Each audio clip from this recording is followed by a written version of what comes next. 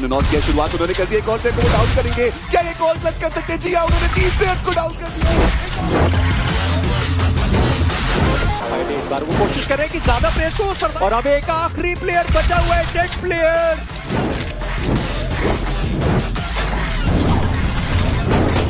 पर अभी तक वो डाउन नहीं हुए, उन्होंने कारनामा करके दिखाया। बाबा को भी वहाँ पे टेक डाउन करने में कामयाब हो चुके हैं। ये स्प्रे क्लोज हो सकता है, कनेक्शन बना, नॉक बना, सेम तीसरा ये नॉक यहाँ पे निकालने में कामयाब हो गए।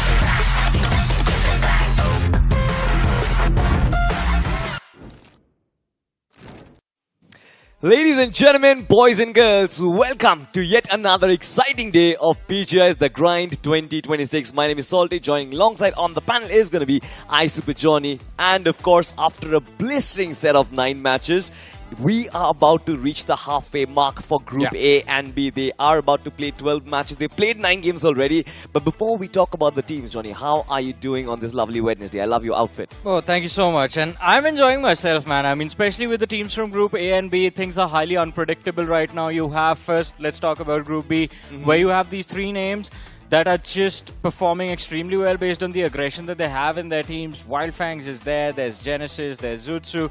And then you talk about Group A, where we are just every single day seeing a lot of resets.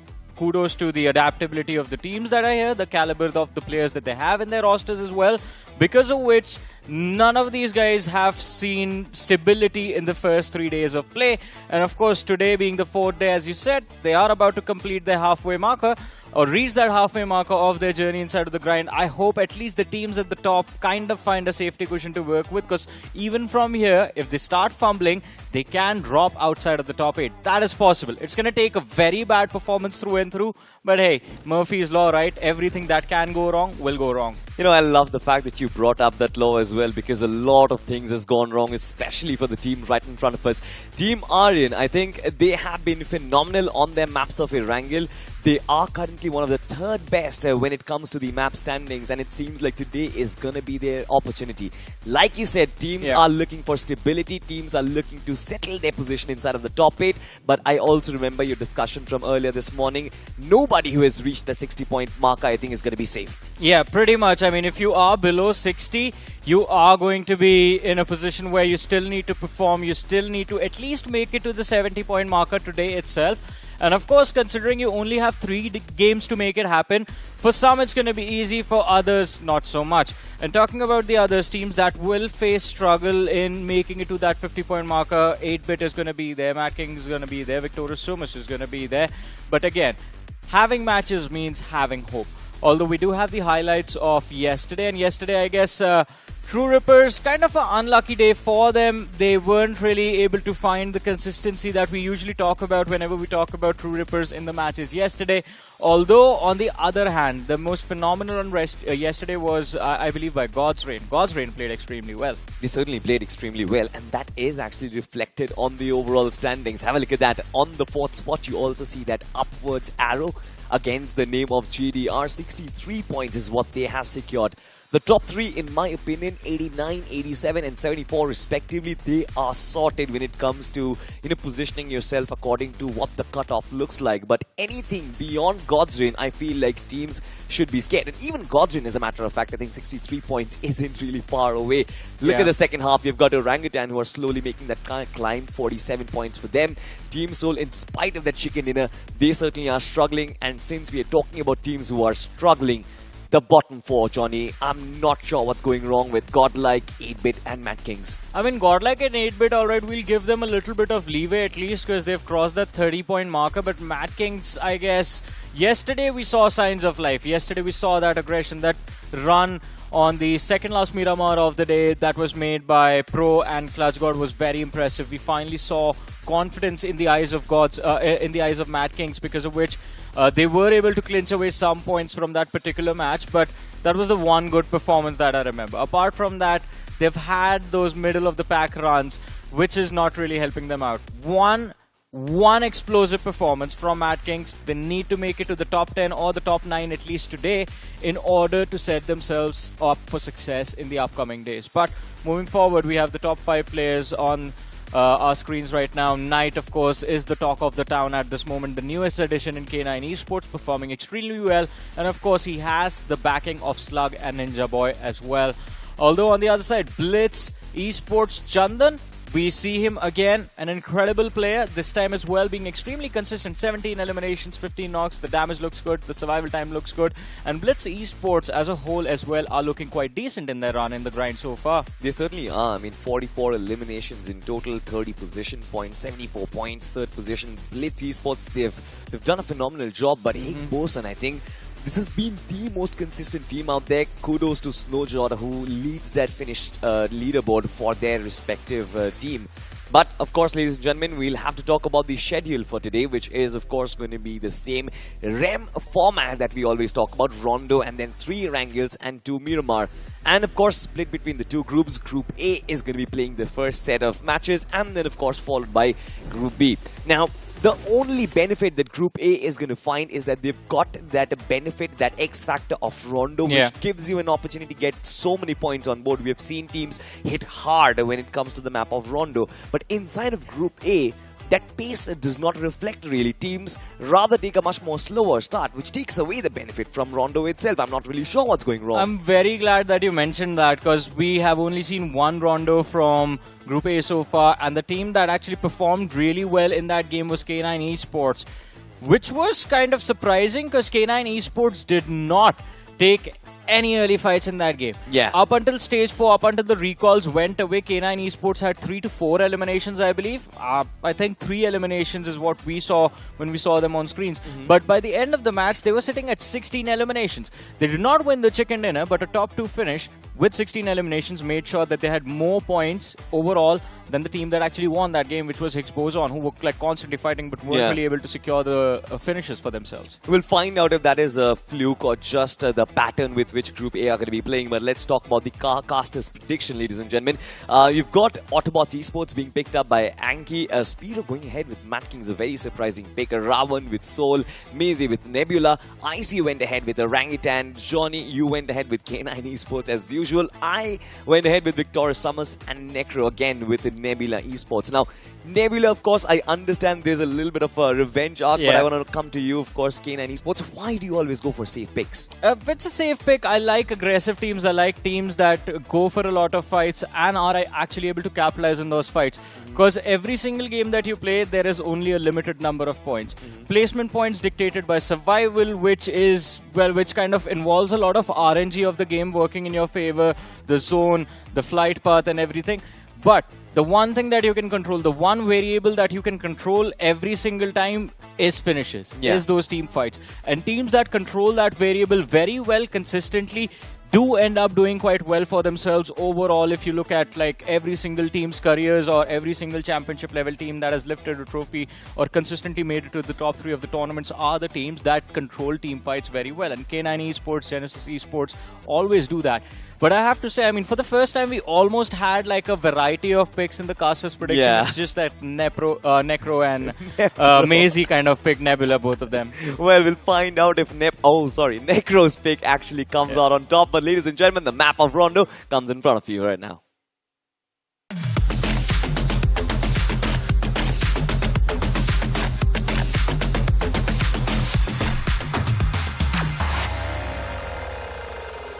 We have made our picks. We have kind of tried to break down what we expect and what can be seen from the teams of Group A today. But considering, as we keep saying this again and again, the toughest group inside of the grind is also the most unpredictable one. We have the flight path starting from the southwestern quadrant of the map, heading towards the northeastern quadrant, the longest flight path you could ask for, but also the only single flight path that you get inside of Rondo. I have a question for you, Salty. I mean, talking to the pro players, have you asked them what do they prefer, the double flight path or the single one? Which one do they get excited about the most? Honestly, the players have just one thing, that it doesn't really matter, because at the end of the day, we have to drop in those same locations, try and get those fights and go for the recall towers. It doesn't matter if you have 2 flight paths as one, because the amount of positions that they land in are extremely limited. Limited, exactly. You've got Yulin, you've got Danching, you've got Judena City, maybe some would prefer that position of stadium as well. But these are the locations where teams do tend to take those battles. And Fair. once again, we'll find out if those battles occur, because we do have the little bit of cluster in that south side. You've got TrueRippers, you've got 8-Bit, as well as Reckoning Esports, who are duking it out on the other side. It seems like Godlike as well as Team Soul, they have taken a fight up front, and Jonathan has been brought down by Legit. Admino is there. He has found a trade and secures the finish as well. This is going to be Clash of the Titans, basically. Godlike, Soul, and 8-Bit. And also, by the way, on the map, we saw Juicy from the side of 8-Bit, the man who was sent for the recall towers, drop quite close to TrueRippers. If TrueRippers found that pick for themselves, if they finished off Juicy, then 8-Bit would be in trouble. But Juicy stays alive, and that means 8-Bit still has the luxury of going aggressive in this fight. Although the nade from Joker gives Soul the upper hand. They have the finish in the bag and a little bit more breathing room to work with. Godlike is still there. S-Power next to a knockdown Admino. But he should be able to recover. But hey, Clash of the Titans are going to be joined by another Titan in the form of Team AX. One player, Henry, has been knocked out, but Devotee is still there for the support. Rising Esports Player of the Year from last season, Devotee, has a lot of responsibility on his shoulders, to be honest. This time the nade does sail in, does a little bit of damage against Godlike, but it seems like Godlike, they aren't really going to consider themselves pinched, because they're still fixated on taking this fight against Team Soul, their arch rivals. Right up front, Team Soul, they still have that little bit of leeway. Only one player has been taken down in that initial collision, and that will be Goblin. I don't think Team Soul mind much, because Goblin in himself is not in the very best of forms. It is Joker who has been picking the mantle for Team Soul lately. And once again, he's going to deal with the duel that comes in. Godlike, they are looking to invade. Another nade sails in. Admino, we're looking to get another one in the bag. But I like this aggression. Can this change something about Team Godlike? Not really, as he falls, Johnny. It's going to be Joker that finds that pick for himself. Now Joker, what is his move? Seems like going for a revive right now, bringing Legit back, because Soul has some breathing room to work with. But they need to make sure that this reset happens before Team AX shows up. There they are. The reset comes through, the revive comes through, and Joker with the S12K is actually prepared to take this fight. A lot of commotion being made on this first floor will allow the players of Team AX to line up their utility and see if they can dish out some damage to the players of Team Soul. Problems for Godlike, to be honest, because have a look at the recall status. 3 recalls have been utilized already. Mania was in that stadium region. He will get all the 4 players back up, but isn't it problematic that you have got 3 MVPs in one lineup, but still in a fight, you're the first one to get eliminated? Now, I understand there's always that run of form, but this team was doing really well in those third-party battles, and they were winning back-to-back. His power was getting MVPs multiple times, but it does not seem to replicate when the official stages come through. Officials are built different, man. I mean, everyone is tryharding to their best, and look at what is happening in S12K versus a Scorpion, and it's the Scorpion that comes out on top, and well, Justin, he finds the second as well. My goodness, what an incredible move, a 1v2, and he still manages to come out on top, but hey, that nade from Levi from Reckoning Esports makes sure that Justin isn't going to be there anymore. A safer approach taken by Reckoning Esports, but as they try to take control of that rooftop, Shadow from the side of Madkings does find an opening for his team. Now he's looking for that second man in the back lines, patiently waiting around the stairway.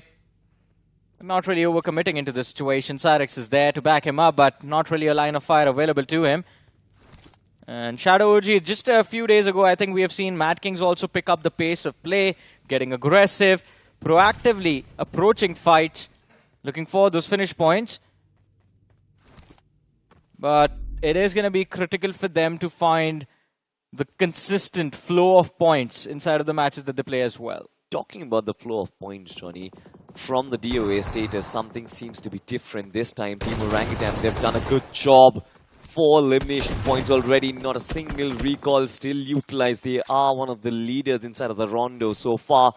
We have been talking about early aggression. Finally, Orangutan is making their early aggression work. You've got WizGod, who's got 2 for himself. AK with 2 and Nothing with 1. And right up front, they've got the lads from Madkings Esports who are still battling their own run of form. So I'm not sure if Madkings are going to be safe. They've utilized 2 recalls already. So if they get taken here completely, I'm not sure if Madkings are going to recover. And OG is one of those teams that you know for a fact will make it to a finals and do well in the finals as well. Doesn't matter if they win a trophy or not, but this team is always one of the best performing teams in every single tournament that I've casted, right?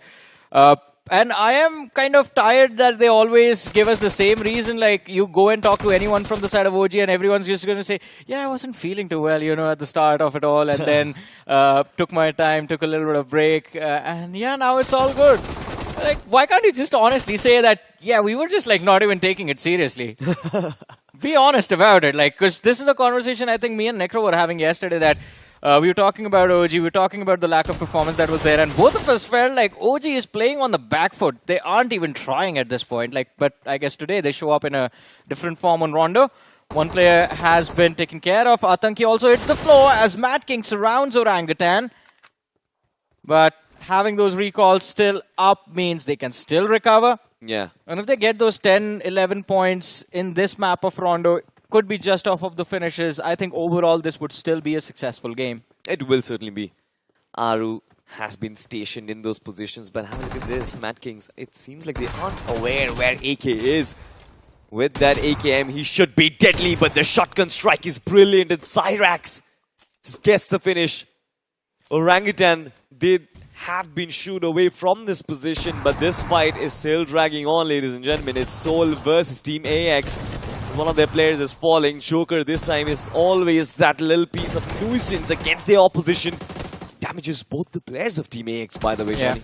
This is the one man that you can never account for as to when he will be able to clutch a fight or when he will be the first one to go down.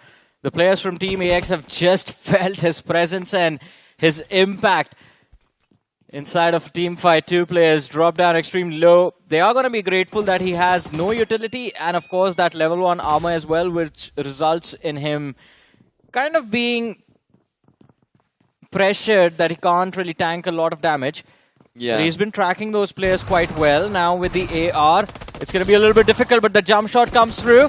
Dishes out a lot of damage, goes prone and still finds the knock. Secures an extra finish point. This is what I was talking about. Joker makes a joke out of the opponents yet again. Picks off two men from the side of AX and then finally hits the floor because of the blue. You've got to be kidding me over there.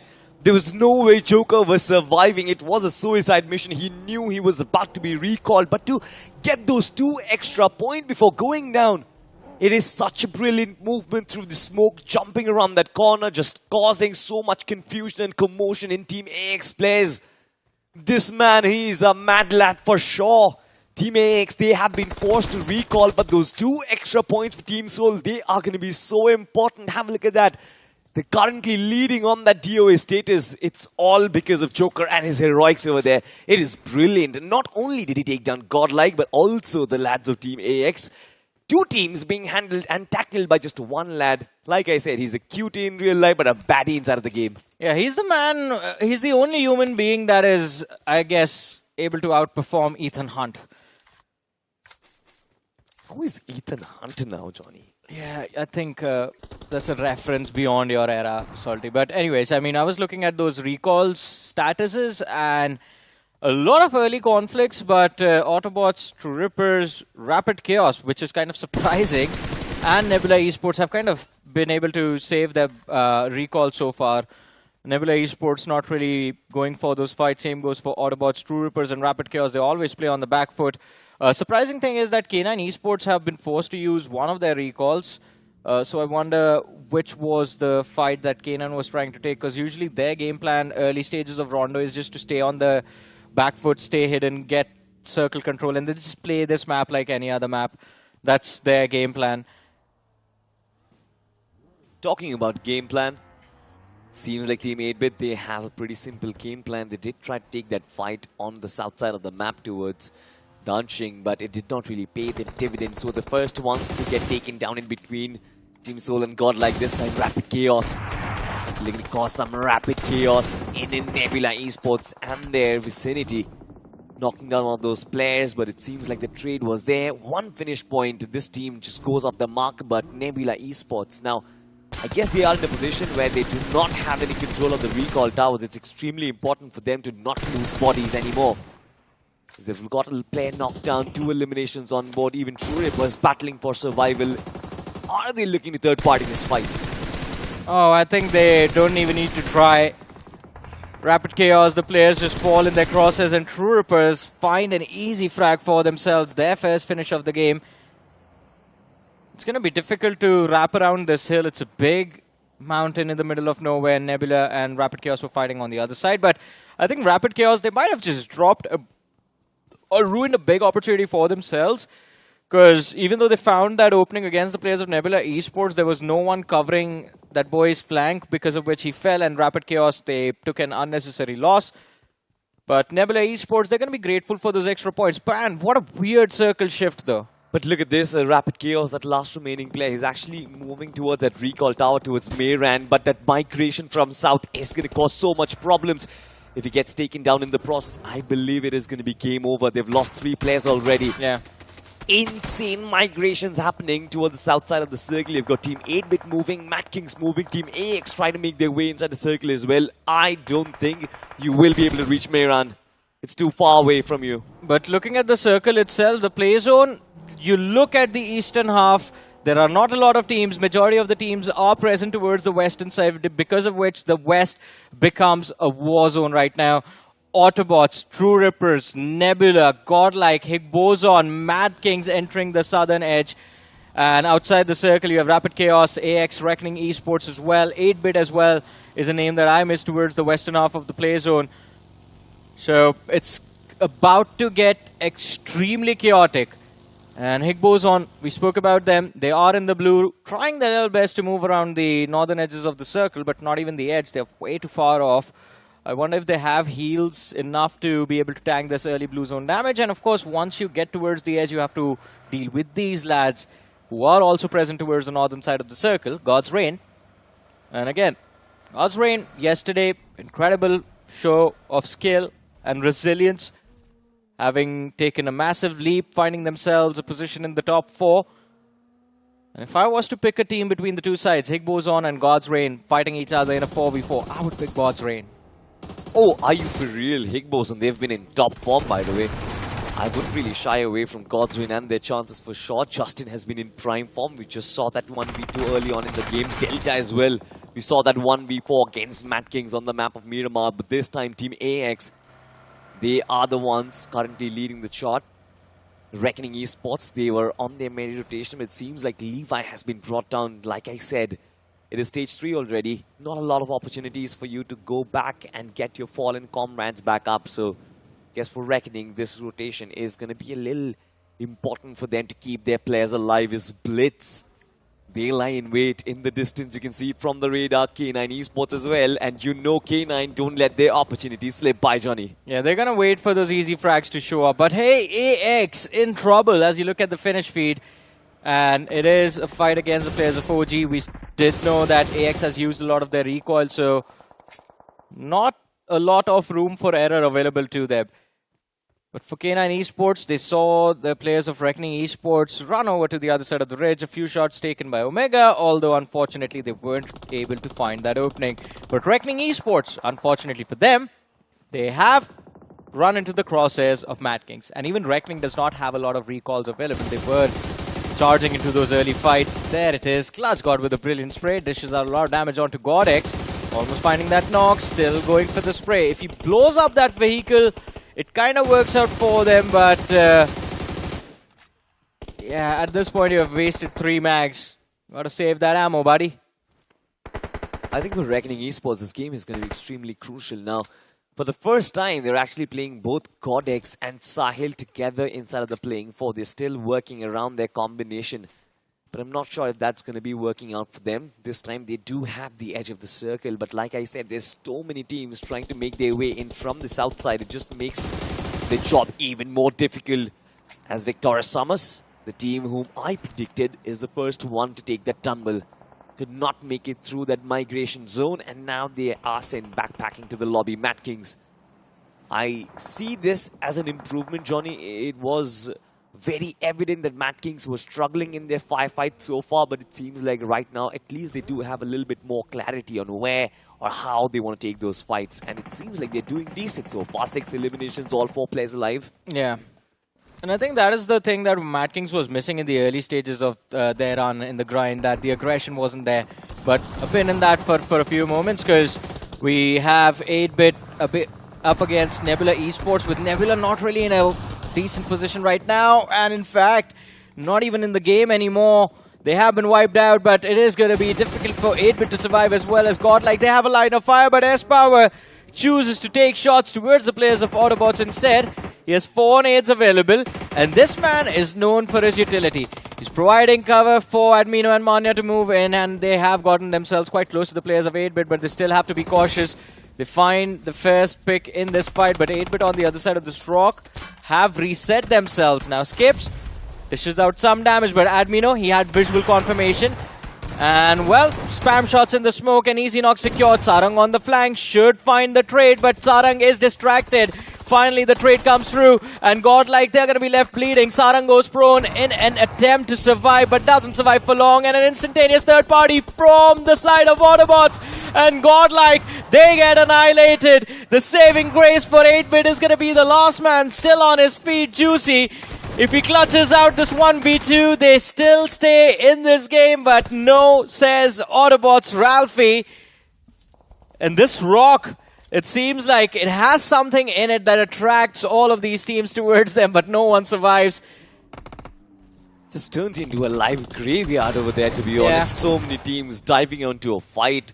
That was Godlike's opportunity to rack up those finish points, but somehow, someway, Nebula fight back.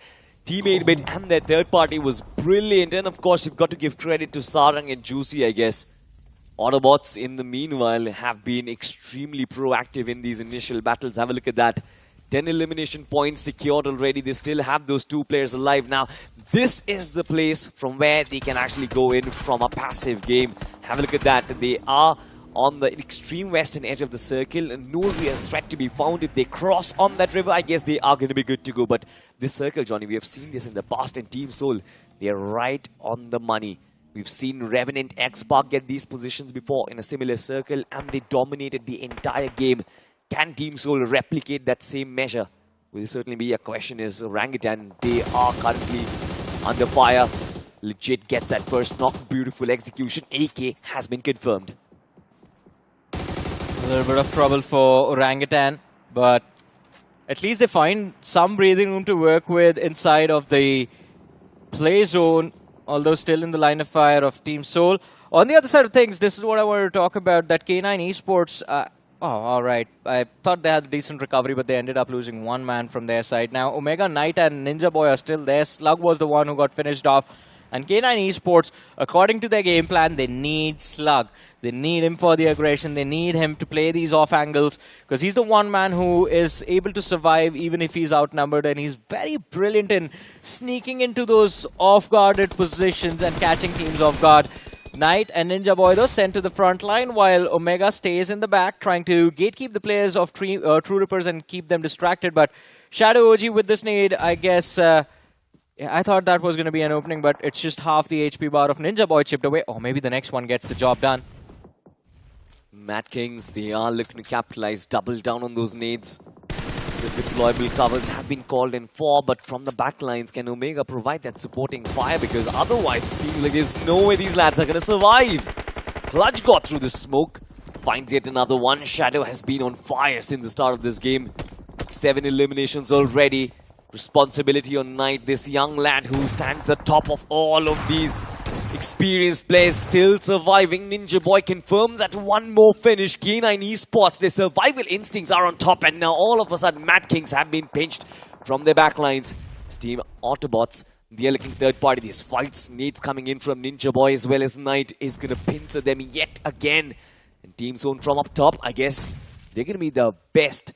They're going to have the best seat in the house to watch this fight from a distance and maybe pick off a couple of points for themselves. Could be the case, but I think one thing I would like to say to the players of K9 Esports is that yes, ideally the saying is that the enemy of my enemy is my friend, but that does not work in BGMI. The enemy of my enemy is also going to be my enemy. Luckily, K9 Esports, their opponents are out of ammunition. Joker does not have a lot of bullets remaining in that AUG. Just 12 rounds left, so he is going to need a little bit of a loan from his teammates. But K9 Esports, the pressure from the blue. What is Omega up to? Just goes down to the play zone, leaving Knight and Ninja Boy behind, who will, I guess, eventually succumb to the pressure of Team Soul as they are making that bounce. But here, OG versus TrueRippers, both the teams on fire today. And TrueRippers, 5 eliminations secured. They've made it to the top 6. Their job in this game, I guess, according to them, is done.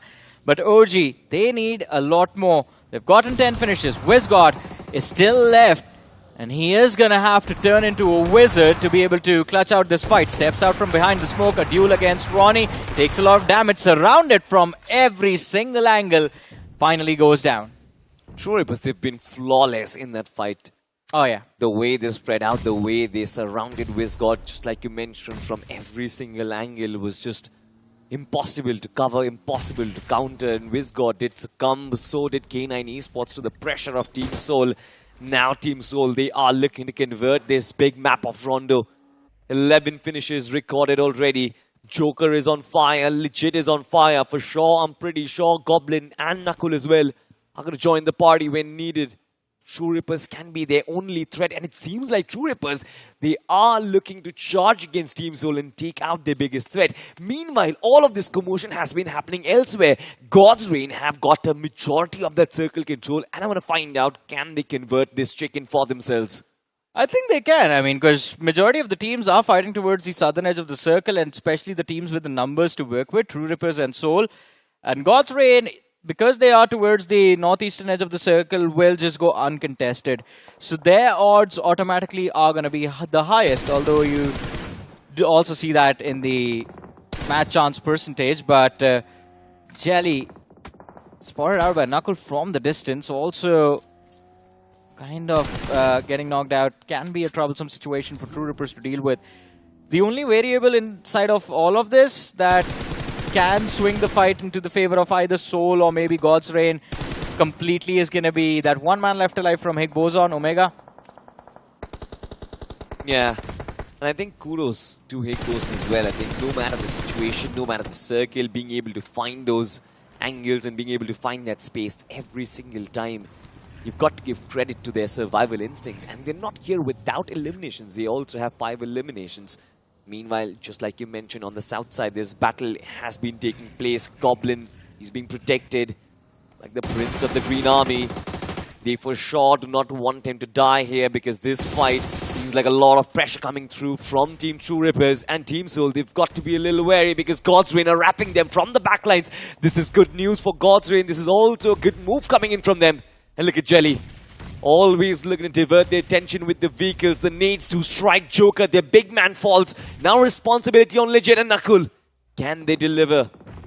But TrueRippers need to be careful. If they overextend and lose one of their men, then God's Reign potentially can take out TrueRippers as well without giving them an opportunity for a reset. Soul, although on the other hand, I think this sandwich might result in them just getting taken out on the 4th position, but no, Ronnie overextends, Hydro gets run over, and this completely changes things. TrueRippers Kiolamau, he pushes up, takes down Legit, but God's Reign are now charging forward, and TrueRippers don't have the numbers. Soul doesn't have the numbers to work with. God's Reign, their chicken dinner now is guaranteed. TrueRippers down to their last man. Jelly on a run for his life, spotted out by Omega, gets finished off by Destro. The IGLs going after each other, and now God's Reign, I believe, are also aware about the last man from the side of Higgboson, and the gods are gonna make sure that the God particle doesn't exist in this game anymore. Absolutely.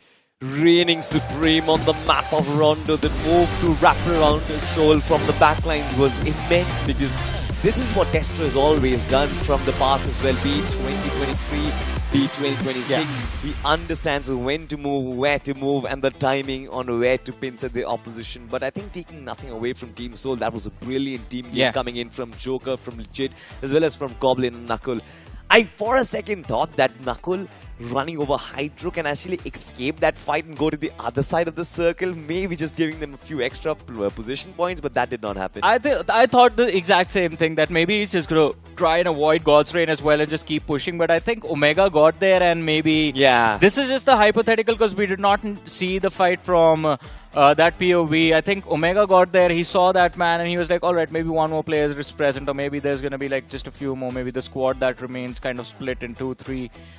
So I got to fall back with the rest of the team and get whatever finishes I can. But, I mean, still, doesn't matter. 11 finishes on the board, I believe, for the players of Team Soul, which is a nice outing. It gives them the momentum for the upcoming 2 Wrangles.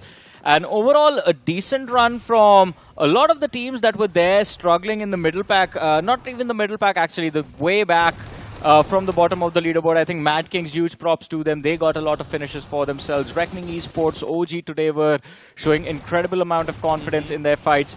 TrueRippers was already doing well. God's Reign was already doing well. I think from the end game, namely it is Team Soul that has kind of brought that momentum back, especially with the level of aggression. And of course, Joker, my man, is the MVP player for that team.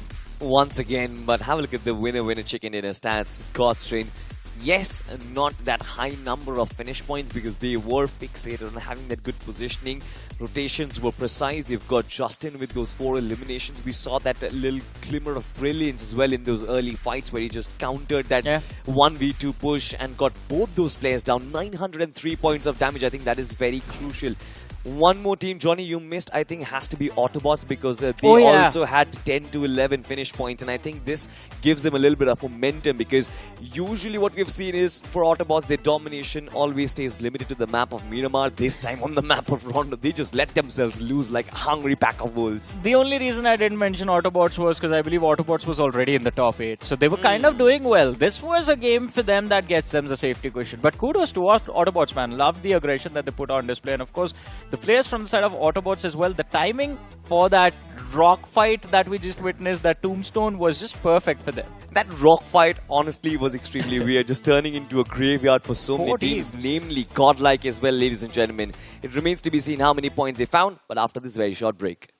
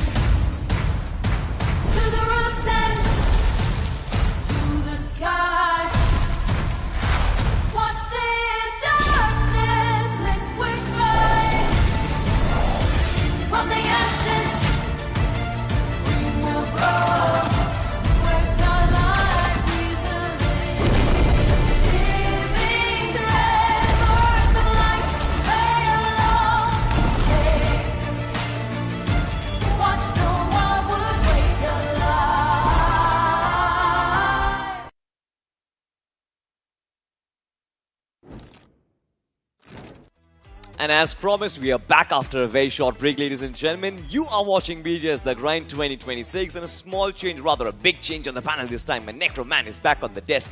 And I love the fact that you're here because we needed a little bit of expert touch to break down what happened on the map of Rondo. You have been witnessing the game so far. I want your expert opinion on what do you think is going wrong for a couple of those teams. Listen, man, first of all, that game of Rondo, it was super entertaining. When I was sitting in the back lines looking at that game, I had a massive smile on my face the entire time.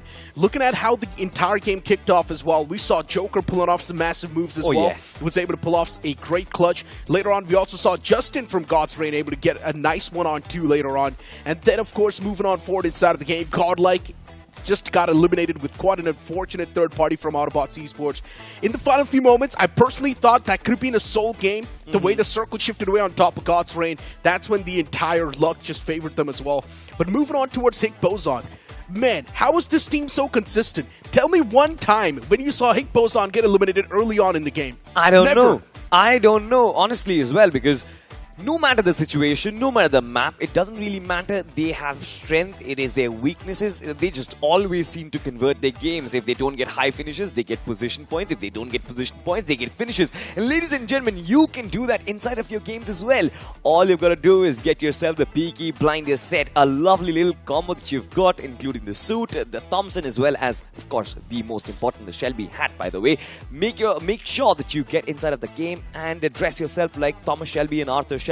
I'm pretty sure Necro has been trying his luck, but we haven't really been successful in doing that. But if you do so, make sure to get a screenshot and tag us on your stories. We'd be lovely to share that happiness with you. But coming back to the picture, now this brings us to the conversation of Erangel, because 2 back-to-back Erangels are to be found.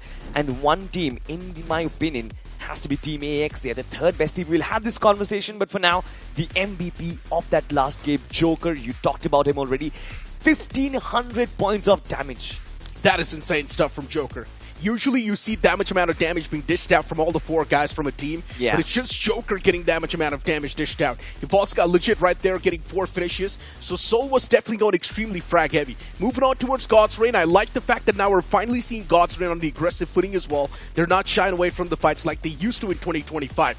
Point standings popping up on the screen. Inside of point standing, you've got God's Reign getting 17 points, Soul getting 17 points as well, TrueRippers as well, quite a solid game. For OG, that's a massive step up, and Higgboson, a team that only had 1 man standing in the mid phase, managed to get that 2nd spot secured and getting 11 points for his team. You know, Higgboson, I think, is causing so much ruckus inside the overall standings because they just keep pushing that ceiling up top. They are still at the top of the standings, but I love the fact that God's Reign, they're not giving up. This is great consistency coming in from them. Madkings as well, a little bit of recovery, which of course isn't really going to change their standings, but at least they crossed that 30-point barrier. And now one big chicken dinner. They might be the talk of the town. They might be in contention for the top 8, ladies and gentlemen, but that remains to be seen whether or not it comes on the map of Erangel. Couple of names that have been struggling. I was talking about Team Aryan. Have a look at that. Team AX, 47 points for them right now. I guess Erangel is their strong footing. They're the 3rd best team on that map. They play 2 back-to-back games on Erangel. I hope they solidify their position inside the top 8 because they certainly deserve that. Madkings as well, the previous game they got 8 points in total, which is of course not a bad thing. Looking at Madkings' position, you can't say it's a step in the right direction, and slowly and steadily they can rise back up.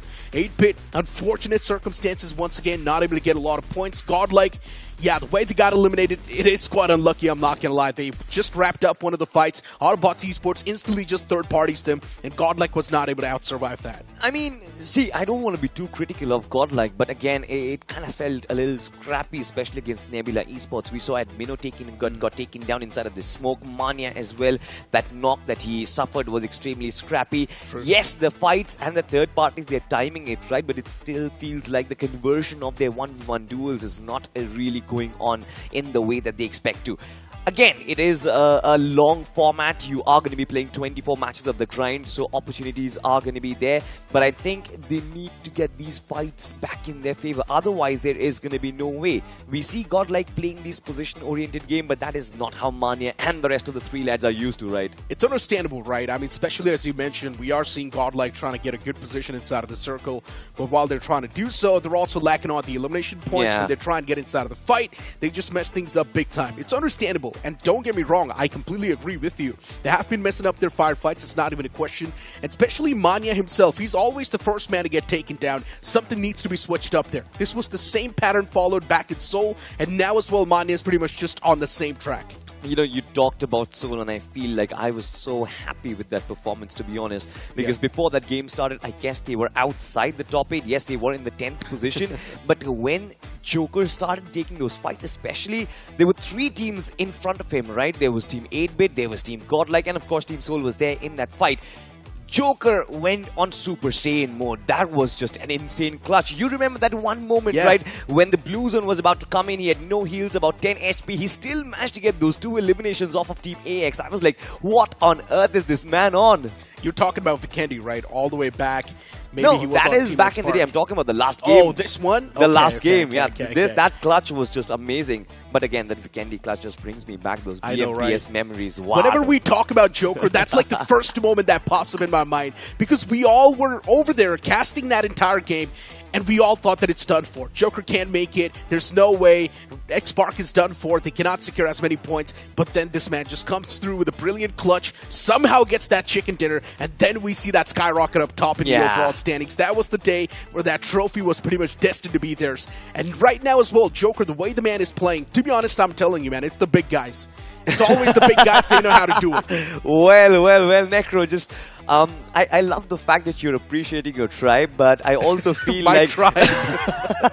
but I also love the fact that, you know, that these players who have actually been in the backseat, because Joker has been struggling to be inside the playing four for a while. He has always been the fifth. He was playing fifth in Team Soul as well back in the day, but now that he gets his opportunities inside of playing four, he's delivering every single time. But again, enough about Soul, enough about TrueRippers. I think we've got to give credits to Higgboson and the consistency. We have yet another game of Erangel. I would know your thoughts. You went ahead with Nebula. Do you think they are going to get a chicken? Yeah, probably they will. Come on, it's Erangel, one of the classic maps out there. Nebula is definitely one of those teams that can do it. Well, still the question lies, are we going to see a few more comebacks? Let's find out.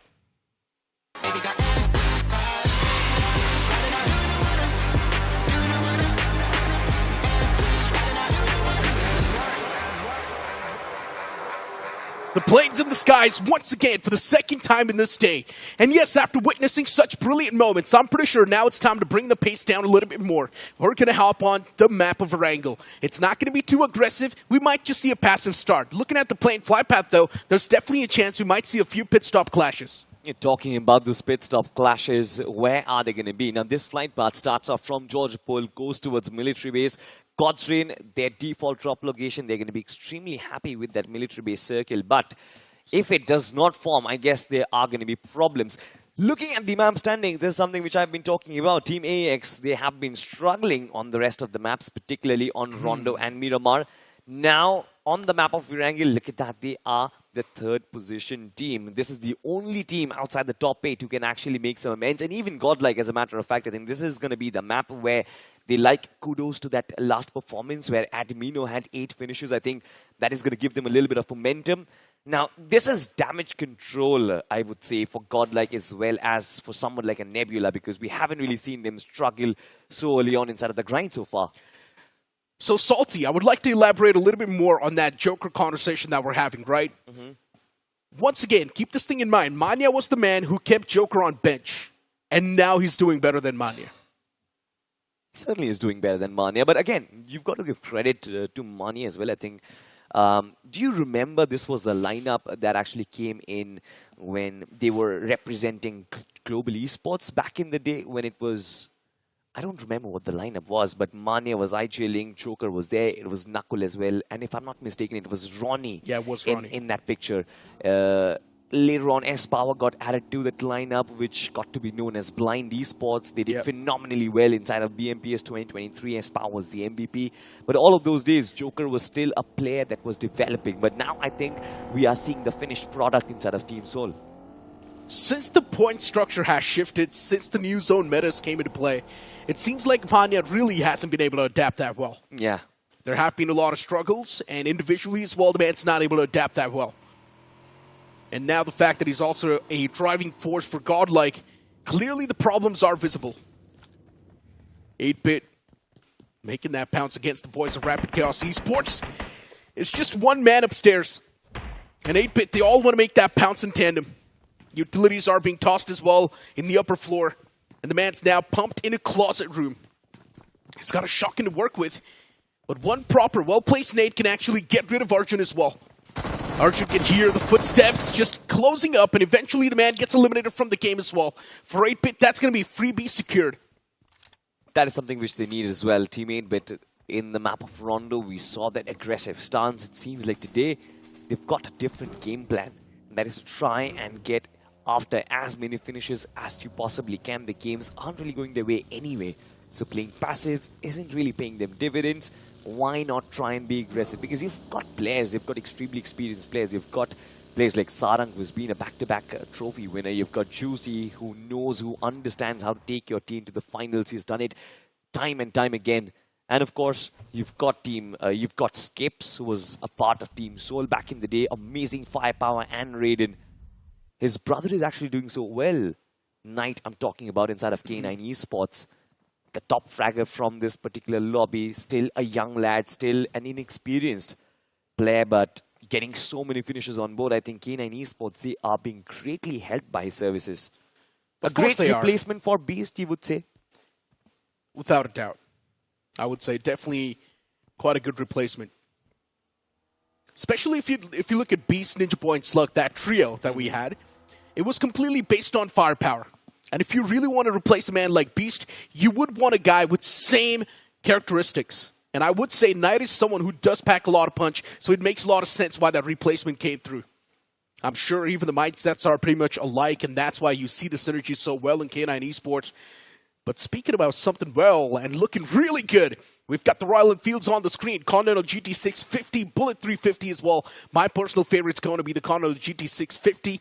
I recommend you guys to head on inside of the game and check it out as well. Try and get your hands onto it. AX in a bit of a trouble. Both the players ejecting out of the vehicle, getting knocked out. AX saw the verge of being completely eliminated. Another shot connection comes into the picture, and that's going to be it for AX. 3 players put out of commission. 3 elimination points to kick things off early for Madkings. Just Henry still left alive. I'm not sure if Team AX anticipated this move.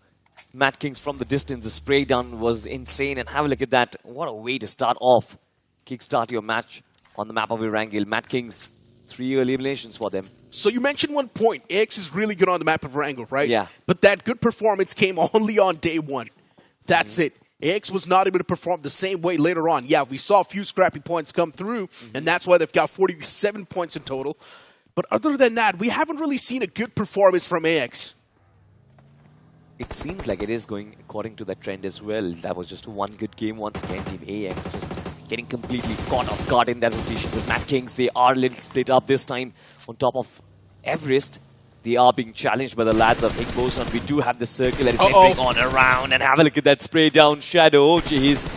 Buggy tips over. And he gets sent back to the lobby once again. Madkings, a massive blunder. They just started things off on a really good note. And already the karma strikes. The first man, the main man's not there in the game anymore. And that's going to be a concern. Higgboson, 1 elimination point already secured. And of course, the best spot in the circle as well. And that's what really separates Higgboson. I do understand it is one of those defensive teams. It is one of those passive teams. But they do not shy away from taking a fight for a good spot. And that's how they always take over. They're low-key the alphas of the lobby. I also love the fact that Snowshot, somebody who was the MVP inside of the showdown, is still performing yet again. He's also one of the best performing players inside of this particular lobby, which is not an easy feat. By the way, inside of the showdown, he was also an unknown face, a rather new face on the block. And now have a look at him. He's delivering yet again. And the crazy point is that this team wasn't doing too good in the third parties. Yeah. In third-party tournaments, they were just constantly at the bottom of the board. But something just happened. The moment they step inside of the officials, it's a flip. And now it's a completely different team. I'm actually going to be thrown off under the bus because of saying this, but I think it was the other way around for Team Godlike. Yeah. Inside of the third parties, they were doing massive. They were winning back-to-back. S-Power was getting MVPs left, right, and center. But now inside of the officials, they are struggling so much. Isn't it the same thing that's been happening for the past couple of years, though? Godlike has been doing pretty decent in the third-party tournaments, but in the officials, they always bomb. Yeah, I mean, they have been able to make it to the LAN finals in a few of the officials, don't get me wrong, but they've never been able to get a trophy off the official tournament. They've never tasted that success. Last year, BGIS was actually the closer that they came to. They became the runners-up. Yeah. ORANGUTAN were the second runners-up as well. It was a brilliant performance from both Jonathan and Admin over there. But have a look at this. Seems like Higgboson, they are going to be tasting success, at least on top of Everest now. And what a consistency that we've seen so far from Higgboson so far. Indeed. Godlike, taking a little bit slow this time. And what was that eject? Out in the open, man. Took a lot of damage as power. Could have almost been knocked out. questionable moves made by Godlike as usual. And once again, if ClutchGod wants, he can really keep that vehicle out of commission. He's constantly just inflicting a lot of pain on that vehicle, and that's why that vehicle's now useless. The rescue operation, though, it comes into the picture, so it's all good in the hood. And Higgboson, once again, they've got the prime spot in this zone as well. The high ground to play with on top of the hill. Imagine the amount of info, the amount of intel Higgboson's going to have. I'm imagining the amount of traffic that is going to happen on the eastern edge of the circle. Look at that migration, by the way. Every team coming in from the east side, it is. I can't even name them. It's almost everyone in the lobby who's making their way inside. Nebula, of course, leading the charge. It's K9 Esports as well, heading forward to those Georgopol regions, maybe towards hospital, but I'm not really sure if they're going to be safe during that measure. It's Madkings moving alongside. Higgboson are the only ones who are staying tall because, of course, like you said, they've got the best seat in the house. Indeed. Reckoning Esports on the move as well. Godlike now, once again, they might just find themselves in a bit of a trouble. Taking shots against God's Reign. I'm not a big fan of what Godlike is doing. Playing with fire. They can't be third-partied once again. Taking fight at this time is not a good idea. Soul, though, there's someone who does not really care. Taking shots against TrueRippers. This fight is happening all the way in the outskirts, so it makes a lot of sense why Soul is initiating it. One man is knocked out, even from the side of Soul. Trades happening back and forth as Ronnie replies back. Another man down and dusted for Soul. Final two pieces of puzzle still standing in the front lines, and TrueRippers, now they've got the man advantage. Tables flipped. Circumstances in the favor of TrueRippers. And Soul, they're dropping down in bodies. Final two men standing, they're taking too much damage. Legit's now the only person left alive, as even Knuckle gets dealt with.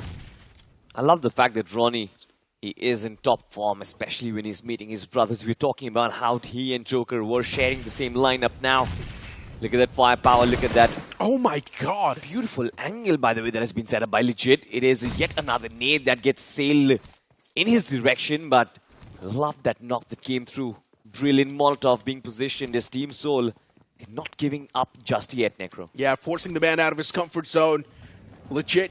Not sure what the game plan's going to look like, but one thing is for sure, both these teams, they're wasting a lot of their time. And look at Legit, the man's already crossed on. This is insane! Oh, Legit, if he managed to cross, that would have been a potential clutch. The moment he flanks that second knock as well, taking down Ronnie, automatically would have gotten easier, because Ronnie would have been in that pressure point. Yeah. But again, in spite of all that pressure, it seems like Ronnie has been able to step into the shoes of Harsh really well. This is yet another transfer that we have to talk about. TrueRippers, they did phenomenally well with Harsh in their lineup, but they brought in Ronnie to have that experience as well. And now Ronnie, he's delivering time and time again. Yeah, but let's be honest, right? I don't want to be too critical, but I would still say that Ronnie's doing a much better job than Harsh. Yeah, absolutely. I do understand, yeah, Harsh as well, he had his own heroics, he was doing pretty good. But Ronnie's doing better. I mean, that is what happens when you get experience on the block. You know how to react to situations, but nonetheless, we'll find out if that can last for a very long time. Have a look at this circle. Once again, just taking us towards Georgopol City. Nebula right at the smack center. They love the hospital region, and so does Madkings, by the way. So we've seen this engagement before on the hills, but it seems like it's going to wait at least for a couple while now. It's so weird to see Nebula play a centric part. They've been doing it for a while, no? Yeah, Nebula has been avoiding fights, actually. I wouldn't exactly say avoiding fights, but they have been playing from the centric part. I'm not used to seeing Nebula Esports do that. But hey, whatever works out for them. If Adi thinks that's a good idea, I'm not going to doubt Adi. He's a pretty good IGL. He knows what he's doing. Nomi, Kratos, Adi, these guys in the past as well, they have been able to rack up a lot of achievements. And they can do it once again. It's not even a question. K9 Esports around the fray. You've got OG as well now charging up on top of this hill. Taking a fight against Higgboson. It might just be digging your own grave. But OG, there's someone who does have a lot of experience as well. And look at Higgboson. The man pops out, gets a lot of damage done. Hero, he's indeed pulling off some heroic plays. And the fact that Hero is able to play out in the open so well, it's because the cover fire from the back. This is brilliant stuff from Higgboson. Just goes to show once again, Team Orangutan had no information of Higgboson and their presence on top of the hill. Just giving them the opening. Two finishes on the block already, and Team Orangutan, they have suffered a lot, in fact, from that fight. One Just player, crazy. a sliver of HP, just escapes through the fight itself. Aru has been knocked out. Atanki has been caught off guard. I'm not sure if Orangutan planned this. Oh, I think he's scared. He knows. One misstep, one foot cue given away. Instantly, I think his life is done. Mistakes were made. I think he now knows he has paid quite a hefty price. Wizgod is the only person that makes it out alive from this one. Wizgod's like, you know what, I think every man for himself. And now it's just on the run. Looking at the replay of the fight exactly on how things really kicked off. TrueRippers, at the start we all thought that TrueRippers might just be the one to slack off in the fight, but then later on, those positive traits came through. And TrueRippers, they flipped the script. Finding Soul in a real uncomfortable spot and eliminating them from the game as well. I think Soul has been a rather unfortunate. Every 4v4 fights that they have taken, they have succeeded due to the form that Legit and Joker are in. But of course, there are multiple rotations where Team Soul has been caught off guard, and this was just one such occasion. Team TrueRippers catching Team Soul off guard, and they had no time to react. Before they could even react, 2 of their players were taken down. So I guess in a situation like that, you're always going to struggle. But nonetheless, we'll find out what happens to Team TrueRippers from here on. Yeah. TrueRippers. They've got a decent bit of stance around the circle. A few more teams lie next to him. And TrueRippers constantly spraying through. 4 finishes racked up. Now look at 2 aggro, and all the 4 finishes came through from Soul's dead bodies. TrueRippers still looking around. Searching for a few loose stragglers. And speak of a loose straggler, there's one of Godlike in the front. Reckoning Esports, this can be a free elimination point. But still the cover fire, it was pretty strong. Godlike keeping S-Power alive. That's a really good thing. Manya from the backline's doing a great job. Constantly utilizing that suppressive fire. Keeping S-Power in the game. Utilities tossed in as well, but Reckoning Esports, they're a bit smart. You know, all these teams in the south side of the circle, they are going to struggle a lot. Anything on the south side of Hospital is an open terrain. It is going to turn into a graveyard. And majority of the teams they're playing in from the back lines. Have a look at this. Godlike, the nade does sail in. But with that hovercraft, Reckoning Esports, they're closing in the distance. Godlike don't know how to react as Jonathan just straight up crashes onto a tree. This is madness as another one of their players fall. Manya once again from the distance, and it is TrueRippers who are feasting on these elimination points. I feel bad for Godlike yet again. To be honest, I don't feel bad. It's just them making bad decisions. Godlike is literally slacking off and there's no excuse. You cannot even say it's unlucky. No, it's not luck. It's them making these bad decisions and keeping themselves in one of the worst possible spots. If they wanted, they could have just backed away from this entire scuffle. Could have just placed themselves in a quiet spot and waited for the circle to shift away. But instead, Godlike stayed there. Manya as well, look at that position where the man's taking a pit stop. Probably one of the worst possible spots, and Manya gets spotted and eliminated too. I'm not sure what Godlike is doing. They're once again lost. Jonathan now in the backlines as well, and I highly doubt just one man can do anything. Jonathan is constantly getting chipped away as well. Manya gets eliminated from the game. S-Power Jonathan, the final 2, big dog standing. I don't think a lot can be done from this spot now. They're almost being like punching bags, to be honest, because they are being sandwiched from both ends. One side it is TrueRippers, one side it is Reckoning Esports, and it's almost a battle between Reckoning and TrueRippers on who gets these finishes and who captures it. TrueRippers, they're actually closing in on Jonathan. Needs to pull off a clutch, but considering his form, I'm not sure, but the nade was brilliant. Fine Jelly, that is a beautiful knock, but needs to heal himself up. TrueRippers. Oh no, Jelly. The man's trying to crawl back to safety. Utilities. They're being tossed as well. Jonathan's still inside of that house. He's not revealing his true intentions yet. Taking a sweet little time to know exactly what needs to be done. Oh no. The blue's going to be on the move as well, and now Jonathan's going to be taking a lot of damage. He does not even have proper meds. Reckoning Esports from the back. It's an entire firing squad. And you cannot even avoid this. Levi wants to thread the needle through the smoke. Wants to find a few more knocks. TrueRippers in a world of hurt. Ronnie's the only person that looks healthy.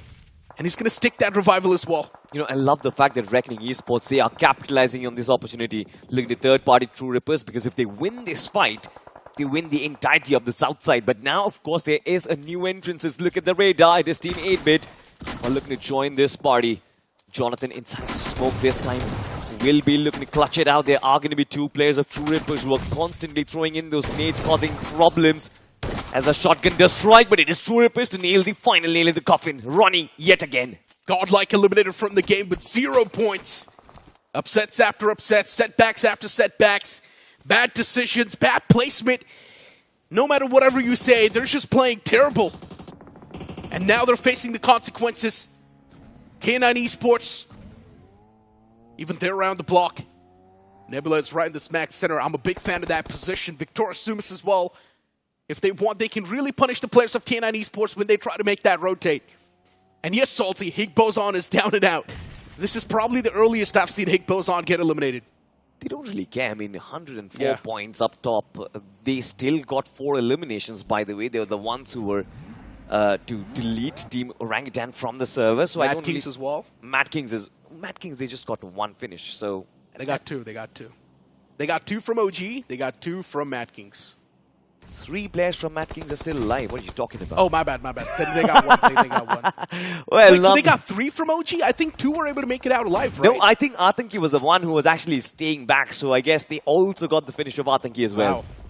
That's insane, I guess. So for Higgboson, it doesn't really matter. But you know what? 2 teams I'm actually scared about has to be Victoria Summers and Godlike. Because these 2 teams, today, they finish off their 12 matches. And Necro, if they do not come close to that halfway marker, I doubt they are making it to the top 8 and proceeding towards the quarterfinals. Oh, but look at this. K9 out in the open. There's only the smokes that protecting them, but not for too long. A few more smokes tossed out. Ninja Boy, he's catching a bit of that hurt upon himself. Out in the open, running towards a ridge. K9 still looking okay, but now they're getting mowed down constantly. Victoria Sumus really making their lives living hell. Once again, K9, they really want to fight back. They really want to find a return knock. But all the shots from K9 Esports, they're being whiffed. Come on, that could have been the opportunity, Ninja. But you still whiff those shots. Victoria Sumus being a constant threat. But now Autobotz Esports, they wrap up from the back. It's another third party that comes into the picture. And bro, he can really spoil the dreams. Another nade tossed out. This one's right next to him. But it still just chips away damage. The Blue's on the move as well. Now you gotta be a little bit quick. As always, makes that pounce up close and personal. Scary Johnny's still alive. Venom knocked out. Victoria Sumus really starting to feel the nerves. K9 Esports, they've taken too much damage. They want to get the revival on Ninja Boy, and enough time is given away.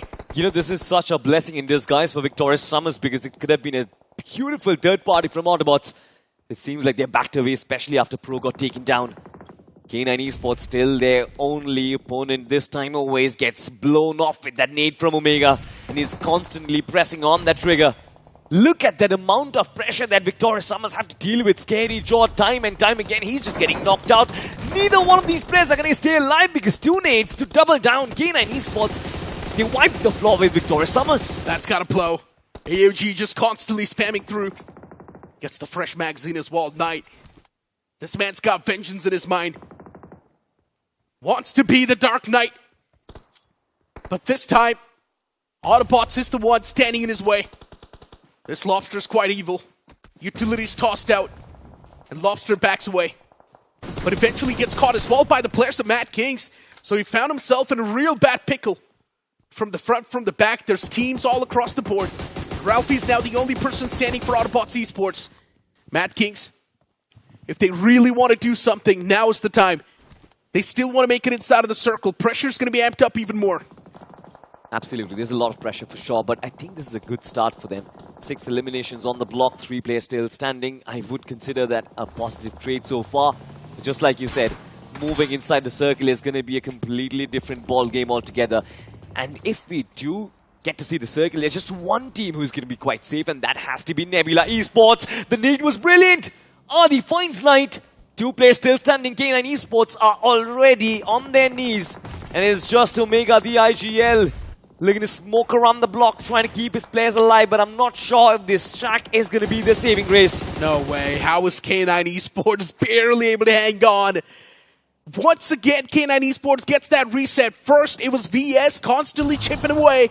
And now, it's also Nebula Esports chipping him away constantly. Autobotz Esports in the front. It's just one man, and Ralphie's not even going to stand a chance. Nebula, it's a clean take on against the players of Autobotz. They come out on top. The fact that K9 Esports is alive and VS has been eliminated, it's insane, because VS was in the power position. But now K9's alive and VS has been eliminated. That's just brilliant thinking. Madkings, now they make the pounce on Nebula. They do not have enough time to reset. Molotov as well, it's out. And that's doing a lot of damage. Nomi backs away, trying to patch himself up. He's already taken a significant amount of damage. Popping that bandage as well, does not have any first aids available. And Madkings from the sidelines just constantly being a threat. Nebula, they've already lost out in too many men, but still they somehow defend against Madkings. Pro, the only person in the back lines, and I highly doubt now he can be a threat. This is brilliant compound defense coming in from Nebula Esports. Did not expect that, especially after the first two players got knocked out. I know, right? The first floor was on fire as well, but have a look at this. K9, it's Knight and Omega once again standing tall, and I guess Adi is aware of it. He wants to finish it off. The nade was brilliant, chipping in so much damage. Finally, the knock is there as Phoenix finds it. Adi is aware of where exactly the final player is, but his weapon does not have bullets. What he's charging with? Yeah, K9 Esports. Boy, oh boy. There's Nebula in the front, and now the fact that K9 Esports, they found themselves in a real bad spot. It's just Omega standing. Needs to convert so much, needs to carry through so much. Once again, going for that revival. There's no way. If Omega gets the reset one more time, that's going to be insane. K9 Esports is always just barely hanging on the edge, barely hanging on the string. Knight, he wants to give that revival towards the guy as well. Utilities tossed out, and eventually K9 Esports, they will be eliminated from the game too. But they got 10 elimination points from that game itself. They found their way to the top of the leaderboard, by the way. I think that is brilliant. Survival instincts on top. Aggression was there. Not one time did we see it amp down. Which is brilliant, to be honest. But have a look at this. Another nade to wipe off Madkings Esports. Nebula Esports, the first one to enter the circle. The first one to find the center of the circle. And now the ones to dominate. 3 players. But currently, moving inside the circle is going to be a whole different ball game altogether. It is God's Reign, Blitz Esports, and Nebula in the final 3. The final 3. Who's going to bid adieu first? Nebula Esports with the man disadvantage, but you can never count him out. 7 finished points already racked up, and it's all because of that tower defense they've been playing. But now Nebula needs to leave that comfort zone and move out in the open. That's where the problem lies. God's Reign, once again in the final few. The first game of Rondo as well, they cracked the code. Now as well in the final few. God's Reign, the consistency is top-notch. And they want to continue the same pounce. Utilities now tossed out against Blitz Esports from God's Reign. This one's going to soften him up even more. So I'm taken down to barely any sort of HP. And look at the amount of nades God's Reign's tossing. This is classic God's Reign strategy. They always stack up a lot of utilities in the final few moments, and then they just use them all. An absolute airstrike once again. God's Reign, this is consistency on another level. Focusing yourself on positioning. This time, 3 players are going to push up. Justin from the backlines is going to get knocked out. They thought that Blitz Esports, they were cornered, but it seems like that split coming in from Blitz Esports was brilliant. Yeah, Sarwar from the backlines has been causing so much hurt, and all of a sudden, God's Reign. Destro once again. The man who has been lying low to deliver that finishing blow takes God's Reign to the final 2. It is a 4v3 Necro. Now it's the time for Nebula. They should go and strike. God's Reign is down and hurt. The players are softened up. There's one man knocked out. God's Reign's going for that revival. And that revive's going to come through as well. God's Reign, all the 4 players back on the board. Everyone's looking pretty strong, feeling pretty good. It's a 3-on-4 fight. Nebula with the man disadvantage. Problems stacked on them as well. What can Nebula do? They need to find the first knock. The first string. But how do you do it when God's Reign is not even giving out free peaks? You know, I feel like Phoenix can be that lone strangler. I love the fact that he's on a flank, but I guess he does not have any cover whatsoever. If he gets taken down, God's Reign are very well aware of where the rest of the 2 players are. And in a 4v2 situation, I don't believe Nebula have a chance. We've seen Kratos pull off these brilliant clutches so far, but I guess even God's Reign don't really want to pull the trigger. They want Nebula to make that error. That unforced error that can actually turn this game. They want a back-to-back chicken. But is it going to be theirs? the advantage is with God's Reign. It's not even a question. For sure. They've got the major advantage. They've got more men standing at better positioning as well. And now look at God's Reign, that bounce they've made.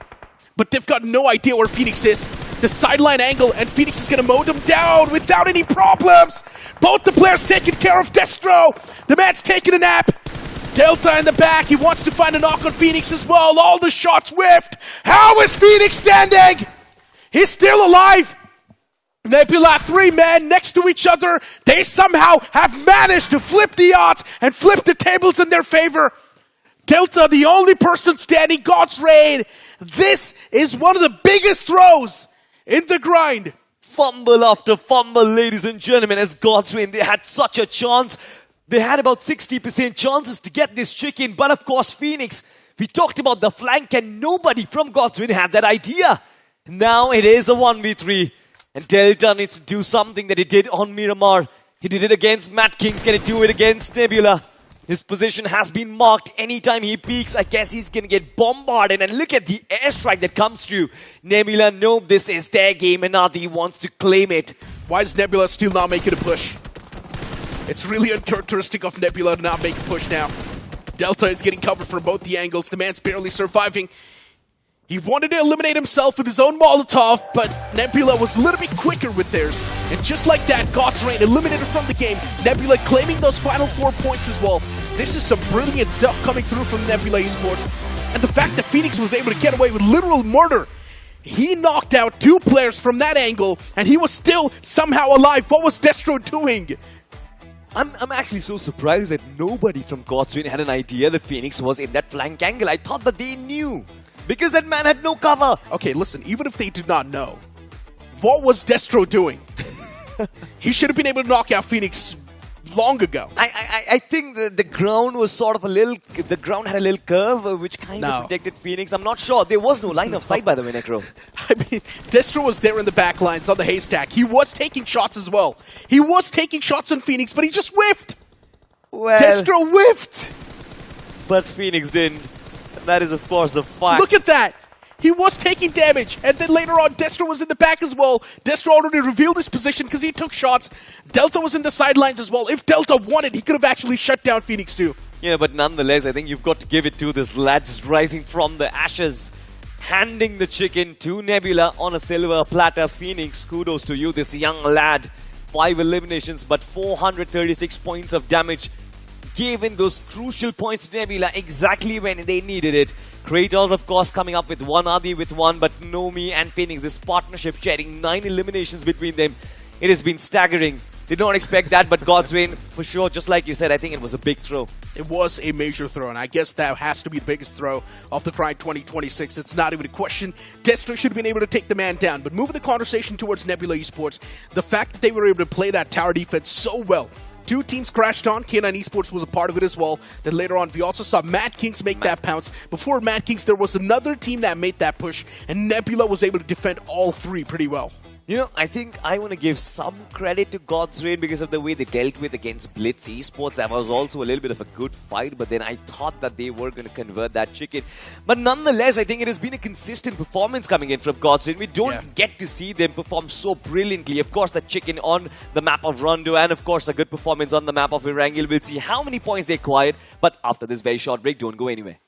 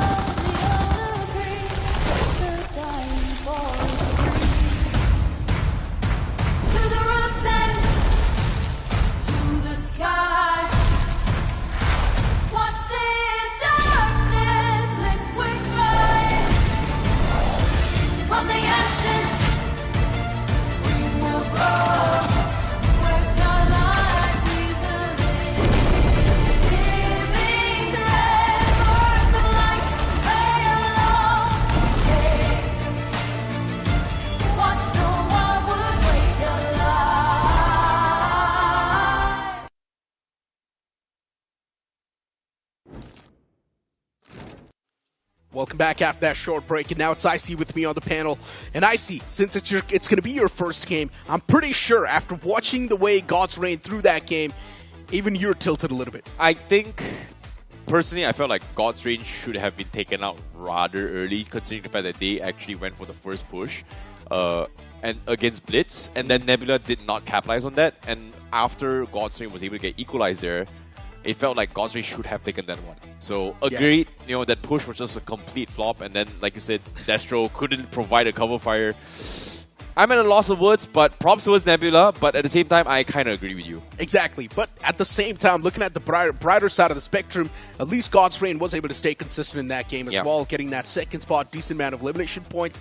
But hey, ladies and gentlemen, you guys can also feel the BGIS 2026 prize pool. All you need to do is hop inside of the game and just play, that's it. There is a Discovery Island mode inside of the game, or a feature available, and all you need to do is just keep on playing the games. While playing the games, you're also going to be contributing towards the prize pool of the BGIS 2026, and you will also get some free in-game rewards. Yep, and be sure to play the game, because why? You don't need to spend a single UC. It's free, just play.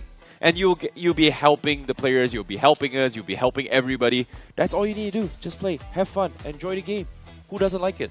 I know, right? All you need to do is play, and also you can get some nice skins for yourself, too. But now, moving on towards the MVP of that previous game, well, it's going to be Ninja Boy from K9 Esports. The fact that K9 Esports was able to stay alive for such a long time in that entire area, it was insane. Victor Sumus was constantly pressuring them. Then later on, we also did see Nebula Esports take those shots against him. K9 Esports was able to out-survive all of that. I have to give props to those K9 Esports. It felt like they were losing against Victoria Summers in that engagement here because of one guy, Lobster, from the side of Autobotz, is the reason why K9 was able to get the reset. Victoria Summers was in a complete scramble because of the third party. And really unfortunate to see Victoria Summers only getting 2 points a game, because they really put K9 in one of the most difficult spots to be in. And again, just one man from Lobster, from Autobotz, just completely spoiled the games for Victoria Summers.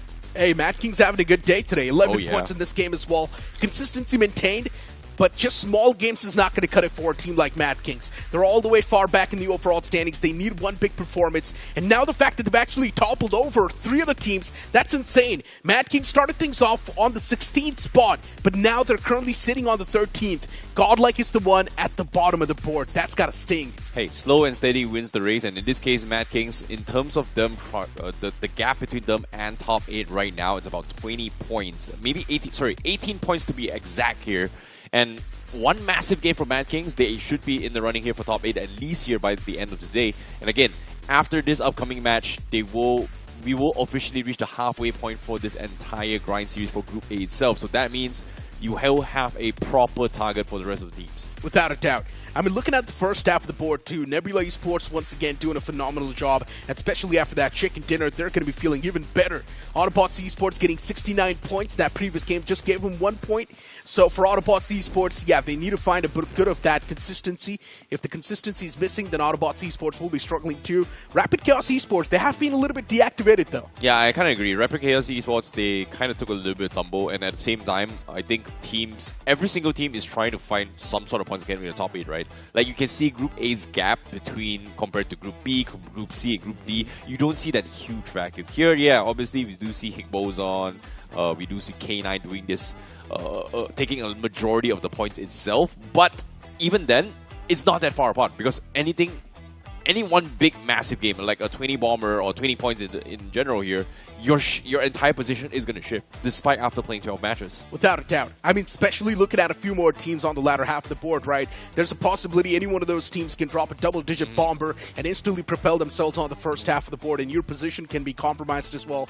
And speaking of some of the big names, even OG struggling quite a bit in that game. The way OG played that entire mountain, it was pretty questionable. They just straight up went on top of that hill. They should have expected someone to be there. There was Higgboson just constantly camping it. The moment OG pushed up, Higgboson was able to get a few free elimination points. But hey, what's going to happen in the future game? Let's find out in this one itself.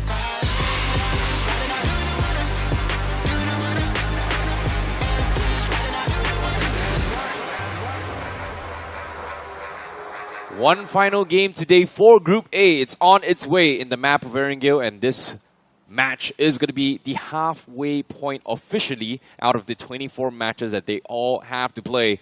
The fight for the top 8 continues on for all these teams. Will they be able to rise up or will they crumble is going to be the question here. And let's see. Seems like the circle, or in this case the flight path, going to be coming in from the southwest corner of military base, traversing all the way towards the northwestern region of shooting range. A pretty western shift in particular. And Godstrey is going to be very happy about this. First, I would say the first drop into his military base. Yeah, pretty much right next to it. So for God's Reign, it's a day with destiny. TrueRippers as well now will be heading on towards Norupnoi. It's not going to be a struggle at all for TrueRippers. But right next to God's Reign, maybe I would love to see a bit of that pit stop clash. That would be definitely fun. But God's Reign might just not want to get their hands onto it. First loot up and then maybe go for a fight. That's how God's Reign likes to play. Looking at the plane flat path, extremely tilted towards the left side of the map. If the teams do want to head on towards the extremities, for example, Milta Power, even Lipovka, now that's going to be a tough stretch. There's a chance we might see those pit stop clashes. Agreed. Speaking of pit stop clashes as well, Madkings, one of those teams that does have a lot of early engagements down towards the Georgepur region in particular as well. And in the map of Merengale, they do have one of the better performances in terms of finish points, but not exactly in position points so far. So that's going to be something that we have to watch out for as well, because they've had a lot of tumbles towards this entire game. But the circle seems to be shifting on towards 70. Unfortunately for God's Reign, it is going to be the furthest away from them. But meanwhile, seems like Admino is looking to have a little bit run in with Henry. Henry makes it in towards the compounds. And Admino says, you know what, I don't have a gun. I am going to try and make a run for it. But no, the tires get popped on the car. Oh no, Henry backs away though. He thought that Admino has already ran away. But instead Admino was right there. The buggy's tires popped as well. And Godlike once again off to a bad start. Oh what is Godlike doing? Have they even done research? Oh my god. That is so unlucky of Admino. He missed the timing, tried to get out the moment he popped his tire. Instead of driving forward, he tried to reverse his way out, but the back tires just held him back. Yeah. That is so unlucky. But great pickoff here coming from EX though. Henry, nice timings. Meanwhile, let's talk about the potential drop clashes that may happen as well. K9 going to be very happy that the circle is centered around them, considering that the drop spots are in 70, which is a good sign for them.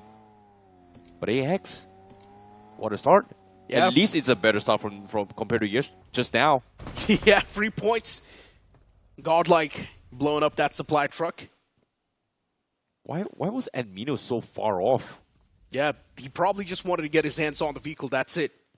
But that's what I'm saying, right? If he would have done his research right, he would have known that someone drops around that spot.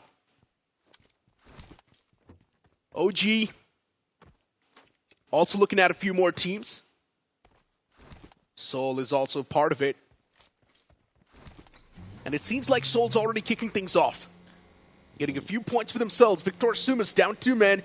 Godlike down 1. You know, problems.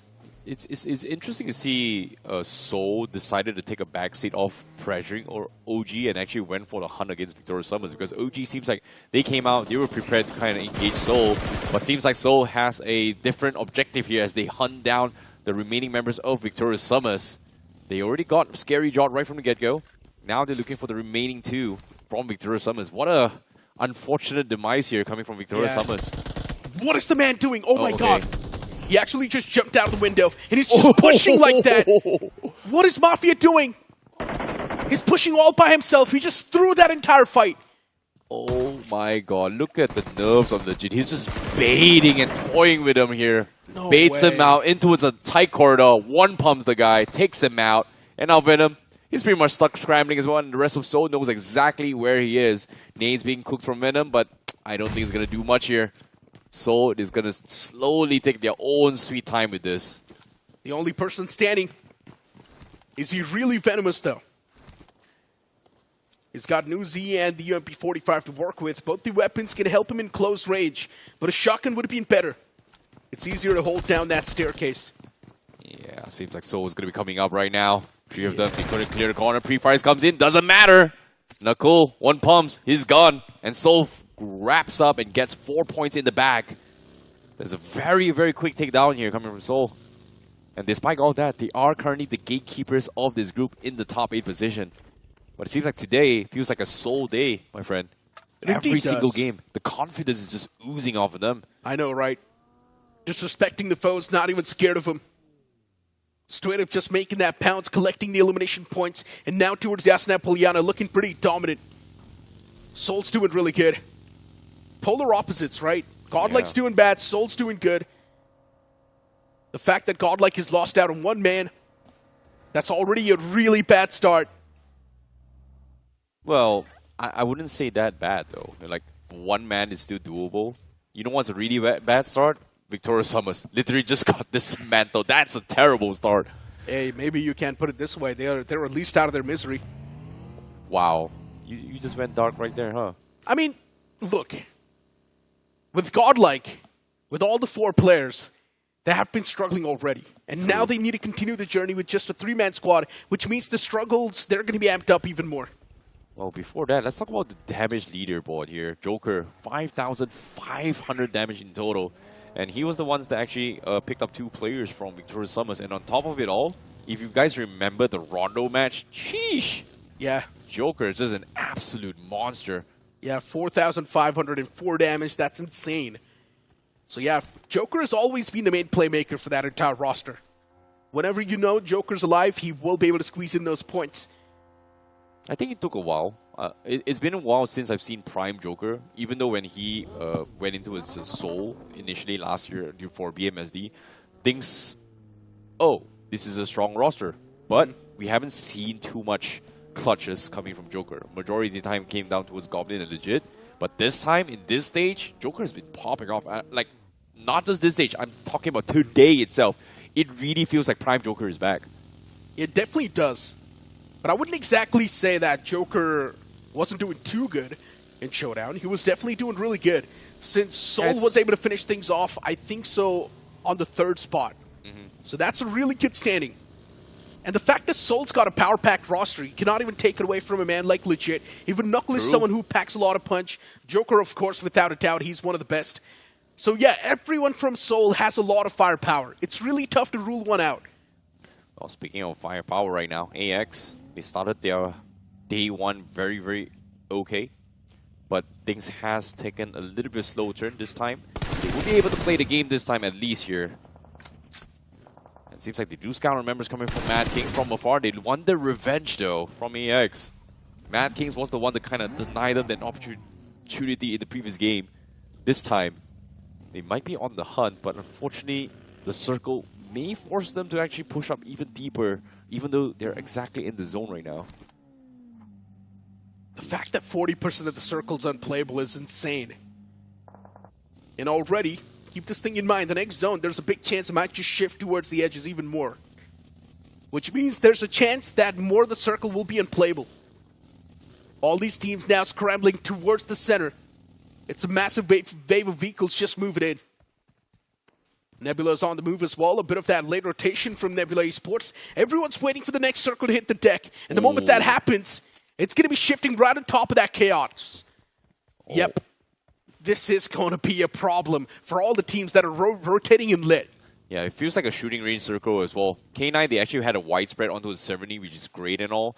But seeing this circle, they pretty much lost control because shooting range does not offer a lot of good spots to actually hold down, except for the mountain terrains. And even then, it's just prone to too many angles in this circle in particular. As like you said as well, a lot of teams have to make their way. Godstrain surprisingly making a very early entry despite coming from military base, but that's the plus side of being able to drop first, right? So I think Godstrain is also on time. But the teams outside here, in this case, 8-Bit, TrueRippers, and also Rapid Chaos Esports, they are going to be having a very difficult time here. Autobotz on the northwest corner is going to be one of the biggest nuisance coming in from the west entry point. And Godlike from the northeast corner, they haven't exactly had a strong compound yet. And they're still deciding whether or not they want to play outside or inside. 70 does not offer a lot of opportunities to fight, though. Yeah, Godlike's playing on the northern side. And what are the chances the circle's actually going to shift up north? Pretty less. Blitz Esports on the receiving side. Utilities tossed out from Soul. Knuckles knocked out. A return nade comes into the picture from Blitz, and it's not going to find any sort of value. Wow! But this nade from Legit, it's going to find a quick 2-piece. Blitz, they're already handicapped. They just can't do a lot. Sarvar, the only person standing. Chandan as well. He's there in the close proximity, but even Soul is failing. Oh, this is a big problem. Blitz there somehow making a comeback in the fight now. The Joker wants to close on up, get that revival on the fallen comrade. Chandan, he's back behind that buggy. He's safe as of now, but Soul, they've already done too much damage, and within the blink of an eye, the entirety of Blitz, they've been eliminated. What a recovery coming from Soul, but legit, what a nade here to open things out. Taking out 2 players who's holding the compound in the gas station was pretty much clutch for them because it made things so much easier for them to gobble up the remaining 2 players because there was just no cover fire from the remaining 2 players from Blitz outside here. Goblin, unfortunately, you know, he got taken out by his vehicle, exploded and just got taken out, but still, a win is still a win. Yeah. The next zone's going to be quintessential. Really important.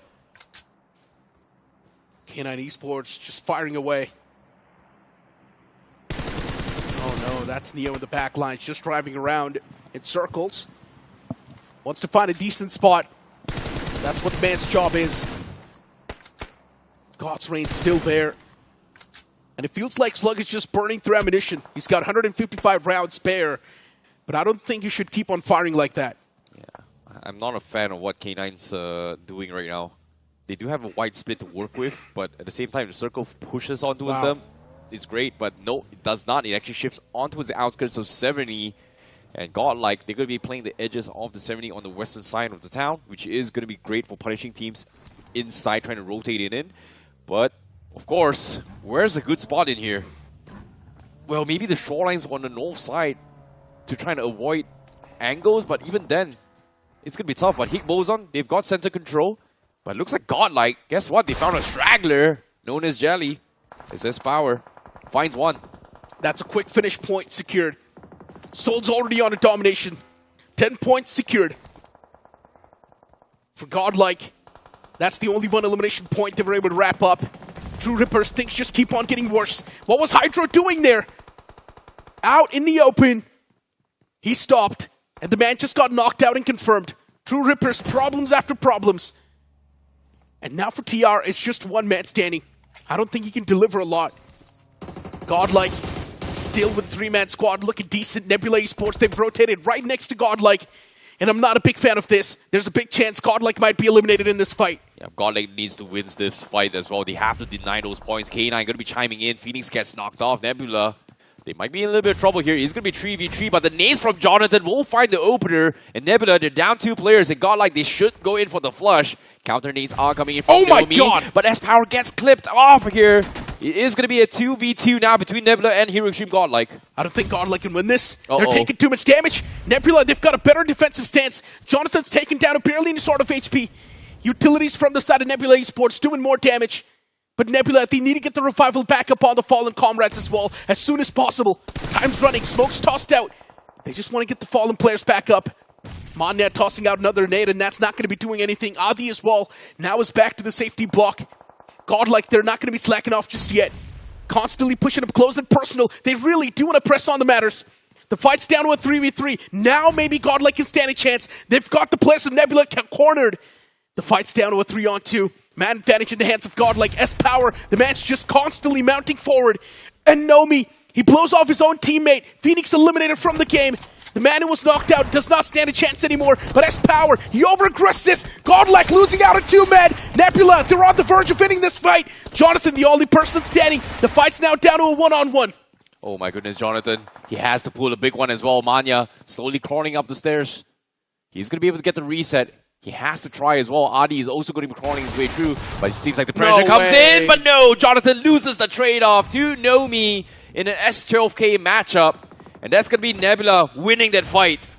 They always mess up these fights. Always. Godlike had the advantage. They had everything working for them. But then that over-aggression, it always messes them up. Oh, feels bad moment for them. But Soul. at the same time, on the other side of 70, guess what? Soul going to be having a little bit of fight with K9. Ninja Boy out in the open. But he loses his trade against Goblin. But he eventually gets traded off and saved by Slug. And even Soul will fall in the towns of 70 itself. Yeah, but it's fine though. Soul still gets 10 elimination points. That's more than enough to be consistent in the overall standings and half the average. 8-Bit in the nearby proximity of Autobotz Esports, and 8-Bit, they're dropping down on too many men. Another mad skips falls down as well. Raiden now the only person, and even he's backing away. Hands out one of the death blows, gets the confirmation. Autobotz Esports constantly chiming inside of the fight and inflicting a lot of pain and hurt. Raiden now the only glimmer of hope left standing as he tosses out a few more nades. A return nade tossed out from Autobotz Esports. They've got a big man advantage. And since the fight's taken down to 1-on-3, Raiden does not even have a lot of HP to try and fight back. He's still constantly finding those positive knocks, but it's not going to do anything. Well, Autobots, they will be able to hold on, but they've lost members as well, taking a little bit too much casualties in this fight. Long-range snipes are coming in. They are outside the zone. They will have to continue on their journey with 2 players. Meanwhile, the rest of the world, God's Reign, look at this. They've completely avoided every single fight, dodging around the edges of the zone. And for some reason, this circle actually favors this playstyle just because there's just not a lot of cover inside the center of the zone. And they've just been patiently waiting for the right moment to strike. And it seems like they might have to run into his OG. With Vizgod going to be all by himself on the outskirts. And Atenki going to be in the center of shooting range itself. There's a lot of fights happening across the board as well. And you can see God's Reign, they're just observing and not deciding to commit anytime soon. But they might be forced to, as Madkings is going to be creeping up from the east side. As Neo is still looking around, deciding that if they should fight at all, because there's just so much open space right now, Necro. Indeed. God's Reign with 0 finishes racked up. They have been playing this one a little bit slow. Once again, God's Reign, I guess, back to their old basics. This is how they used to play in the past as well. Around the edges, take it slow, let the lobby eliminate itself. And yeah, having a look at that replay of Godlike versus Nebula fight. They really started things off with a major advantage. Even later on, they had the entirety of Nebula cornered. And they still somehow messed up big. This was a very awkward fight as well here. And I think it came down towards a moment where S-Power pushed up forward nade and then actually missed the doorway, which could have taken 2 players from side Nebula Esports, which is very unfortunate here. And this jump shot from Nomi, knowing that he does have the better TT gauges, completely annihilates Jonathan. But at the same time, God's Reign looks like they are having a little bit of engagement here. Madkings just sprayed down that vehicle. Cyrax, oh, he's behind. Pixel spotted, and that's going to be the elimination. Instantly hands out the death blow. God's Reign now just want to get the reset. That's going to be the main goal. And it's not even a problem. They can easily do it. The next zone's going to be important. Where is it going to be shifting? Is it going to be shifting on top of the players of Rapid Chaos? Or is it going to take a sudden shift on top of OG? Too many questions.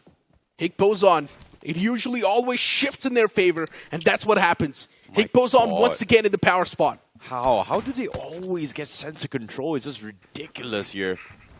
But again, it goes on. They've got a lot of heavy lifting to work here. Seems like they are playing on the entrances outside of shooting range. Yeah, there is a small little cover to work with underneath for the shelter region to work with. And it's actually working out with them just because nobody's going to be able to look at them. They're kind of stuck. They don't really have a lot of angles to work with, but they are going to be one of the biggest element of surprise of anybody unsuspecting rotates past them. So this is a very nice ambush spot for Higgboson right now. Look at the vehicles around that spot. Higgboson Esports. Even they need to be a little bit better now. They have been playing it passively throughout the entire time, but now there's going to be a lot of teams stacking around them. The surrounding awareness is going to be needed top-notch. And now K9 Esports finally breaking out of their eggshells as they move up close and personal against Rapid Chaos Esports. Converting this fight for K9 Esports is going to be a tough pill to swallow. Rapid Chaos is not your usual opponent. Flash, what an 8 that was. Somehow finds the knock on Ninja Boy. That's already the danger man down. Yeah, Rapid Chaos Esports, they may consider trying to push this as well, but they are gatekeeping. Slug forced to re-engage here from the sides, but he does have the low ground. And Rapid Chaos Esports, they're still deciding if they want to commit here, knowing that Reckoning Esports may be jumping in, but the counter nade from Slug catches Flash instead. And now Arjun, he's going to go for a mad dash, going for the push. But meanwhile, this is happening here as well. Reckoning Esports is the one that comes in and gobbles up a couple of knocks on K9. Rapid Chaos Esports, they're trying to snatch all those points. And now Knight, last man standing from the side of K9 Esports. But even then, Rapid Chaos Esports, they've lost 2 players. Yeah, utilities are being tossed against Knight, but that's not going to do anything. Rapid Chaos Esports, they've lost out on too many men already. From the back, Reckoning Esports, as you mentioned, wrapping up as well. Problems, they just keep on getting worse. Knight's taking too much damage from that blue, and he will be eliminated from the game as well. Rapid Chaos should realize Knight's already done for, but they're still a little bit skeptical. K9 has been eliminated from the game. Reckoning Esports still in the game as they keep on creating a lot of issues. Toxic is trying to crawl to safety, but that nade, it's going to put the nail in the coffin. Perfect third party here coming from Reckoning Esports. Gods pretty much done and dusted, but at the same time will be picked up from the side of Levi to try and equalize the fight. But even then, Reckoning Esports down to the last 2 players. And you can see on the status board on the right side as well, a majority of teams are down towards 1 or 2 players left. And the only 2 teams that has a 4-man roster is going to be Higgboson and also God's Reign. What a complete, utter, disastrous game for every single team, just because there's just not a lot of covers inside this final zone. The next zone's going to be important. Once again. And I guess it's going to shift on top of Higgboson. I'm not even questioning it anymore. Yep. It is probably going to do it, and yes, it does. Once again, taking a shift right on top of Higgboson. They find themselves in the power spot. There's AX in the backlines, and also God's Reign. That can be a real big thorn. OG in the close proximities, but OG only has Athenki standing. And even OG has been another one of those big names that's been struggling too much. Who would have thought? Who would have dreamt of? Oh my goodness. Now it's going to be a battle 1 versus 1 here between Nebula and Athenki. Adi versus Athenki matchup is going to happen right here, right now. As you can see, Athenki going to be slopping up those nades, just trying to chip away onto his Adi. No connection yet. Adi still a little bit hesitant to pick up as well. Both these 2 players are looking for position points. And you can see the hesitancy coming from both sides. But Athenki, he needs the perfect lob here. Seems like he might overshot. No, it does not. It bounces back, connects on Adi. Wait. Drops him down low. Here he comes, another one again, and that's going to be the confirmation here for Athenki. OG still hanging on, and we're finally down towards the final 8 teams here, Necro. Yeah. The circle's still pretty massive. Can't contain all of them. Reckoning Esports on the move towards the zone. There's TrueRippers, 1-man, Keo. Clutch got his ball in the nearby fray. And Clutch God Demand still hasn't revealed himself yet. He knows there's Levi right in the front lines. As Levi tries to back away, does he know that there's Clutch God right next to him? Uh-oh. Oh no, now Clutch God needs to reveal his position. And with that, his position's already known. Levi now trying to reposition himself in a better spot. Clutch God is still there. There's no way. Oh my goodness. Higgboson. I thought for a second that Buddy is going to try and commit to this fight, but seeing that he might have thought that this is not a solo, might have been 2 players up here, decides to back off instead. And that's a good sign for Clutch God, at least for now. 16 players alive, but there are still 8 teams. A game of rats, a game of hide and seeks, a game of survival. Oh, the nades are doing a lot of damage. Constantly being bombarded. Levi gets knocked out. The man did not even see that coming. Reckoning Esports, they're losing out on too many men. Levi, the confirmation handed out as well. Clutch God really wants to get the replenishments. He does not have any ammunition on the AR. He wants to get the 5.56. He does get 280. That's more than enough for Clutch God to continue his journey in the future lines. And did I see that right? The man does not even have a sight. Higgboson now charging on forward. Madkings Clutch God, the man's going to be in a lot of trouble. Just 1 finish point secured, that's not enough points. Madkings need a lot more. Yeah, but at the same time, Clutch God, zone's not in his favor. It's going to be forcing him to push out in the open. Meanwhile, for Devotee, he does have the fences from the shooting range to give him some sort of cover, and he's not really going to be picking out anytime soon. Again, a game of survival.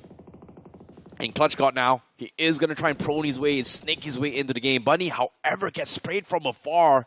And this is a good sign. But Clutch God, he cannot confirm this. Because if he goes for the confirmation, the rest of the teammates from Higgboson is going to take him out. Keo, also the last survivor from TrueRippers. A game of rats, a game of survival. The circle shifting on top of God's Reign now. Shifts away from Higgboson. God's Reign once again in the advantage spot. All the 3 games, God's Reign has been doing really good, consistent. having good performances on the board when it comes to elimination points. Placement points has been their priority, though. Consistency has been maintained. The previous game, they bombed it. Nebula stole that chicken dinner away. TrueRippers Keo, he tried to pull off a good play, but he messes up big. Completely off the crosshairs. Godlike, he's able to shut him down. And now Reckoning Esports, they got to be on the run. The main issue for Godlike is that he does not have any meds. Feels bad though. It really looked like Godlike was the one that actually won the trade-off, but it was actually Higgboson that actually took the knock onto his Geo and saved Godlike. And even then, he's still going to be crawling his way through. But even Clutch God, the last survivor from Madkings, gets scouted out. Higgboson is able to clear out the majority of the rats from the east side. Meanwhile, have they cleared the ones from shooting range is going to be the question here. Devotee does have a vehicle, and I think they've heard him as well. And even Godstrain is going to be shifting their focus onto his Devotee inside shooting range itself. Devotee, he needs to drive out. He needs an entry point. Smoke's being set up by himself. Nades are going to be coming in to try and stop him from Devotee. And the nades does clip him, and that's going to be Devotee taken out. Great tag team from Higgboson. Higgboson, solid stuff. Once again, in the final few moments, they've got the mop ready. And they're cleaning the floor. Utilities on point, but now they got to shift their focus on God's Reign. And Higgboson is moving up. Destro's nade. That's got to clip. That's got to find someone. Godlike's eliminated from the game as well. And as I mentioned, Destro's nade. It has to find someone from Higgboson. And it does. Omega's knocked out. I'll thank you. The fact that the man's able to stay alive for such a long time is insane too. But even Higgboson, they reply back pretty well. A return knock comes into the picture. One mad casualty for God's Reign as of now. Utilities being constantly peppered. Hero is still up and alive. That nade was really close. But Hero now just repositions. He wants to hand out that revival first. Yeah, Neo needs to land the perfect nade. Does it arch it just nice? It looks good, but just barely an inch off. Now God's Reign, they do shift their focus onto his Autobotz from the north side as well. Prod pretty much getting taken out. Lobster needs to go in for the reset. Justin has got him completely blind, but a massive nade from Neo instead will get the re-knock on Omega. Very unfortunate one. Another nades comes in again. It looks good. Oh, drops Hero down really low as well. Almost takes out Omega. And it seems like Justin may consider trying to go in for the rush right now. Yeah, the nades are creeping in real close. Higgboson still barely standing. Two players, they have been taken down real low. And now once again, the revival's being stuck. This game can be won. One of the players back in the wooden shack. Snowjaw gets caught. Higgboson in real bad spot. The circle not favoring them. But at least there is Omega and his teammates still in the circle. But the utility is really causing a lot of problem. And now it's just Hero standing, and this time he cannot be the hero that Higgboson needs. Yep. Now, God's Reign, they've dropped Delta from the sides. It is going to be a 4v2v1 situation with one knock, and Autobotz, they are going to try and capitalize and walk up here to try and trade themselves, but at the same time, they need Atenki's help. Atenki is reporting his way through. The solo Clutch Meister from Orangutan gets one more point in the bag for Orangutan. And now, it comes down to who's going to be placed on second here. Atenki gets spotted out by God's Reign. God's Reign goes in for pre-fires, but no connection so far. But we eventually lose the trade out. Atenki survives, but the nade comes through, takes him out. And now Prod is the last player left from Autobotz. As God's Reign goes in for a couple shots in. Prod, he still survived. He gets God's Reign down to 2 players here. Now in a 1v2 situation. Prod holding down the gunfire. Neo jiggling his way through, but eventually goes down to the nade, and God's Reign will take the winner chicken dinner. Today's day has been just one-sided. It's God's Reign's masterclass. First game as well, God's Reign gets that chicken dinner. Second game, second spot.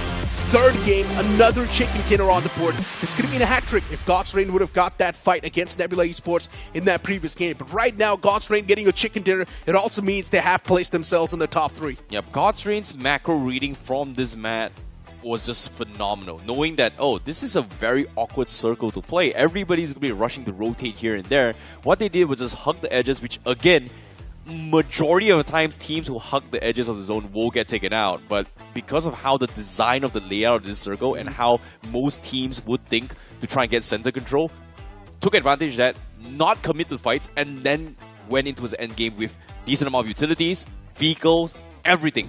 And fortunately enough for Godlike, or fortunately for God's Reign, my bad, the circle was constantly shifting on top of them as well. Yep. It was constantly including them. Yeah, Higgboson was also in the power spot, But for Higgboson later on, the circle just shifted away on top of God's Reign, and they were in the power spot. As you mentioned, staying on the edges was probably one of the best things they could have done, and that's what they exactly done too. They also had the high ground for such a long time in the game. Yeah, and even in the high ground as well, you can see God's Reign, they're just taking their approach very slow and methodical. It's not the flashiest play, but based on how the map was designed as well, God's Reign just played it way better than everybody else, realizing that if we get caught up in a fight, every single team is going to be peppering on them. And that's exactly why we have so many teams down towards like 1 player, 2 players all the way through, right? Like, what, 16 players alive, there's 8 teams in this game. So that's not a lot of eliminations from the side of God's Reign, just getting 7 eliminations in total, but that's still going to be a decent bit of points in the overall tally. 17 points in total for that chicken dinner as well, that comes into the play. Now, speaking of Seoul, they were able to get 10 elimination points early on, and they were also eliminated pretty early. For OG, not a lot of elimination points secured, but good placement, so that's going to be counting on to a decent bit as well. Speaking of Higgboson, decent amount of elimination points, good amount of placement points as well, so even they're going to be feeling pretty good. Yeah, it's pretty widespread as well, because a lot of skirmishes has been happening around the entirety of the map. 70 was a big fiasco as well between Nebula, Godlike, Soul, and even K9 as well, which again, K9 was the victors of 70, but by the time they got out, well, they just got third party. Yeah, the circle was just constantly shifting out in the exposed grounds, and that's why K9 Esports, they could not really find themselves in a good footing. Speaking of Madkings, even they did pretty good. But for now, let's move on to a short break. We'll be right back with one more game later on.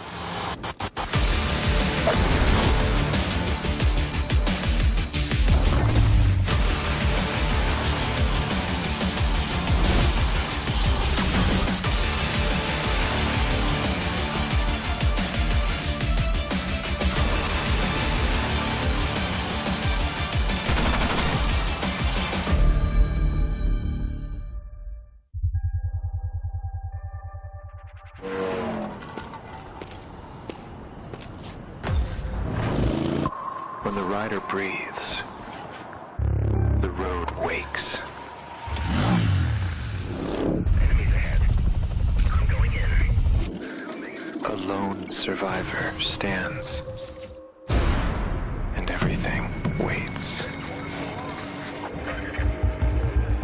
The map unfolds.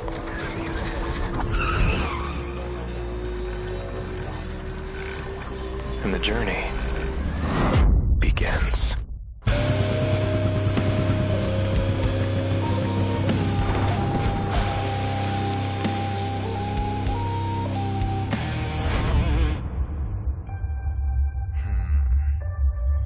As the rider breathes, the path bows.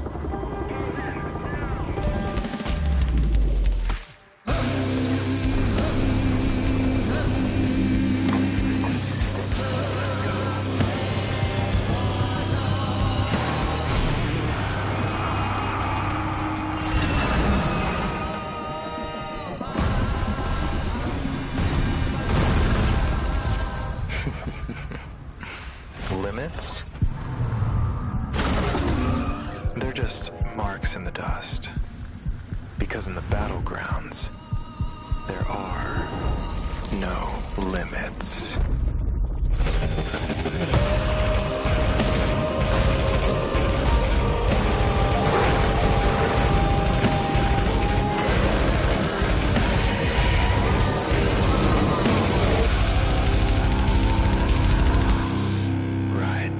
Limits.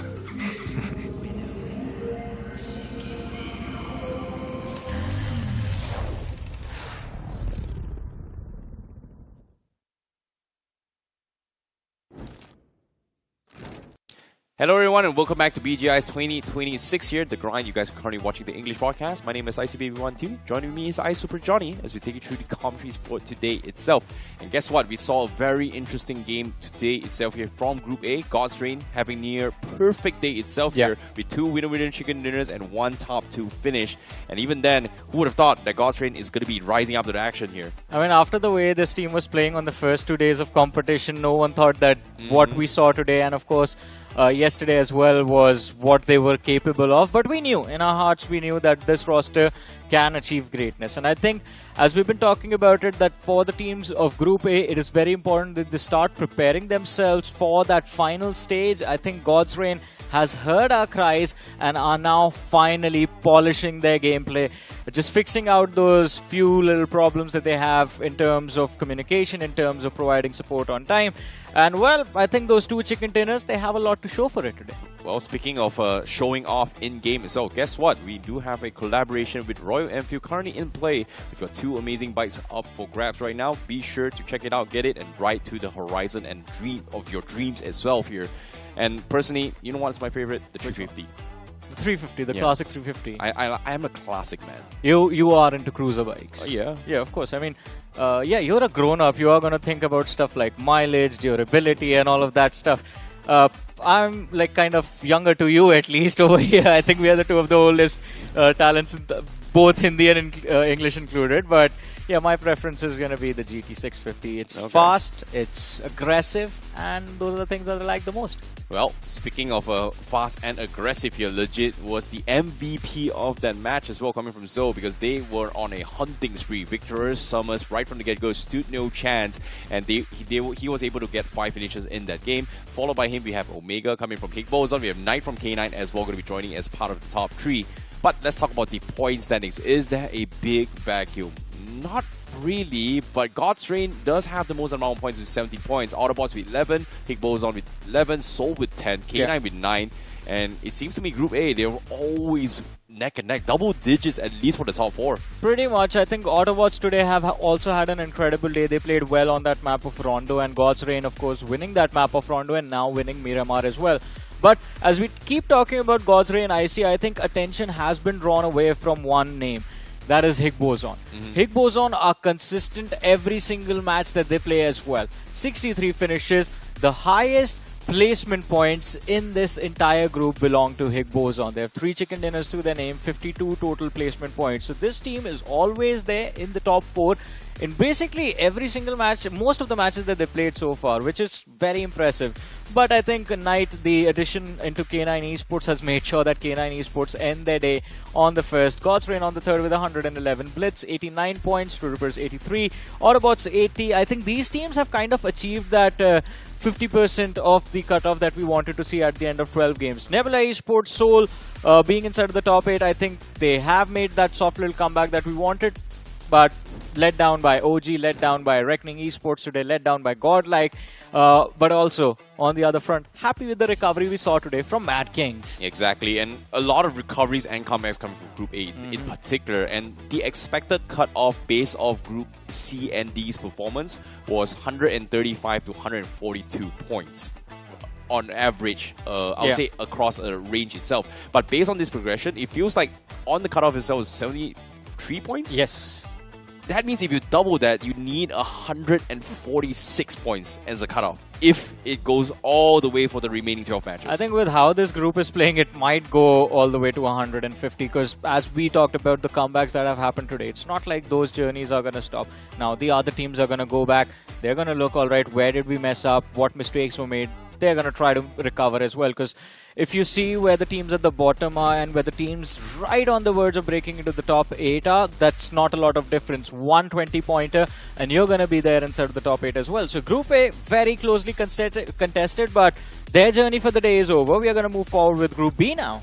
Now, speaking of Group B as well, yesterday's games in the map Rondo, we do see Rising Esports having a very, very amazing day in particular from Rondo, which gave them momentum with Chicken Dinner. And as the game drags on by as well, we do see a massive fight between Rising Esports and also Genesis Esports, where they pulled out insane pocket strategies coming in from Rising Esports, but still it came down towards a 1 versus 1 in the map of Erangel with Genesis coming out on top. This was an insane clutch coming in from Fury, but again, Rising Esports really made Genesis work in that map.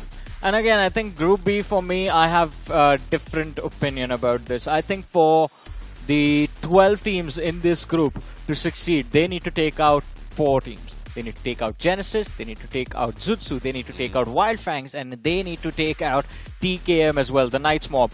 Because these 4 teams, I was having this conversation with Salty at the start of the day and I want to know your thoughts since you have that experience of being a coach.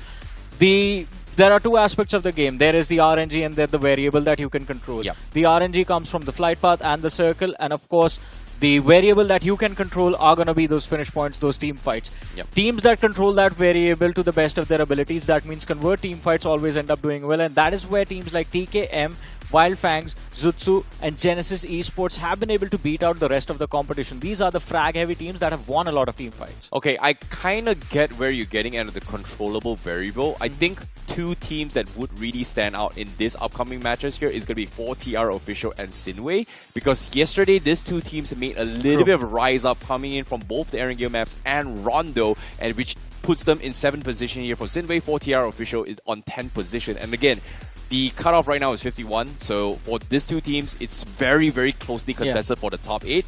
But yeah, again, why I mentioned this as control variable, because why? They do have one of the hottest rivalries in the map of Miramar, and guess what? They are going to be playing 2 Miramars today itself. But moving on, let's talk about the top 5 players in Group B in particular that has pretty much shaped their ways of bringing the star power in Star itself. This is going to be Hunters, Flock, Goten, Veyron, and also Lucifer, with the most amount of finishes coming from Group B. Yeah, and I think Flock and Veyron, this duo is the one that is the reason for the success of Zutsu Esports. They've been incredible, these players, and they've made sure that after day number 1, they did not let Genesis Esports just simply run away with the lead.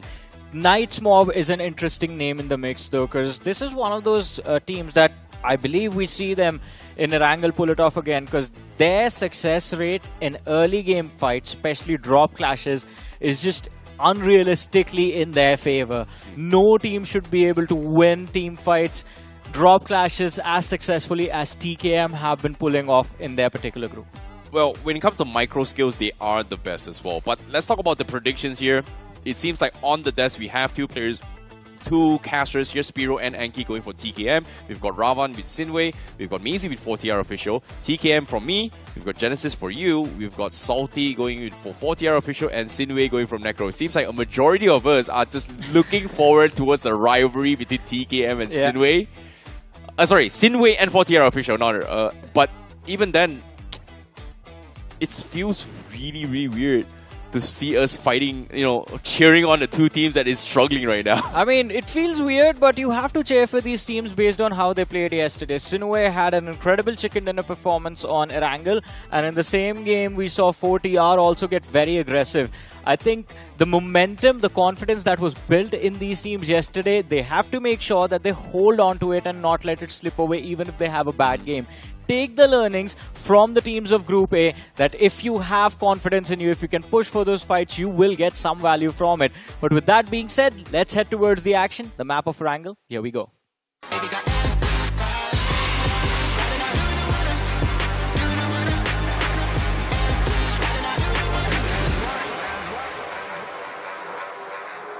The journey begins here for Group B itself in day 4 for week 3 for the BGIS 2026, the grind phase.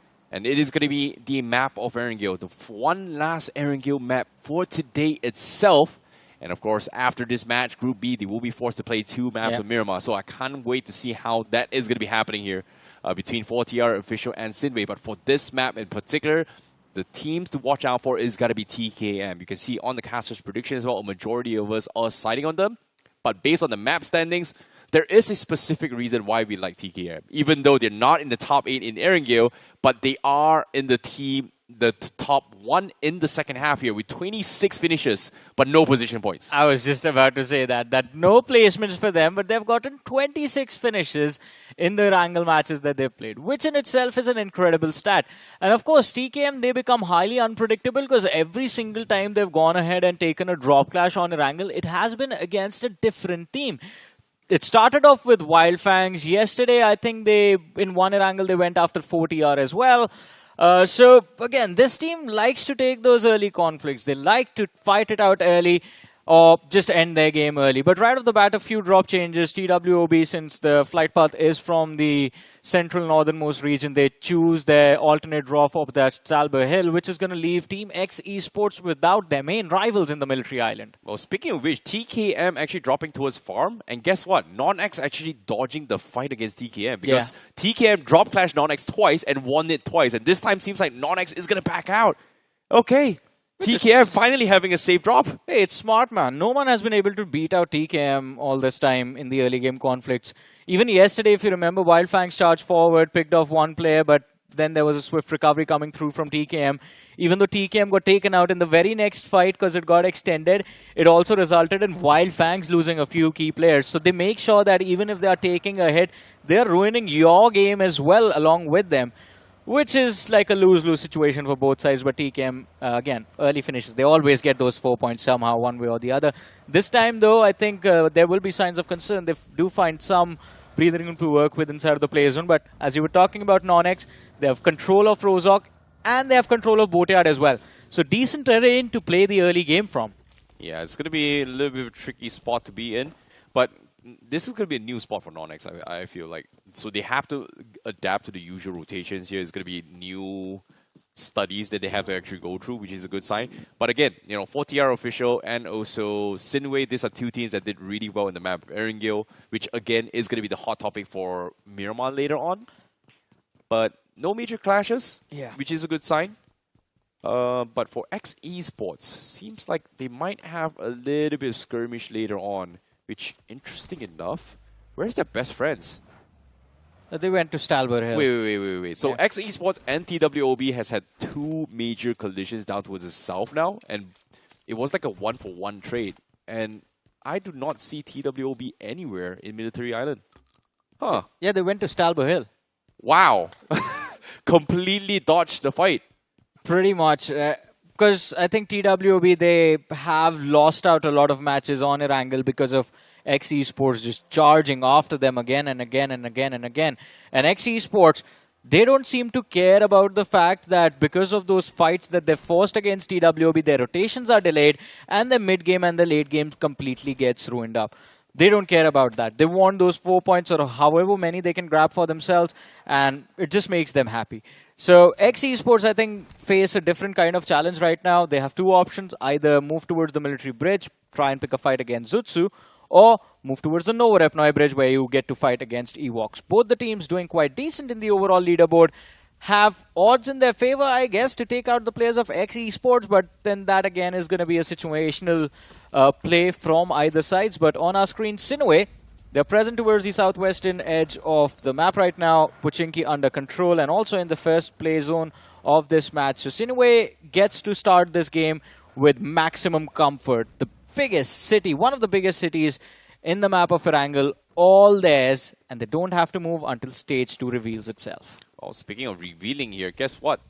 You can check out the Royal Pass that is available right now with the Rebel Rogue Force set and also the Rebel Rogue Force DP28 available on screen. And the best part is, it's a one-time purchase where if you complete all your missions and reward, you actually get your UC cashback returns enough for you to buy the next season's Royal Pass. Yeah, I would say get the Royal Pass when you get your UC back. Use it to get the Porsche as well. That's very much possible if you don't want to actually get the next Royal Pass. Yeah, you can actually try your luck with the spins. Exactly, yeah. It's a spin. If you believe that you are one of the luckiest human beings on this planet, you can get it for, well, not a lot of spins. And of course, let's see who gets the Porsche first. I've had friends with one spin getting it before. Yeah, for us, that's usually fixes, man. Damn, he's one lucky.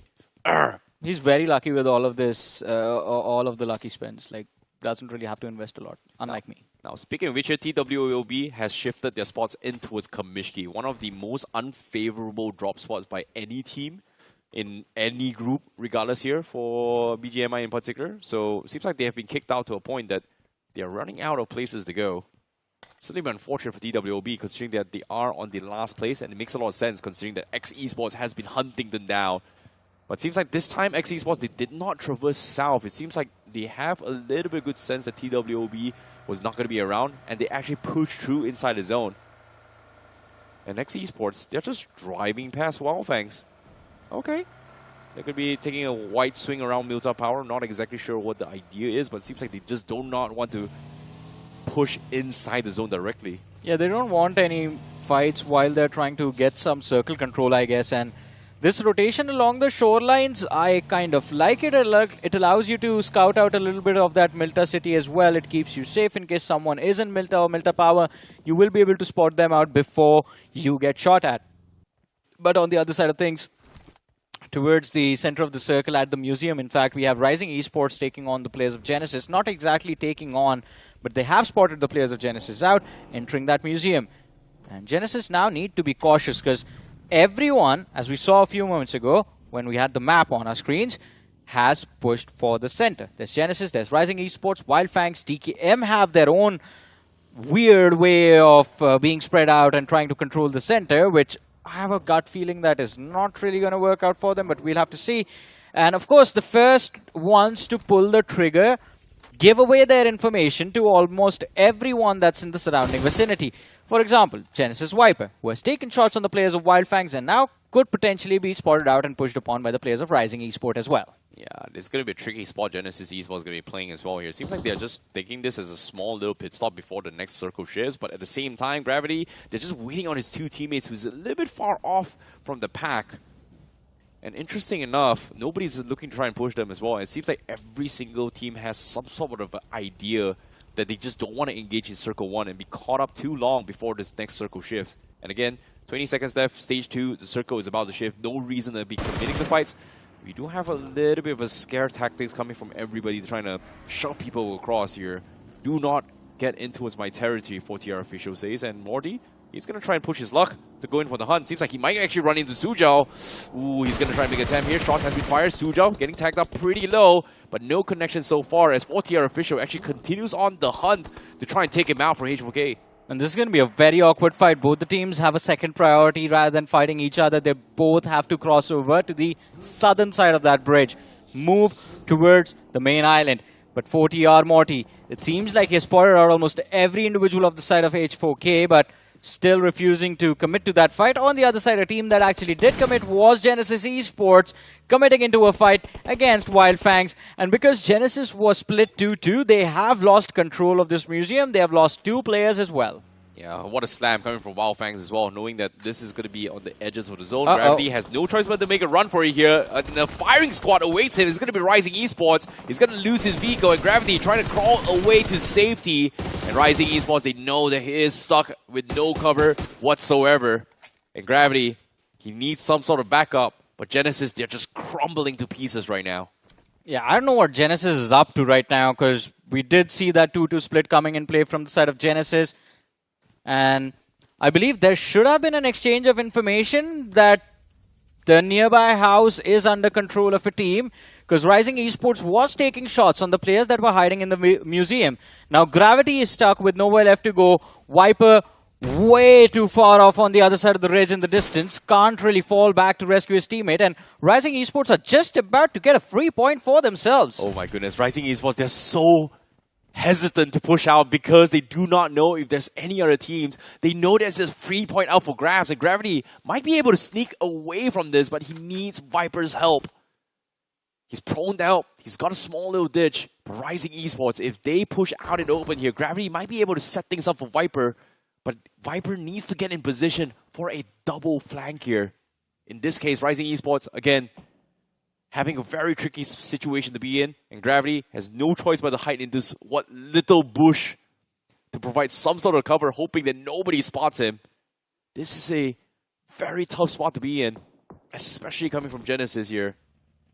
But all things considered here, let's talk about teams outside. We do have Zutsu, also going to be taking a little bit too much damage as they play the southwest corners of Potato Hills. And TKM was the one to chip him away. And the Night Mobs getting very aggressive here, with Zareth just keeping Zutsu in check somehow. It's going to be an awkward situation over there, but switching focus to the players of KALINGA Esports. They've gotten close to Viper, so I just wanted to say this. Ain't no way Gravity survives over there, man. I see what are you even talking about. Viper just ran to the other side of the ridge and he can't fall back, because if he does, he gets shot in the face by Rising Esports. The Genesis is, I think, pretty much done for this game unless they just play for survival. Yeah, this is going to be a tricky spot here, Gravity. He does have a backline flank on towards Rising Esports for sure, but Viper, he's all by himself. I do not know how he's going to be able to fend off Rising Esports here. But as you can see, Rising Esports, they take those vehicles to back off. Gravity might be able to, you know, take the compounds where Rising Esports is. Oh yeah, they move out as well, so that compound is like completely empty. Unless TKM move in and they finish him off, or EVOX moves in from that southeastern edge. But I think there is an option to recover now available for Genesis, and in fact, Viper shows up for the backup. But there's a fight breaking out. Rising Esports, as they just make a mad dash for the center, have traded players with Team Tamilas. And this trade kind of works out in the favor of Team Tamilas because they are behind concrete cover, so they have an option to bring their player back. That can't be said for the side of Rising Esports, who are already 2 men down. Yep, seems like they're going to be engaging against each other, but there's no reason to fight here, as the rest of the world is not exactly made inside the zone yet. They are keeping each other in check, which is a good sign, but Team Tamilas, they should be focusing on teams outside though. Which in this case, they've realized that there's no point committing to their fight.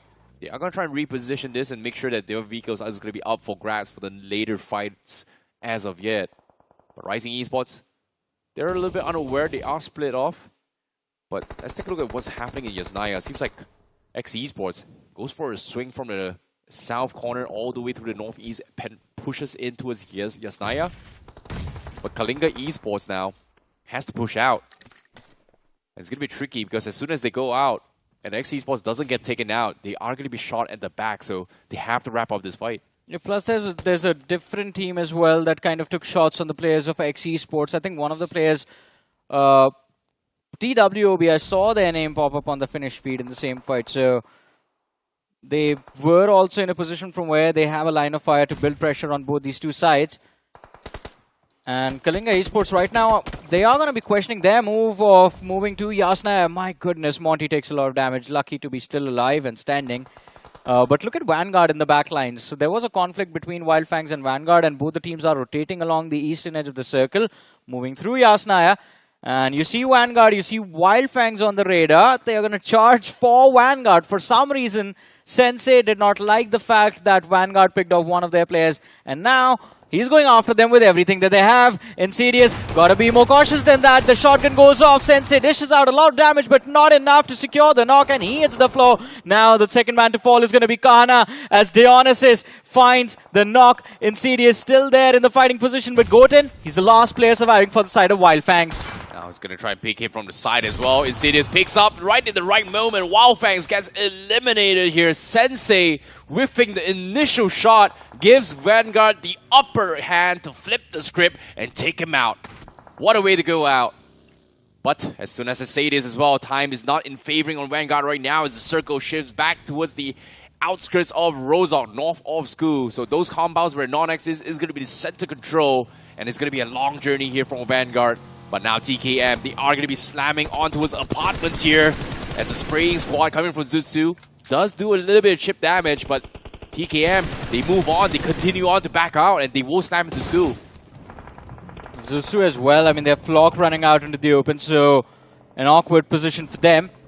But as we saw the circle, I think NON, they are in the prime spot to win this game. They are going to face a little bit of challenge with 4T, RH, 4K, SINEWY being there in the compounds towards the southeast of that intersection. But let's see, the next shift of the zone, stage 5, stage 6, is what decides the fate for the side of NoNx. In the meanwhile, towards the southeastern edge of the zone, we have EVOX looking to breach the circle, but they have Team Tamilas blocking their way, and of course, Rising Esports, who have somehow managed to stay alive in this game so far. Oh my goodness, tough spot to be in. KALINGA finds the entry point. They are going to be swinging down south this time, and they might run into Zutsu this time. And Zutsu, seems like they've heard shots coming from apartments. KALINGA Esports is going to try and dodge their way through, but seems like one of the players got caught out in the open. Archit is stuck out in the open, and the fighting squad comes in. KALINGA Esports, they will lose one guy out in the open, and Archit needs some sort of backup, but He's just too exposed. He's going to try and lick his way through the compounds. Sprays through the smoke from Nodi. Clipping him very low, but the wall of smokes will give Archit enough time to make it across, and he's going to be safe. Brilliant move there from Archit. Just stops in his tracks, falls back to the corner of the smoke, and forces Nodi to just empty out his entire magazine and then just jumps through while Nodi was on reload. But KALINGA Esports, they were being chased by the side of Team X Esports, and well, Team X might have just fallen into a trap as one of the players, Pratik, is going to fall at the hands of Zutsu. They're hoping for a revive, but Pratik gets finished off. Team X Esports down in numbers and in a cluster towards the southern edge of the circle as well. The next shift of the zone is going to force all three of these teams out, and it will be difficult to survive, but same can be said for the side of EVOX as all the players go down at the hands of Team Tamilas. Rising Esports are looking to third party, and NANDADE is going to make sure that aim god hits the floor. Team Tamilas under immense pressure. They're down to their last man, Fox OP. He needs to be the savior for his team. But can he succeed is going to be the question as Karlin spots him out. The jump shot through the broken wall helps him secure that elimination point. And amongst all of this chaos, Rising Esports are the ones who are going to be celebrating, because two of their opponents that could have finished them off, that could have wiped them from this map, are just completely gone. Point blank range, a duel like that never works out. Karlin, incredible composure in that face-off. Oh my goodness, him against the wall. And just like that, Rising Esports, they get completely shut down and pushed back. 1 versus 1 in the compound. And from the sides as well, TWOB driving by in the midst of commotion. Now the nades comes through, and it is going to be perfect. Kalan cleans out this entire compound. And just like that, EVOX will survive. But it's not over yet. Kalan, he needs to run inside the zone, and he's all by himself. Meanwhile, inside the apartments here, Zutsu still engaging against X Esports. Monty pushes in. A few moments ago, we saw Nodi make an incredible spray on the opponent, but quite surprised that now he whiffed that spray or those shots from the shotgun onto Monty. Monty is the last player surviving for the side of Team X Esports. Well, not the last. There are 2 players left. They've secured a knock. Veron gets finished off as Adi is going to be the man finding that finish for his team. And with that, Zutsu, they're down to 2 players. Flock on the other side of the wall, and Monty just gets baited into thinking that Flock has moved out. He was cooking up a nade. Flock with the spray cleans house. And now finally, Team X Esports, they're down to the last player. Oh boy, Zutsu, fantastic hole. Really good, but they've lost too much in this process as well. Only 3 finishes in the bag. And just like that, the top 8, 6 teams out of the top 8 has been eliminated in this game in the bottom half. So this is going to be the comebacks of teams that is looking to push upwards. What a day it is. It's turning out to be an awkward mid-game for everyone, basically, because of how quiet the early stages of the match were. But also KALINGA Esports, I mean, I feel bad for them. I was hoping to see a comeback from KALINGA in this game of Erangel, but unfortunately they were taken out in that school apartments conflict. But Vanguard, I mean, today they've showed up with a new wind in their sails, a new confidence and a spark in their eyes. 7 eliminations secured by Vanguard. They are looking for a few more, and they are playing from the northern edge of the circle. But SINEWY, my goodness, helping out the players of NoNx as LASTADE gets eliminated from this match. Well, they did get 1 point out of it. NoNx was able to gobble up majority of it, but they still got 1 point off SINEWY, which is a good thing here, at least for Rexboy. But all things considered here, now the next circle shift is going to shift on towards NoNx, and TWOB, you can see Inferno, he's stuck inside those shacks all by himself. It might be another game of rats all the way through, but eventually it all comes down to rotations and foundations. SINEWY looking in prime position to make one of the biggest comebacks here in Group B. They're currently sitting 5th in the overall standings, despite before yesterday, they were the bottom 8 all the way through. I think one thing that works out for SINEWY, and it only works right now, is the fact that if they finish in the top 5 in this match, that kind of propels them into the top 4, or maybe even the top 3, just because Genesis, Wyld Fangs, and Rising Esports have taken early exits in this match. And SINEWY, they actually have a decent spot to work with the southeastern edge of the circle in their control. They see these open fields and they know that they can spot our opponents over there. Eyeing out the solo survivors. They are eyeing out Inferno. They are eyeing out Karlin from the side of EVOX. But the circle actually shifts in the favor of TKM, which is quite surprising. But TKM, they are not, or they haven't been an endgame team up until now. This and is they my close out a game this time. Yeah, this is the first time we've seen TKM actually make it to an endgame. Their first position point. They still haven't made it yet, technically. I mean, we still have 9 teams left. Oh, okay. Yeah, I don't want to keep my hopes up yet, but they do have a 2-2 split here. 2 inside school and 2 inside those small little shacks. Which, again, does provide a very nice off angle to punish teams coming in from the apartments in particular. And Zutsu, they are going to be trying to edge their way in from the sides. But even then, SINEWY has got to be the most difficult rotation in this circle itself. They have to make the toughest ones. But seems like NoNx, they're getting a little bit too comfortable in those compounds as 4TR actually outflanks them. And this time, they are going to try and block off for NoNx. And while trading behind 4TR is going to be Vanguard as well to try and capitalize on this major engagement. And 4TR, they actually scout this out. They are going to focus on Vanguard first. Oh, and the honest is he has taken a lot of damage, so not good news for Vanguard over there. But SINEWY, when there was hope, is when they make a mistake.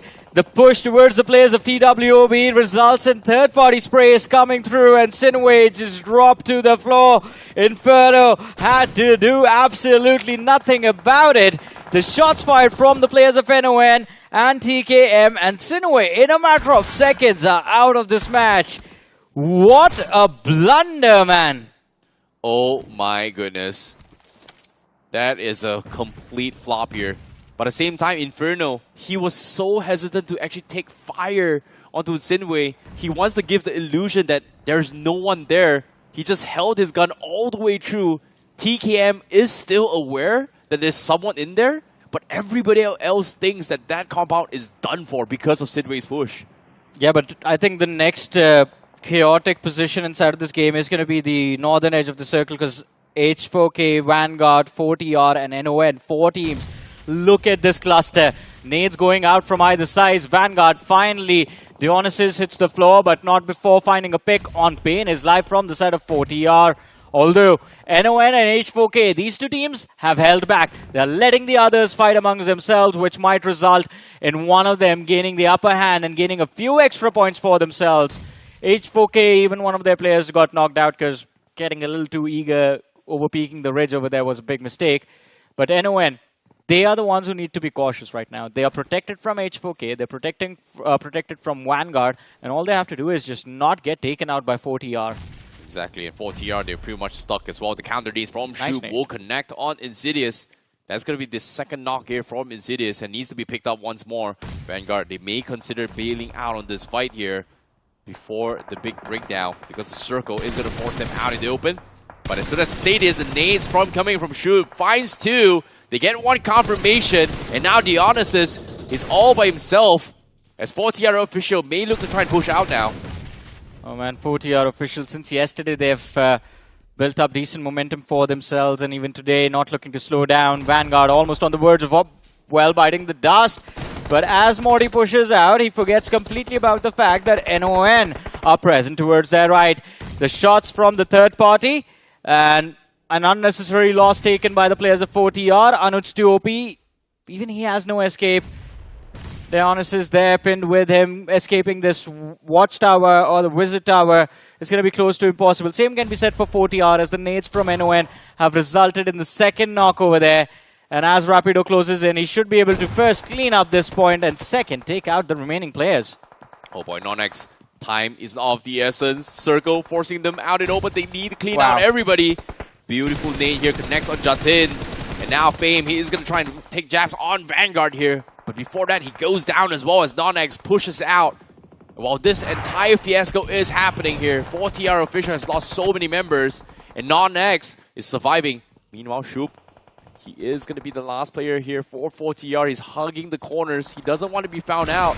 But even then, it is going to be a complete fiasco. Dionysus gets scouted out, and NoNx is able to win the trade-off. But little did they know, a Kryptonite is about to happen as well as Shub goes out. He's looking for a flank, but gets scouted out. Almost loses the timing in the window.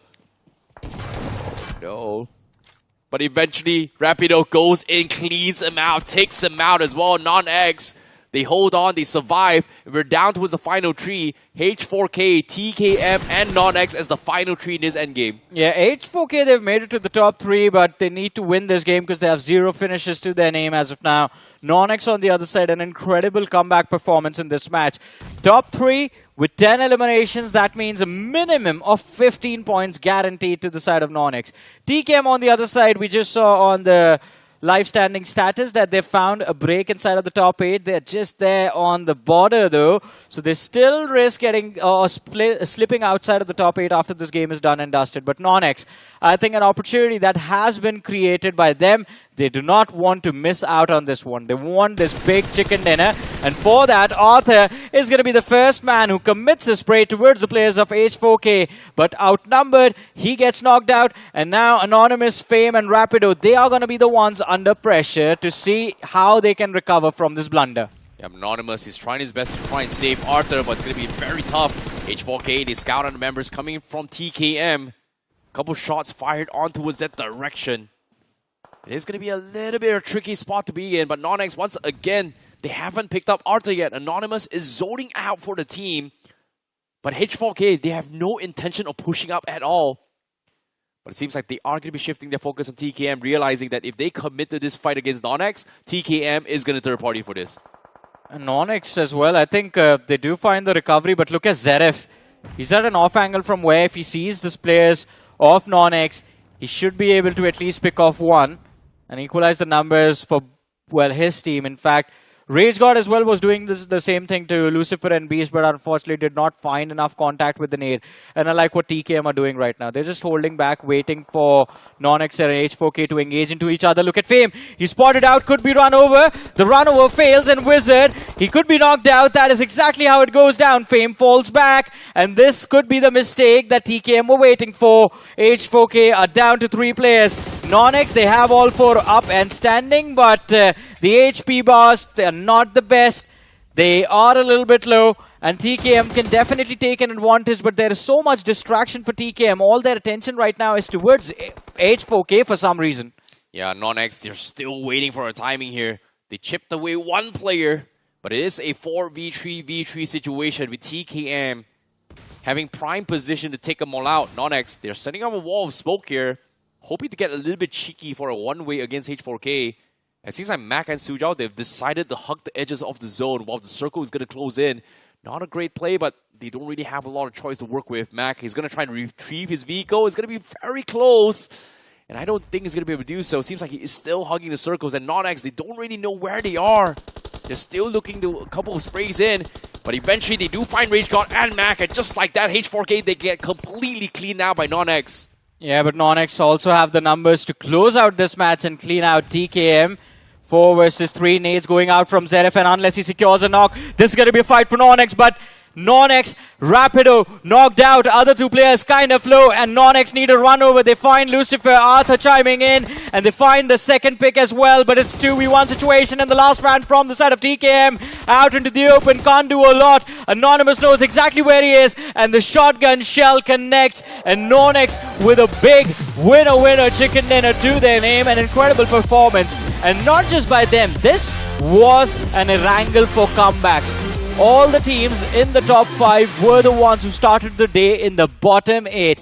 TKM, NoNx, I believe, both these teams have gained a spot inside of the top 8. And H4K, after this performance, they're going to be knocking on the door as well. Exactly. There's so many teams in the bottom half here looking to make a little bit of bounce back here. And it's nice to see TKM finally gets their first position points in this entire tournament itself, in the grind itself. So, yeah, their first position point in the map, Erangel. Erangel.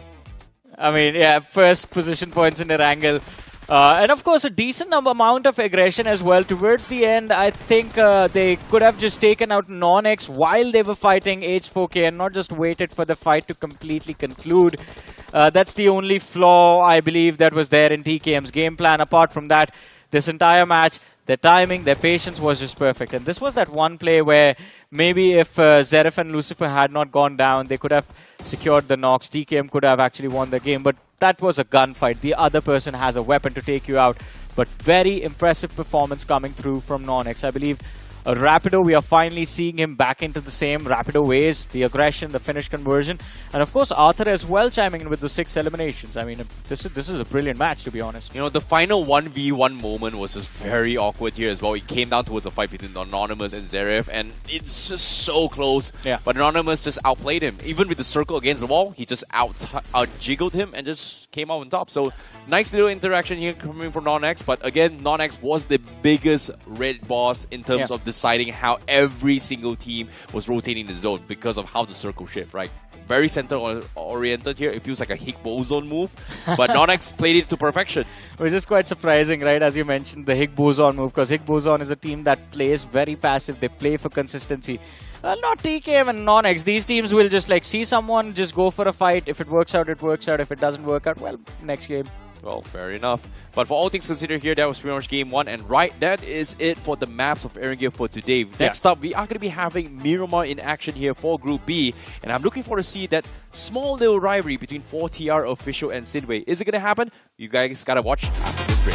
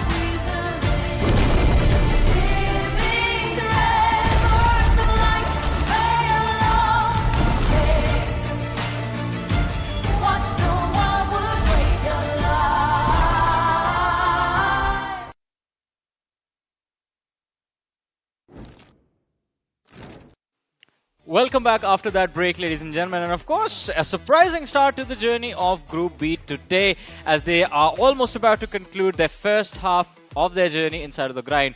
But of course, we still have 2 Miramars to go to see how this day for them in its entirety is going to turn out. And joining me for the next match, it's going to be none other than Necro. That previous game of Erangel, surprisingly, TKM secured their first set of placement points on Erangel, and of course, NoNx and H4K survived till the very last few stages. That's a really good news for them, right? For H4K, it's a big up in the overall standings. We have been looking at H4K since the start, and H4K has not been able to get that many points, but now the fact that we're seeing a step in the right direction, it's really good news. But one bad news for H4K, it's going to be that now they're going to shift on towards the map of Miramar. It's not going to be the same map of Erangel anymore, so struggles will be there. But hey, something that's really good for you guys, and what you can do is you can actually stand a chance to boost the prize pool for this BGIS 2026. All you need to do is hop inside of the game and play it. That's it. And while playing the game, you can also earn in-game rewards, and it's all because of the Discovery Island. Exactly. Go to the Discovery Island, of course, as Necro mentioned, just grind out matches with your squad. You do 2 things. First, you get better as a team, and of course, who knows, maybe in the next BGIS, we're going to see you in action. And of course, the second thing is, as we mentioned, you help boost the prize pool of the BGIS as well. And we would like to see how much we can we push it to the max again. Yeah, and you could also get in-game rewards for free. Oh, yeah. Yeah. What else do you want? All you're doing is just playing the game at the same time, is doing good for the tournament and doing good for yourself, because you're going to be getting free in-game rewards. But as we move on towards the MVP of that game, it's going to be Rapido from NoNx, getting 633 damage dished out and 6 finishes racked up with 2 knocks and the survival time of 29.50. Solid stats from Rapido. Then you move on towards Arthur as well, getting 6 finishes. It was a pretty well-balanced game for NoNx. Yeah, it was a balanced game for NoNx. In fact, I mean, They got a lot of eliminations. The cleanup towards the end was very impressive. Vanguard as well had a pretty decent performance. They had 8 eliminations, but just the 2 placement points to show for it because they got stuck while exiting Rozhok and moving out into the open. SINEWY, I'm a little bit upset with because SINEWY was doing so well, and then for some reason there was this random push in the middle of nowhere where they wanted to take the shack that was in control of the players of TWOB. In fact, just one man from TW was holding that shack, and SINEWY just got destroyed at the hands of NoNx over there. H4K just getting 5 points. I personally thought H4K could have gotten a lot more, but elimination points completely sacrificed from them, not even getting a single elimination point. So which means that H4K is still going to be at the bottom of the board, but you can't. It's a step in the right direction. Now they know what exactly needs to be done to play that survival game. Moving on towards the overall standings, not a lot of changes over here. Rising Esports still on the 4th, Wyld Fangs on the 3rd, Genesis, Zutsu, they're still going to be in the top 2. It's not even a concern. SINEWY on the 7th, Team Tamilas dropping down numbers. Yeah, Team Tamilas, I think today they are going to be, well, they should hope for a recovery because that previous game as well kind of stuck in an awkward spot, got taken out. But from this game, I think the major comebacks that we witnessed were from NoNx and TKM. And of course, slowly and steadily, even though it's a very slow pace, we do not see a lot of movement from H4K. In fact, they're still 15th, but they've covered up a lot of difference in that previous game. Before this, they were very far off from even contesting anyone in the top 10, but now they actually stand a fighting chance. NoNx Esports, even they have been a majority of the concern since NoNx Esports hasn't really been able to rack up a lot of points. We remember the day one NoNx Esports, it was their debut. They did so good on the map Rondo, securing a decent bit of points, but now that same domination has been missing since that day one. I agree with you on that, and I think for NoNx Esports, for some reason, it just feels like they just want to go after TWOB the same way Revenant X-Park was going after Vasista Esports. At least on Erangel, that has been the case so far. But yeah, a massive recovery is going to be required from the side of NoNx Esports as well. The only problem is that now even the middle pack for Group B at least is running away with those point difference, and they have a little bit of safety cushion where the middle pack all the way till I would say about the 11th and the 12th position is just competing with the team sitting on the 4th and the 5th position straight up. But now, Johnny, speaking of the upcoming game, we know there's a drop clash towards Picado. It's between 4TR and SINEWY Esports. And these two teams have been constantly hindering each other at the same time. And if they do come out on top of that battle, you will see one team completely handicapped, which also means they are sort of throwing the game. But is that going to happen once again? Let's find out.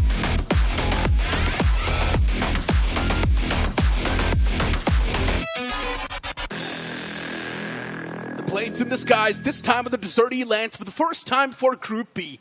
And the plane fly path starting all the way from the extremity. This one's not going to be a good one for a lot of these teams. Starting from El Azhar towards Valle del Mar. If you want to go on towards El Pozo, that's going to be a tough stretch. But Picado, it's right in center. Yeah, Picado is going to be smack center. And as you were talking about that drop clash, now I'm just hoping to see that happen. Because first of all, who's better at landing? Who gets their team into Picado quickly? And of course, the big reds, if you are not lucky and you do not find weapons and utility to try and engage, then it becomes difficult to find an opening as well. On the other side of things, I think TWOB, for them, they need to utilize these Miramar maps to try and at least climb out of the bottom 2 of the leaderboard that we stuck dead last for the longest of times. And as we have the map standings for Miramar as well, even here TWOB have just been able to secure like 2 points. I mean, just look at the map standings. 4TR just getting 4 points so far on this particular map, and SINEWY getting 7 finish points. Yes, SINEWY does have a better average, but at the cost of what? Losing out on your own player over and over again. It's not a good thing at all. And I've been mentioning this since the start. If 4TR and SINEWY, they keep on dropping next to each other, the damage is going to be dealt to each other, not to the lobby. You are just going to be hindering each other. Yeah, agreed with you on that. Because, I mean, you lose players, then you are basically sacrificing your late-game performance for the early-stage aggression. And once again, as the fight begins, SINEWY, Ninja is going to be shut down by paying his life. The Thompson comes into action. Now he's waiting for the second pick. Charges forward, goes down. 4TR also making mistakes in this one. Rex boy, that was a really quick knock. Instant confirmation follows up as well. Even for SINEWY, they've lost out on 2 men. This is what I'm talking about. Trades happening back and forth. Both teams already handicapped. Even if you do come out on top, you're anyways going to be losing out on too many men to try and carry on this game. So you're anyways throwing this. Damage dealt on equal sides. And now Rex Boy is the only person trapped in the corner. And even he's taken down real low. Ejects out of that entire window. Latches onto another one. The man's safe as of now, but he does not have a lot of HP. Since it's barely surviving on 1 HP, this is impossible. Upstairs in that room, there was a painkiller that he could have actually picked up, but he chose to just fall back further down. Even though 40R, they have options to recover, they have options to bring their HP back. Rexboy escaping like this could be troublesome. If he gets a reset going, if he finds a first aid, he's going to be back in a fighting position. And he has found a second weapon as well, by the way. That Thompson, it can help him out. So, yeah, what a great escape, man. That is very impressive from Rexboy, to be honest. I think they're just going to mess this up equally, straight up. I don't think a lot can be done. Look at SINEWY, Rexboy. Patching himself up now, realizes that he's also getting pounced up. Jutton, pre-fire around the corner, does come out on top. SINEWY, the game's already messed up. For 40R, they've lost out on a man. But there's still one more man to go. And if he does manage to find one knock against 40R, that's going to be troublesome. All the men from 40R now pushing in tandem. Next to each other, Jutton's taken down pretty low. Now patching himself up with that first aid. He's going to be feeling pretty good.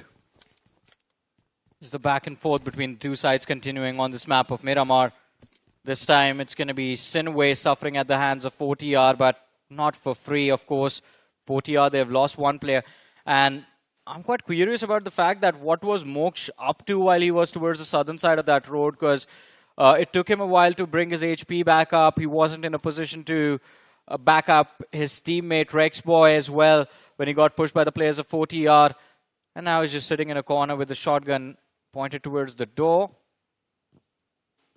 Can't really do a lot of, in fact, anything from here on out. I think he's just going to be praying that 40R just give up on him and run away. I guess. Since he's the only person alive, I don't think he can do a lot anyways. Yeah, agreed. You might as well just go for the fight and hope for the best.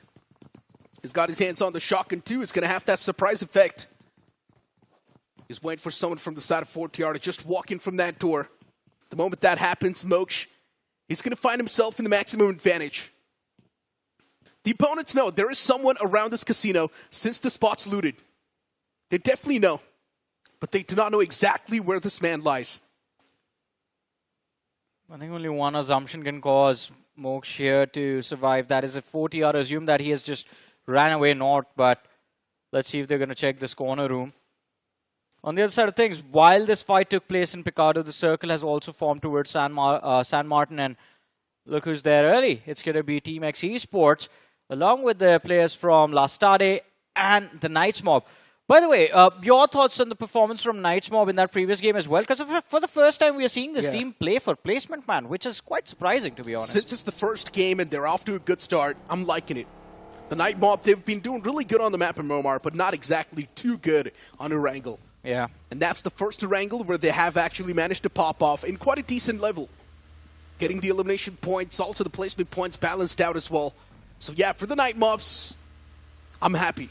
The funny thing about this is, as you said, like they've been doing well on Miramar, and well, they have 5 placement points on Miramar. But the reason Knight Mob is a very impressive team is because of the amount of eliminations they end up securing on average. Yeah. And considering they finally found a break inside of the top 8, they're sitting on that 6th position, and they need about 10 points to challenge Wyld Fangs.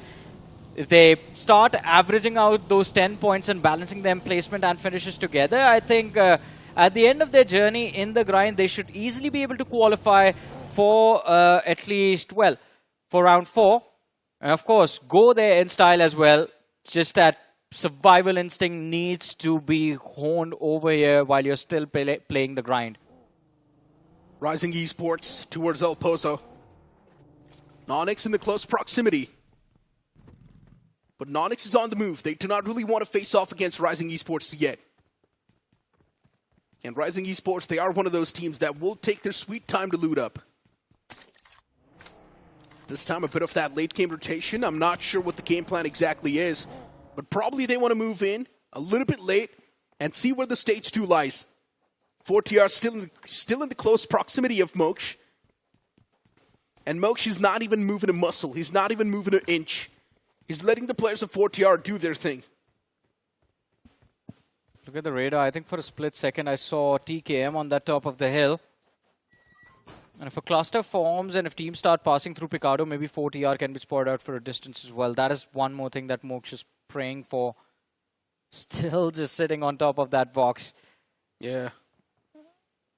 That's just extreme paranoia at this point, but anyways, apart from that early conflict, no fights have taken place. The first stage of the zone is going to conclude in about, well, 50 seconds now, exactly. And the next shift of the circle is what can be the catalyst of a lot of these conflicts, because apart from San Martin, Hacienda del Patron, there are a lot of hills that kind of look over these open terrain of Miramar in this particular position in the centric part of the map. And if you get to the top of the hill, you have the vision, and if you have the scope and the DMR, you can get a few free points for yourself. You indeed can. At the end of the day, it's all about the high ground, right? That's how the Night Mobs really secure the points. Yes. They like to be on the high ground, just dominate the entirety of the low ground. And that's one of the main reasons why Miramar has been really good on them. They instantly try to be the first one to move on and rush towards that high place.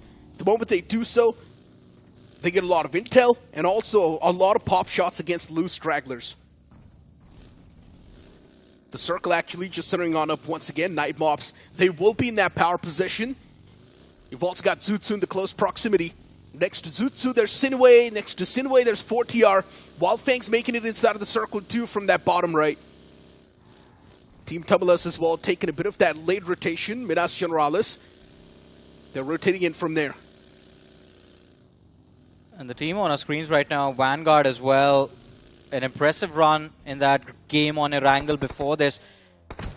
Converting it into a lot of points, but finally it seems like a fight kind of breaks out between Rising Esports and the players of Team X Esports. Shots fired from either sides, but no openings yet found.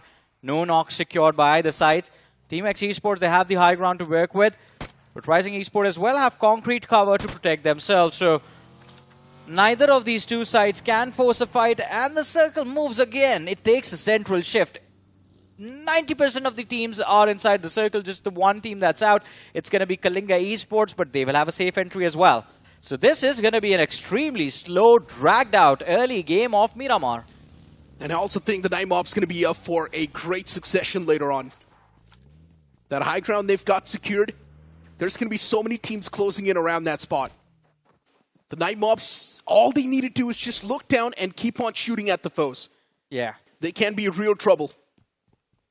H4K next to Team Tamilas in the close proximities. I don't think they're going to be actually engaging in a fight, but there's a chance. We might see some individual blows happening. Not a proper 4-on-4 fight. KALINGA Esports, the pace has dropped down massively since day one. On day one, KALINGA Esports was dominating. Yesterday's day was decent, but still, it's not that same pace that you expect from KALINGA Esports. They're currently sitting on the 11th spot. And I think majority of those points that they have right now came from that start on Rondo. But Indeed. since then, the performance has completely it's completely shifted in a different direction than what we were hoping for. But as you were talking about Night Mobs, Necro, we see Beast, he has taken some damage. Even Zeref has dropped extremely low. So even though Night Mobs have control of the hill, control of the high ground, they aren't really in a position, it seems like, to actually aggressively start taking the fights and start to build up pressure on the opponents. But as soon as I say that, Beast is getting too close to the ridge. And needs to be careful because Team X Esports on the other side, there's a man looking right towards Beast. And if those headshots connect, things are going to be open for EVOX to actually climb up the hill and put up pressure on the side of TKM over there. The next zone shift's going to be important. Very. Is it going to be shifting towards Power Grid? Is it going to move on towards Graveyard? Or just straight up San Martin? Instead, it shifts towards Power Grid. The Night Mobs, once again in power position. They've got the prime spot. No one's going to be shaking this team away. The amount of elimination Night Mobs is going to be able to rack up, that's going to be insane. So many teams will be out in the open, and Night Mobs from the top, they can just rain down death and destruction. And this is one of the main reasons why Night Mobs has been finding that success too. Yeah. Their fighting capabilities are impressive, but now they are getting favored by the circle as well. But I wanted to talk about Genesis because I was feeling worried. They were being gate-kept by Vanguard, but Genesis, they kick things off. Dionysus has taken a lot of damage, and now Genesis Esports should have the upper hand at least for the next few seconds, depending on whether they find the opening or not. But I believe this is an error They allow Vanguard to get behind cover, and they allow Vanguard to reset from the damage that was dished out. Now, Genesis Esports, they will have to rotate along the outer edges of the circle and find a different direction to breach the play zone from, which is going to be a big challenge. There's so many teams around Genesis. As you mentioned, no breaching point. And that's why Genesis Esports now, they're looking to pull off a long rotation. All the way from that northern side, wrap up maybe from the top left. Definitely a chance. The Night Mobs, they've got a big spread. It's a 2-2 spread. And once again, the fact that Night Mobs is really taking this a little bit passive, it's catching me off guard. Yeah. They're also scared of the back line, so it makes a lot of sense. It's a big terrain they need to cover. I think the way their Miramar matches went on day number 2, I think they might have realized, like, all right, if we survive the early stages, we make it to the late game stages and protect our numbers, maybe we can secure a few chicken dinners on Miramar as well. Ammunition exchange between Zeref and his teammate Future over there. It was actually guns being exchanged. No, they exchanged weapons. Yeah. Wow. Mini 14 passed on towards his teammate, and the other guy passing on the M416. So, yeah. I mean, they're both not too far away from each other, so I guess it's just like who wants to use what. Yeah, maybe. Maybe the other guy's running low on ammunition, I guess. Makes a lot of sense, actually. Mini 14 does not take a lot of bullets, but the M416 to spray down, that's going to take a lot of ammunition. And that's why you see the guy dropping down a bit of that ammo and also dropping down his M4 with that. Yeah. So, yeah, makes sense. This was the first fight of the game that began about 1 minute 20 seconds into the match. And now we are at the 14.5-minute mark. Apart from that, no other conflict has taken place, but now this is where things get chaotic. Because look at the southern edge of the circle. You have Wyld Fangs, you have 4TR, well, not the entirety of the... Well, yes, it is the entirety of the team. And of course, the last surviving player from the side of SINEWY Esports also present there. And all these 3 teams are going to look to breach the southern edge of the circle. From the north, though, Vanguard can have a run-in against LASTADE, and it seems like it has happened. Damage taken by Dionysus. He is going to get knocked out as LASTADE find the opening in this fight. Vanguard have already taken too many hits upon themselves. The man's knocked out. Dreams in the back lines, constantly trying to fire through his wall. Even the Blues chipping out a lot of damage. Insidious, he finds a beautiful angle. Shutting down the man in the front line, but now Insidious is also getting shot at from the back. It's H4K knocking on the doors. Vanguard, instant cavalry did arrive, but it's still not early enough, as they still lose out on one of their main valuable men. Another man from Vanguard is trying to close in, and he will be able to do so as well. NoNx TWOB closes up against the opponents, but he's not able to do anything yet. As H4K, they just back away from that spot, respecting the opponents. And speaking of SINEWY, by the way, that one-man Moke, she was alive, is now finally making rotation inside of the circle. Just one person from SINEWY trying to secure placement points. I don't think it's possible. Hey, but look at this. It seems like LASTADE are going to be reset. Dreams finds the opener. But they keep forgetting about the flank, the back lines. Every time Vanguard overextends the ridge, shots are fired towards them from H4K. But NoNx TWOB, he makes that push towards the side of H4K all alone, looking to make them fall back, looking to force them to take a step back. And he succeeds as well. But taking 2 fights on 2 different fronts has resulted in Vanguard losing 2 players as well. It's just down to Dreams and NoNx TWOB, which is not the ideal scenario you would want for yourself. Now Vanguard is going to be forced to play on the back foot, and they don't have a lot of points from the early stages of the game just to finish to show for it. LASTADE is on the run. Looking at Vanguard, now cooking up an aid. H4K, they will be chipped up as well. Wizard, the man is softened up, but it's not soft enough. H4K once again lacking on the elimination points. I'm not even sure why they're playing like this. But look at Stone BGMI from the back. It's always Vanguard getting shot at in the back lines constantly. LASTADE Esports, they know Vanguard's dismantled. And now H4K, they just want to come in and get a few remaining pieces left over. just like that, Mac peeks out, and that's going to be the confirmation against Vanguard. The final elimination point claimed.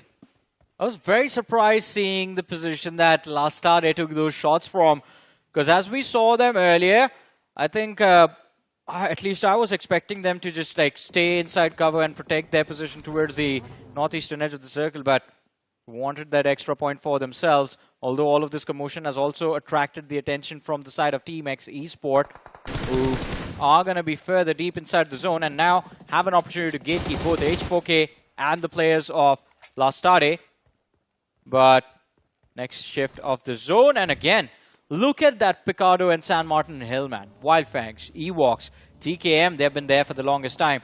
Zutsu, and it seems like Team Tamilas might also want to take that same path, but kind of an awkward split from Wyld Fangs, Kana, and Spray God all the way up towards the northern side of the hill, and outside the zone we have Goten and Sensei towards the southern edge of the circle. The Blues constantly on the move once again. You cannot stay out for too long. You need to be in the white line. Genesis Esports still in the open fray. And now 4TR making that push against the players of KALINGA. But still, PMW IGL, he was able to find the first. But the second conversion does not come into picture. 4TR have already lost out in too many players. Now Morty, the only glimmer of hope standing. And Morty does have the centric position. But KALINGA, they want to charge in and punish Morty even more. The remaining two players of KALINGA, they push in. And they want to shut down Morty. But there's also a third party from the far fray constantly taking shots. Morty gets assistance from the third party. Well, Morty, it seems like, is having a party of his own, and 4 eliminations for the man. Big conversion coming through. So lucky that the shots fired on the players of KALINGA Esports just instantly dropped to the floor. And KALINGA weren't prepared for that. Last man left alive is going to be Owen. And also, by the way, that standoff or that rivalry between 4TR and SINEWY, now we just have to see who survives longer in this game, because even Moksha is still there. But H4K Wizard knocked out, and LASTADE Esports, they want these points in the easiest manner, so they're looking for that last man from the side of H4K as well, which is Mac, hiding on the hill slope in that shack. And I don't think LASTADE are exactly aware as to where he is, so they are going to have to hunt for information first. Genesis Esports, even they're now on the run towards the centric part. There's KALINGA over there, but I don't think KALINGA is going to be a problem. LASTADE Esports still on the lower ground.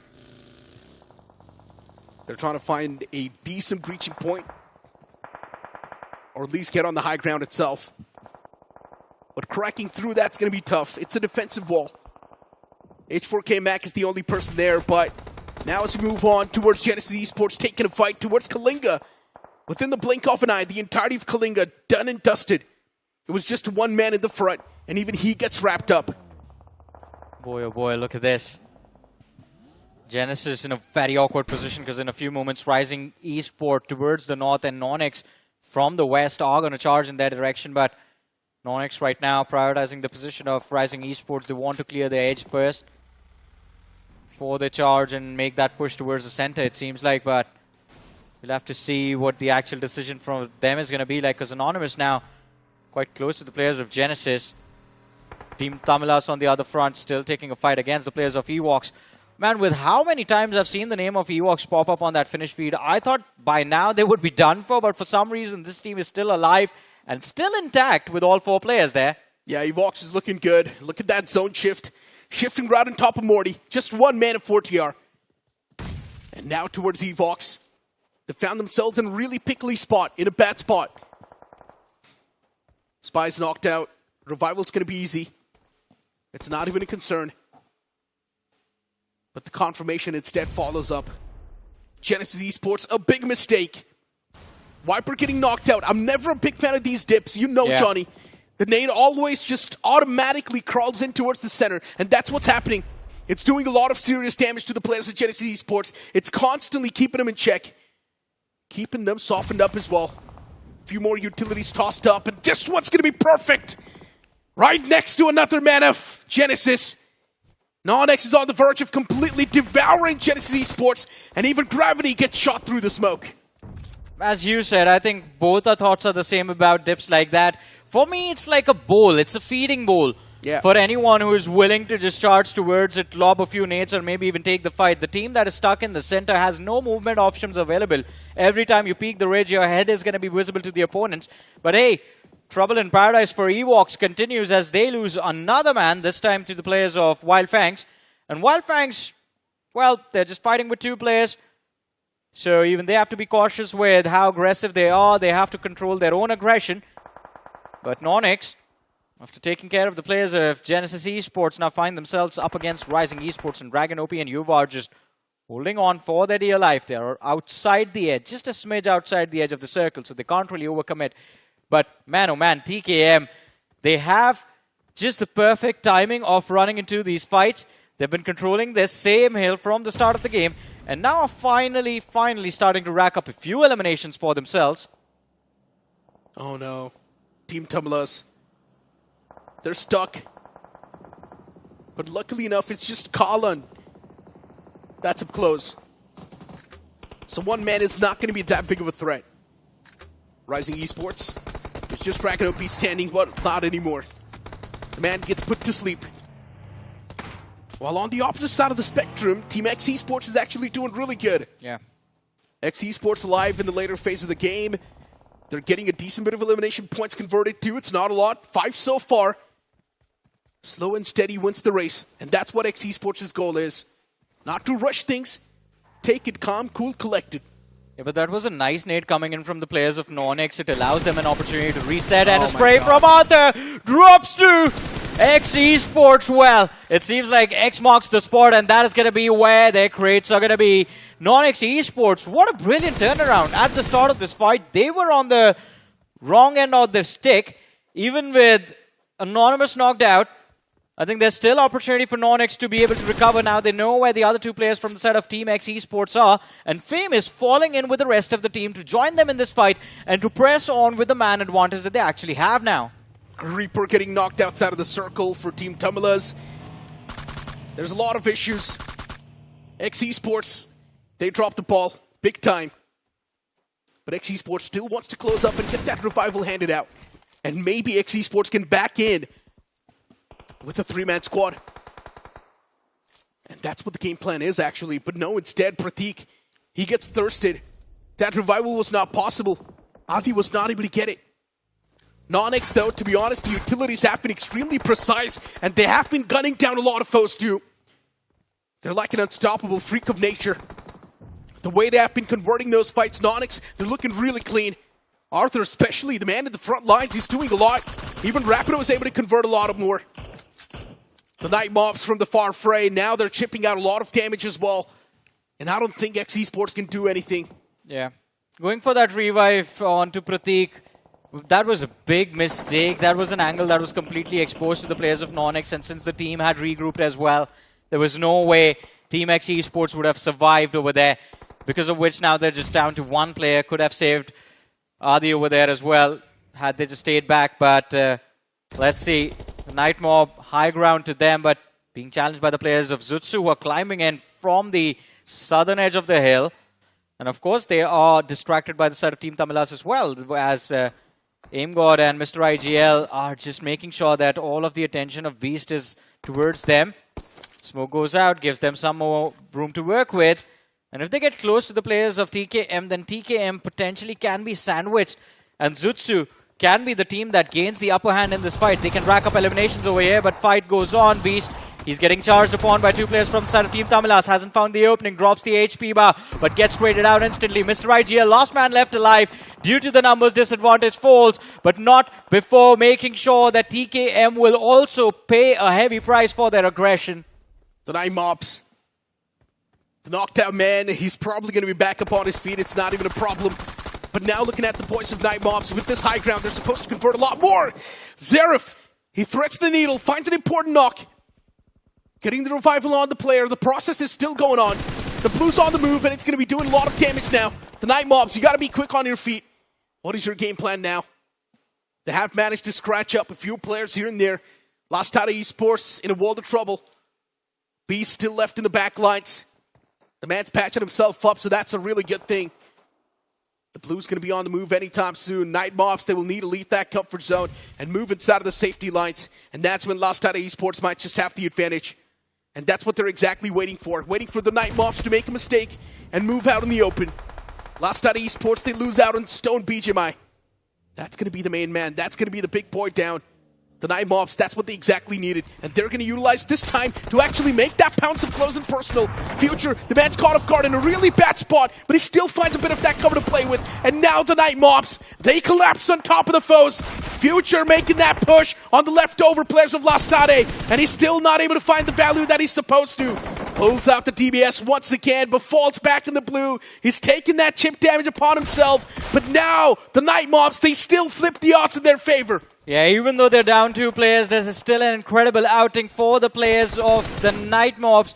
They're there in the top 3 with 9 eliminations secured. And of course, Zutsu, a team that was already performing, also makes it to the top 3. But the most incredible performance today from Group B is going to be from the players of NoNx, having secured a chicken dinner, a very nice, big, juicy chicken dinner on the game of Erangel. They are also there on their way to have a successful map of Miramar. 10 eliminations, all 4 players alive and intact. And it seems like this team was hungry that one dinner is not going to get the job done. They are going to need that second one as well.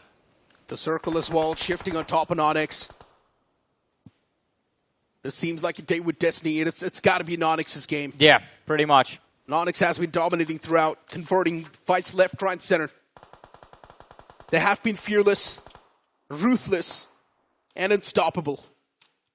Zutsu, though, they still might just be the thorn. The Night Mobs trapped all the way back in the blue, and they refuse to give the elimination points to anyone else in the lobby. And now NoNx, they know. They've got the man advantage in the fight anyways. They want to take the charge, and they want to take the initiative. Pushing up close, slowly and steadily. NoNx losing out on Rapido. That's not a good news. Now the fight's down to a 3v3. Utilities being exchanged from both the sides, but Anonymous, he finds a crucial knock. Final 2 men standing for Zutsu. They've got the smoke cover to play with, but Flock, he's going to be a deadly man. And now both the players sitting in that one vehicle, and to spray them down, it just gets even easier. Anonymous, all he needs to do is connect one shell, and that's what he does. NoNx securing yet another solid game in their hands. Yeah, nice back-to-back win coming for the players of NoNx, and a pretty impressive one as well. I think 13 finishes secured and the chicken dinner. That is 23 points from this game. Before this match, in the 9 matches that they had played, they had just 11 placement points. And today, in just 2 games, they have been able to secure 20. And even that chicken dinner prior to this on Erangel was an impressive one. So I think now this team is on its way to find their space inside of the top 5. Maybe they're going to be challenging the top 3 if they can convert the last Miramar as well. I know, right? For NoNx, to be honest, the way they were taking those fights as well, it felt like a whole different beast. Yeah. This NoNx, we were not able to see them since the past 3 days. It's a complete different team now, Johnny. The way they were taking the fights, the way they were coming out on top as well, it felt like no one was a competition to NoNx. And the crazy part is, it's not like they had a good spot in their hands. They had a pretty mediocre spots, but they were still converting the fights well. I think for the early game, yes, they had a pretty awkward spot, but for the late game, considering everyone just charged for the hill between Picado and San Martin, that kind of swung the odds of the game in their favor, because then you had Team Tamilas, LASTADE, Zutsu, TKM, all these 4 teams, and Wyld Fangs was there on that hill as well at one point. So all these teams just ended up fighting each other, and NoNx just had to take the most important fight where it all began. Let's not forget was the fight against the players of Team X Esports. That is where NoNx was kind of losing their players, as Rapido got knocked out over there, Arthur got knocked out over there, but then Team X also dropped the ball and NoNx recover, and from there they just close out the chicken, wrapping up easy eliminations till in the very end. To be honest, for me, a big surprise is going to be Wyld Fangs, a team with so much potential, so many good caliber players. And every single time, Wyld Fangs, they're just not able to bring in that one big game that's needed. I think one big mistake for Wyld Fangs this time was that early split, where they had 2 players towards the northern slope of the hill and 2 players towards the southern side. That should not have been the case. I mean, you can't control a hill that far away from each other, especially when you know you have like 3 teams right on the summit. the southern side players got picked off, and then there were no options left for the players that were playing the northern slope, because they will be fighting, what, 2v4 every single time. And if you look at the roster of the entirety of Wyld Fangs, everyone is quite a good player. They've got a lot of experience, be it Godin, be it Sensei. They've got years of experience backing them up, but still they are struggling in a way where none of us saw this coming. Wyld Fangs, we all thought is going to be dominating this game, but we are seeing something completely opposite. But hey, for now, it's time for us to toss to a short break. You guys don't go anywhere. We'll be right back with the final game of the day.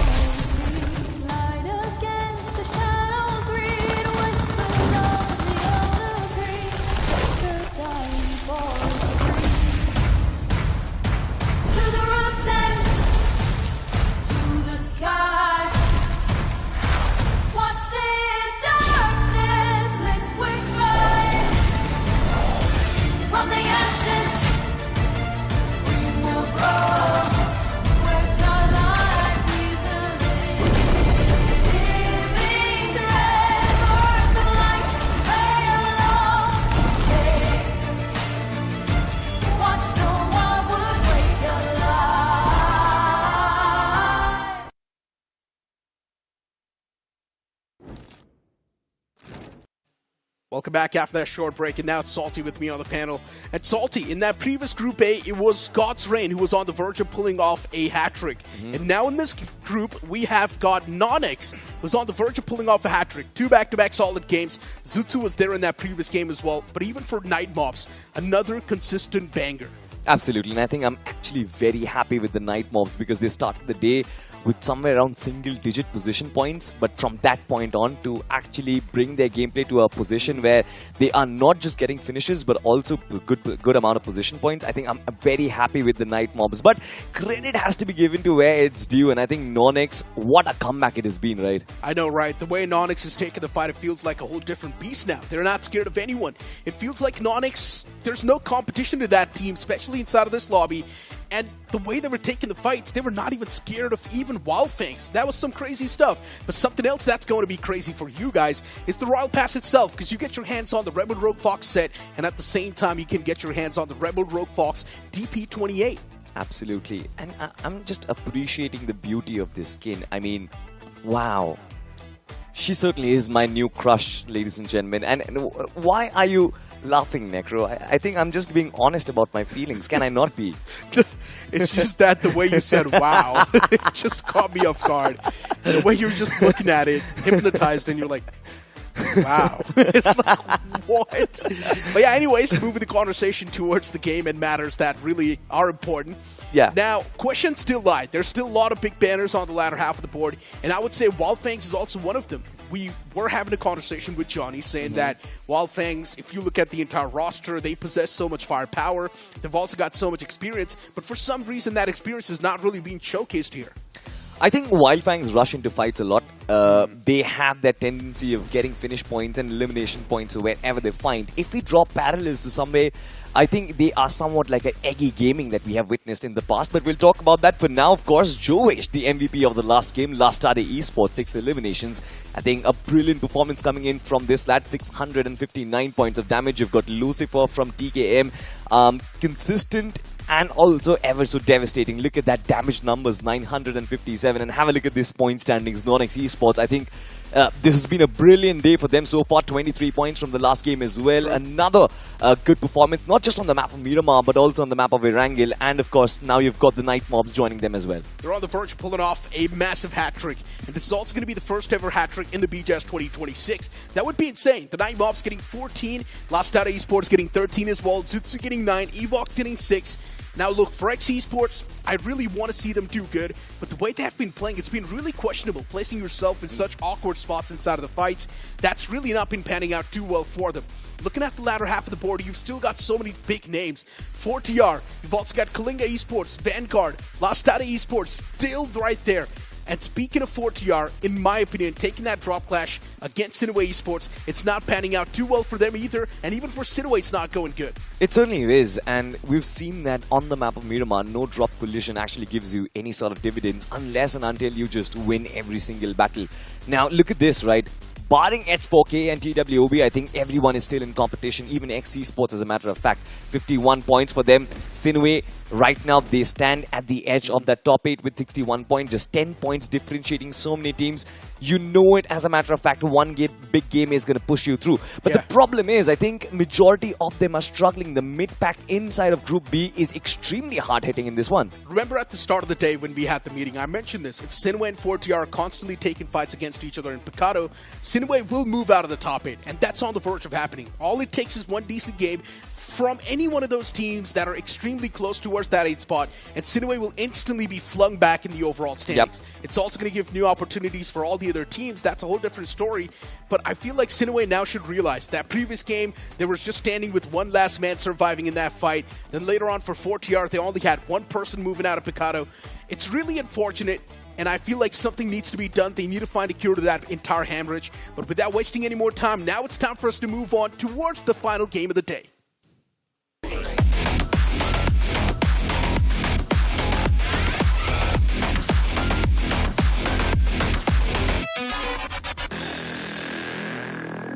The plane's going to be in the skies once again, and this time for the last time. And this time starting all the way from Partona towards the opposite side, which is going to be Campo Militar as well. The plane fly path heavily tilted on the right side. Not exactly, actually. It is pretty balanced. If the teams do want to move on towards El Pozo, it will be a tough stretch, but not impossible. I mean, it is one of the longest flight paths that we've seen inside of this map, to be honest. Just starting in from Minas del Val towards Torre Hamada. Now, one big glance towards the map standings of Miramar, where we've seen NoNx Esports just perform brilliantly. Zutsu has been ever so consistent. Teams on the latter half, I think this is where problems will lie, because in my opinion, EVOX, they are such a team that has been historically so brilliant on the map of Miramar. I'm not really sure what the problems are going in for them. Even for Wyld Fangs, I think, haven't really been successful on this particular map. Just 15 points from the matches that they've played. And I guess, barring those couple of teams up top, there are majority of these names who are still from position 3rd towards the 16th position. They have been rather unsuccessful on this map. Yeah, they indeed have been. Rising Esports this time, switching up that drop location towards Partona. TWOB, we have been speaking about all the other teams on the latter half of the board, but TWOB as well, they should be part of the conversation too. SINEWY, once again, starting things off with a bit of that disadvantage. 4TR having the man advantage in the fight, and SINEWY, they have been caught off guard with nothing to work with, or at least one of the players, he does not even have a weapon to defend himself. And 4TR Morty, he's just constantly mowing down the lawn. Even though the man's got his hands on a proper weaponry, he's still not able to find those knocks. SINEWY in a world of trouble. Problems constantly knocking their doors, but Rex Boy, he still finds a crucial knock. SINEWY now flipping the odds and flipping the tables in their favor. And somehow 4TR, they've messed up big time. But even SINEWY, they've lost out on one crucial player. And look at that HP on Rex Boy, just 1 HP, keeping him alive. 4TR, as a matter of fact, they did get that first elimination point. They had the upper hand and the numbers advantage, but all of a sudden it seems like SINEWY knocking on the doors to put the final nail in the coffin, but it still remains to be seen. Can this DP28 flip the script? Because once again, SINEWY Esports, they are hesitating to use the numbers advantage in their favor. Indeed they are. Jutin's got his hands on the DP28, and that can be really lethal. It's got a big magazine too, so yeah, the man can keep on spraying down if he wants. Rex Boy and Ninja now needs to work in tandem. Ninja himself is taken down pretty low. this is one of the reasons why they are not pushing up. He's got 20 bullets inside of the UMP, no secondary weapon, no vest either. SINEWY Esports understand that, yes, they do have the numbers, but it seems like they do not have the upper hand in this fight. The jump shot was brilliant, and this time, once again, it is Rex Boy. He finished off all 4 players of 4TR, and 4TR, who were looking for that comeback, were consistent in all across the maps of their group. Now, have been sent back to the lobby. That's really impressive. Rex Boy, the man did not even have HP at a certain point. And he still managed to win that 1v1. And then in the end, he shuts down the final cast wall. 4TR technically had the advantage. One of the men from the side of SINEWY, he dropped down real late. And still somehow SINEWY is the one to win the fight. But here's my point of concern. SINEWY did win that, but at the cost of wasting a lot of time and also at the cost of 1 player. Which means now they need to continue their journey with just a 3-man squad. It just gets even tougher. H4K. Mac has softened up quite a bit. Wizard, even he taps away against those foes. Rage God himself is there around the corner. For H4K, things have been a little bit different. This is one of those teams we know can do good, but still they have been struggling. They've lost their star fragger in the form of Knight to K9 Esports, and now they certainly are looking a little lackluster. This team, who's usually known for their fearless firefights, are now struggling in every single one of them, and standing at 41 points, 15th position on the overall standings. Chances are looking grim. They certainly can make it back inside the top 8 if they come back in the second half of their grind, but I'm not really sure if that is going to be practically possible. On the flip side, I think one team that has done really well to bounce back from the trenches, I think, has to be 4TR. 4TR officials, they were also in the same position as TWOB as well as H4K, but consistent performances yesterday, consistent performances today, barring this particular map, I think they have also secured somewhat of a buffer to make it work in the next 12 games. I wouldn't exactly say it's a comeback yet. Yeah. They're still pretty much down in the slumbers, don't get me wrong. On the latter half of the board, still things can be worse. Luckily enough for 4TR, they're still in the race though. All they need is 1 double digit on the board, and 4TR will be instantly propelled in the top 8. But that can change right now. If SINEWY gets a lot of points, that can instantly change as well. Looking at the circle too, H4K that found themselves in the smack center of LASTADE towards water treatment. Even they're looking pretty good. NoNx Esports as well, just barely breaching in towards San Martin. Vanguard, another one of those big names that can do insanely good. I'm actually surprised to see NoNx Esports bounce back from where they were. This has been a crazy performance today. They are certainly looking in for that hat-trick, but currently they are sitting at El Pozo. We just saw the map. A long-distance rotation awaits, as they will still find that injection point. The night mobs, they are on this tricycle. I'm not really sure if this is a good means to rotate, but anything works if you do not have a better car or a better vehicle.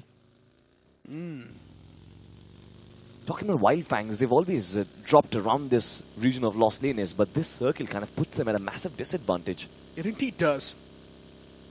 Boards towards Lost Leonis. Wyld Fangs on the move towards a better spot. EVOX around Minas Generalis as well. In my opinion, Wyld Fangs, yes, they do have a lot of firepower, but they should fight for a good spot instead. Not just take random fights, fight for a good spot in the circle. For example, right now one of the best spots occupied by H4K. Move on around the centric part, take a fight with H4K, win that, and take over that spot. There's still a lot of good real estates available. You've got the entirety of LSR completely open. You've got all the compounds of Tierra Bronca completely open. Campo Militar is out of the picture. It's not really inside of the circles. You can't really occupy that. But if Wyld Fangs make that good rotation, keep their firepower intact, keep all 4 players alive, I think they can be a big threat. But have a look at this. The Night Mobs, they are off the mark for sure, as Lucifer, once again, the man from that last match, is delivering here as well.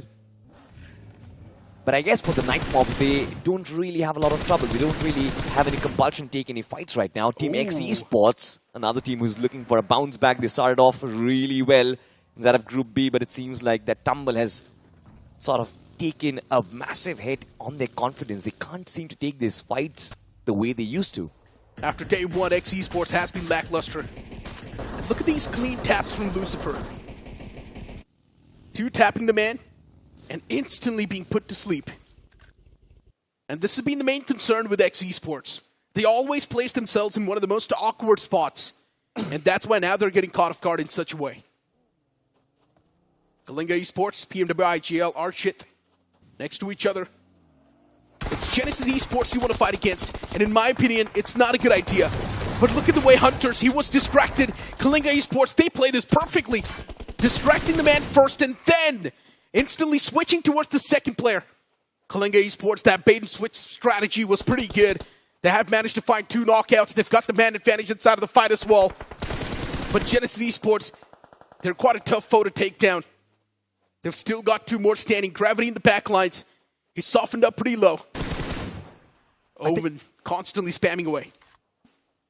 I think it sort of was an error move coming in from Hunters to actually be so close to the foes early on in this game with no support from Vipers. We've actually seen this lad do really well in those 2v2 scenarios when Viper and Hunters, their coordination is brilliant, but all by himself up against the lads of KALINGA Esports, it's always going to be a tough fight. Have a look at this. Gravity being softened up himself as well. OG, that was a good spray coming in. KALINGA Esports are doing a good job taking down their strongest competitors in the form of Genesis Esports. And I don't think this game is going to pan out well for Genesis at this point. Yeah, but the problem is both the teams are out in the blue. And they're wasting a lot of time. They can utilize this time to place themselves in a real good spot inside of the circle. But instead, they've already wasted too much. And now for the Night Mobs, their focus is going to be shifted on top of the players of LASTADE. There's 2 players in the front, Night Mobs. They instantly mob them up. They've got the players of LASTADE surrounded. And for LASTADE, where can they go? My question is, where's that 3rd player? Is he right there in the same proximity? Or is he far away? Seems like he is there. He is there. Just away from that fight. Lucifer coming in from the back lines can be crucial. And I guess LASTADE Esports aren't really aware of where is the positioning, what is the formation of the Night Mobs. Lucifer always quick on his feet. I love the way he repositions around these corners, but this time it seems like LASTADE Esports, they have found out. And they want to corner down Lucifer all by themselves. The rest of the 2 players on that right flank still trying to do damage. A little bit of attraction is there. The trade is coming through, and Zerif, brilliantly done.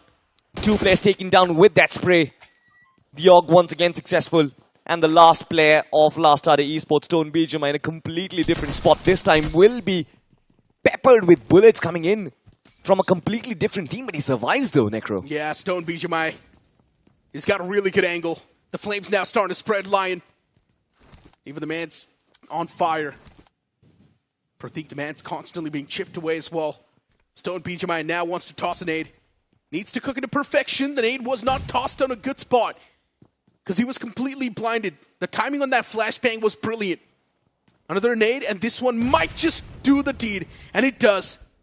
Pratik knocked out. Situation now isolated to a 1-on-2. Stone BGMI can definitely do it, but the utility is now softening the man up as well. Moves in the closet room, hands out the death blow, but even he gets eliminated. Too greedy for that elimination point. I feel like he could have clutched it. It's fine, I guess. He understood that the numbers advantage is just too much against his favor, a 1v2. Yes, for sure, he had a chance, especially after those first 2 knocks. He could have clutched it out, but nonetheless, it seems like now Team X Esports, they themselves are in trouble as the Night Mobs come knocking on their doors. Beast 04, we see those utilities fly in, but can he find the opening? And do they have the information that this is rather a 3v2 fight? They have the numbers advantage by default. This 3rd party, it can be deadly. Nade's constantly being flung over, but not finding any positive trade. Morty's there on the left side. This 3rd party from Night Mobs, it's purely to take over this spot. And talking about the spot, it seemed like water treatment will be one of the hottest pieces of real estate inside of this circle. It has taken a hard shift, ladies and gentlemen, as we move towards the northwestern quadrant of the map. Water treatment Hashi and the Delpatron as well as Cruz de Valle is going to be the positions where you want to be in.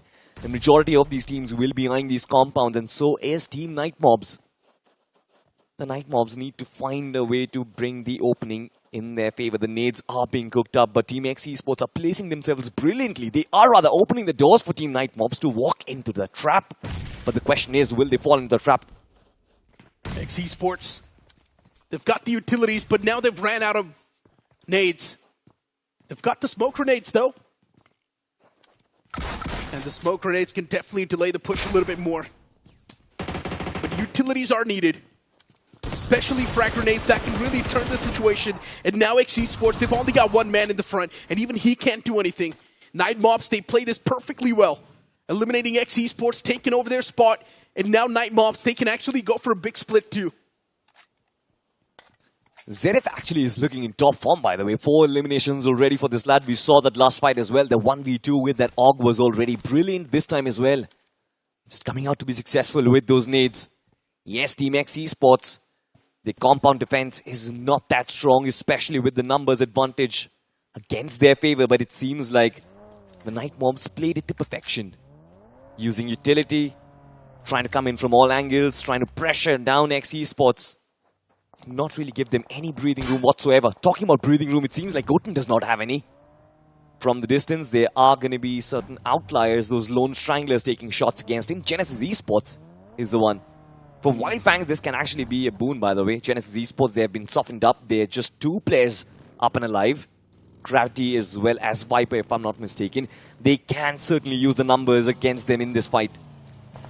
The next zone will pop up any second.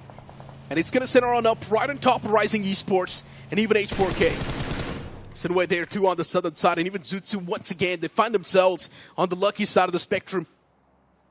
But Rising Esports, this team, they're like Higgboson off Group B. Somehow always attracting the zone on top of them. Yeah, a few games in the past, they were not looking too good. But now once again, the power begins. The circle shifting on top of them, which means Rising Esports, now they're not going to make a lot of moves. They're just going to camp it. You know, Necro, my hunch suggests that Group B is going to have one of the highest cutoffs, by the way. Competition in the mid-pack is immense. I've never really seen teams... I don't think. I think it's going to be Group A. Because inside of Group B, you've got Zutsu and Genesis Esports constantly farming points. Even the Nightmobs and NoNx now creating that vacuum. So I don't think we are going to see a big cutoff over here. Again, like, this is the difference in opinion, by the way, but then have a look at this, right? You've got Group A, where, of course, every one of those teams, they have achieved a lot in the past, but it seems like Group A is extremely top-heavy.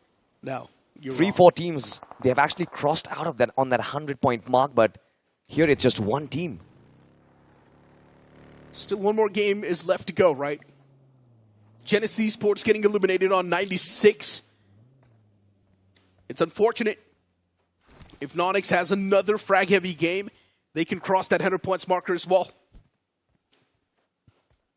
Let's see, though. You never know.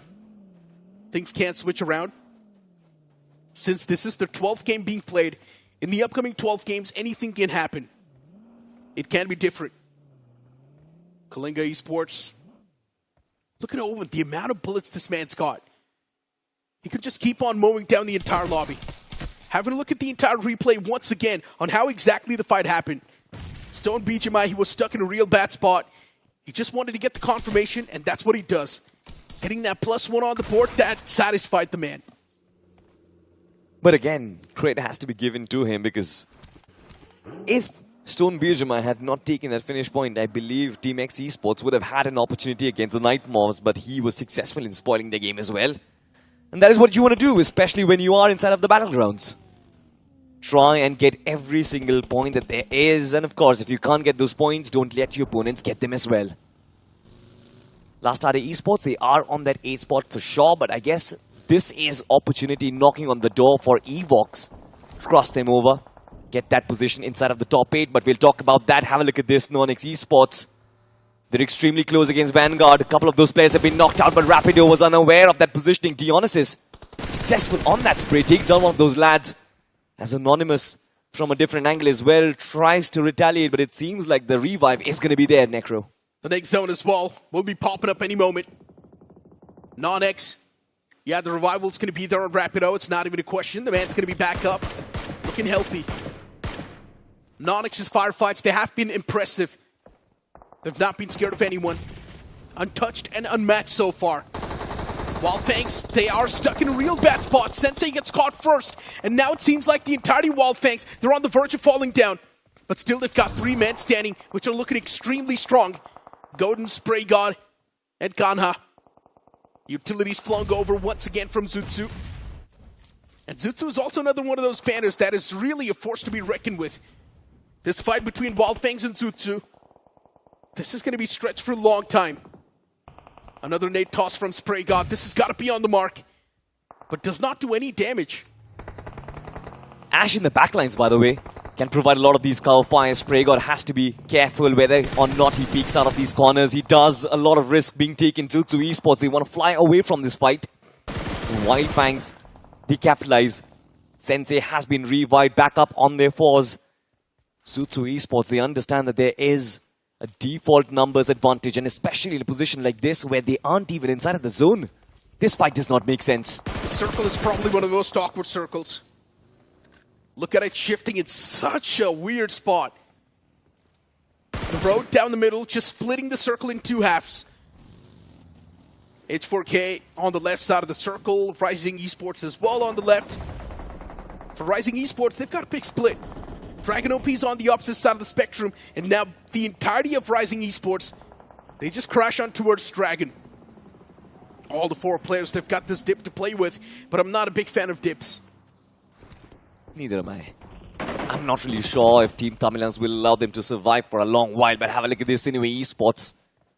They are being destroyed slowly and methodically, of course. Rex Boy looking to deal a little bit of damage. We have seen this lad being brilliant in the past, but from the distance it is Team H4K who are causing problems for Team the Night Mobs.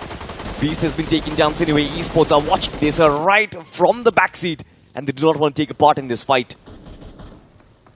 SINEWY, they're causing trouble, and also they've caught themselves in a big trouble.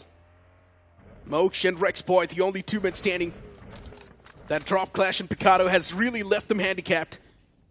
And now with these only 2 players left standing, I don't think they have enough men to do anything in the future. H4K, it's not one of those teams that likes to go frag heavy, so H4K is just going to back away and play for a good placement. While SINEWY, they're left to battle it out. No, wait, H4K, they've actually taken up a split. It's a 2-2 split, which has been devised to take on this third party, and they do it. Almost flawlessly, in fact. Mac with that nade was brilliant. Finds a couple of those frags. But have a look at this Vanguard Esports. They are bleeding. Insidious and Anush 2OP. There's nobody to save these lads. And even Spy has been knocked down, but no real threat. KALINGA Esports, of course, in the back lines. It's just 1 man who's been left alive. Pasha OP can cause a lot of trouble, but EVOX, the first priority needs to be getting their fallen man back up. H4K. Mac, the man still knocked out. The Night Mobs, they did a lot of damage. You talked about H4K being brilliant. Well, they just messed up big now. And Sujil, he's trying to back away towards Mac. It's probably one of those risky moves the man's trying to pull off. It's not going to pay off that well. Team Tamilas, they pushed up around the horizon. Got one of the knocks against the boys of EVOX and instantly backed away. Now trying to get the confirmation against Spy. And there we go. Eventually, Zutsu has been eliminated from the game too. Wyld Fangs alive with all the 4 players still on the block. While EVOX, they're still left to battle it out against Team Tamilas. This is an extremely sweaty circle, Necro. That road that connects Hashan, the Patron, and Cruz de Val just divides the circle in 2 halves. Now, the road does not play a part in this fight. But the question is, the landmass around it, it's flat, it's barren, there's not a lot of ridges to actually protect yourself. You are going to be out in the open and you are going to suffer, just like Lucifer did. Sensei from the backlines, Wyld Fangs, they are keeping their numbers safe. Spray God already has those 4 eliminations on board. As Wyld Fangs, they are certainly going frag heavy. But one big adjustment, they're not just diving into fight, they are playing for those placements. Indeed they are. 7 finishes racked up. Wyld Fangs, they've got a pretty defensive spot. but it's not exactly in a good spot inside of the circle. Once again, playing on the edge. It's not going to benefit Wyld Fangs too much unless they start taking fights right now. And taking fight means also falling prey to third parties. And I'm pretty sure Wyld Fangs does not want that happen. TWOB, they're right next to Wyld Fangs as well. They need to think through their decisions well. Team Tamilas, they've got a real big split of 2-2. 2 players on the right side holding the high ground, 2 players on the bottom. And they've got a bit of that warehouse to play with. Those 2 small warehouses. Team Tamilas can actually do a real good job from this spot. They can secure an easy chicken dinner and bring themselves back in the race. Unless and until Wyld Fangs decide to just chime in on those warehouses, dive deep, use the numbers against the split, and use it against Team Tamilas. We'll find out if that strat does come across, but it seems like right now they are fixated on the lads from TWOB as needs to come in. Spray God, as brilliant as he always is, finds Emperor, one of the top heavy players. He's always the man to get the openings for TWOB. This time he's the first one to fall, and I'm not sure if the rest of the 2 lads will be able to deliver that retaliation blow against Wyld Fangs. There's NoNx as well from the other side. They've just sandwiched Team TWOB from all angles. They're struggling. Barely alive on a sliver. Inferno and Daniel. Now they're also getting pounced in by the entirety of Wyld Fangs. They just want to eliminate the competition as soon as possible. And for Wyld Fangs, it might just be an easy pill. But they still mess up. Somehow this pill was quite tough to swallow. Wyld Fangs takes a significant amount of damage, but the recovery can still be there. It is there, in fact. I'm actually very surprised that NoNx did not have that line of sight against Wyld Fangs, because they could have easily third-partied and send them backpacking to the lobby. This time, Wyld Fangs, they do manage to survive in spite of Kanha failing that 1v1. And as you can see from the stats itself, it is Spray God who is doing majority of that damage. Not really a great part of the circle, but from the edges, they're just keeping themselves alive. The circle shifts once again. Oh my god, look at Team Tamilas. They control so much. There's Rising Esports in the front, the only team that can be a threat. Team Tamilas, there's a big chance they can actually close this one out and get the chicken dinner as well, unless Wyld Fangs pulls off some weird shenanigans. Even if one man from Team Tamilas drops down, this entire chicken dinner is thrown away. They just gotta maintain their man number, that's it.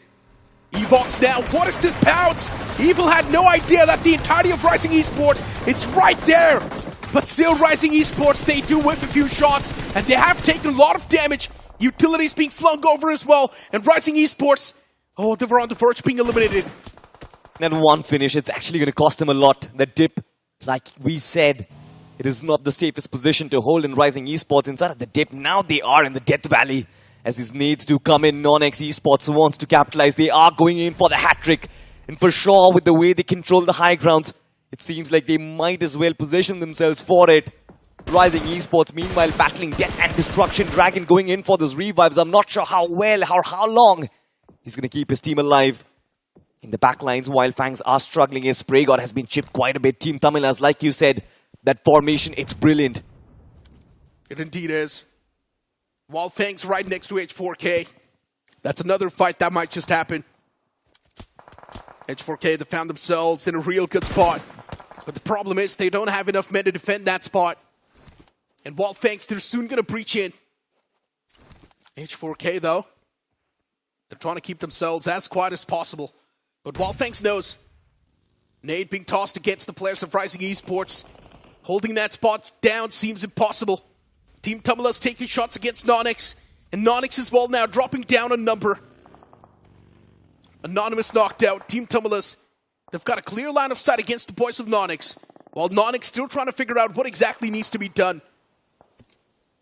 From the radar, we can spot out that all of these teams, they're actually playing in from the edges. They understand the center of the circle is not going to pay you any dividends. Rising Esports, they have been struggling. NoNx right now inside of the blue Fame needs to inject himself. Team Tamilas taking shots because now that high ground turns into a massive disadvantage. You are going to be that central point of contact, center of attraction.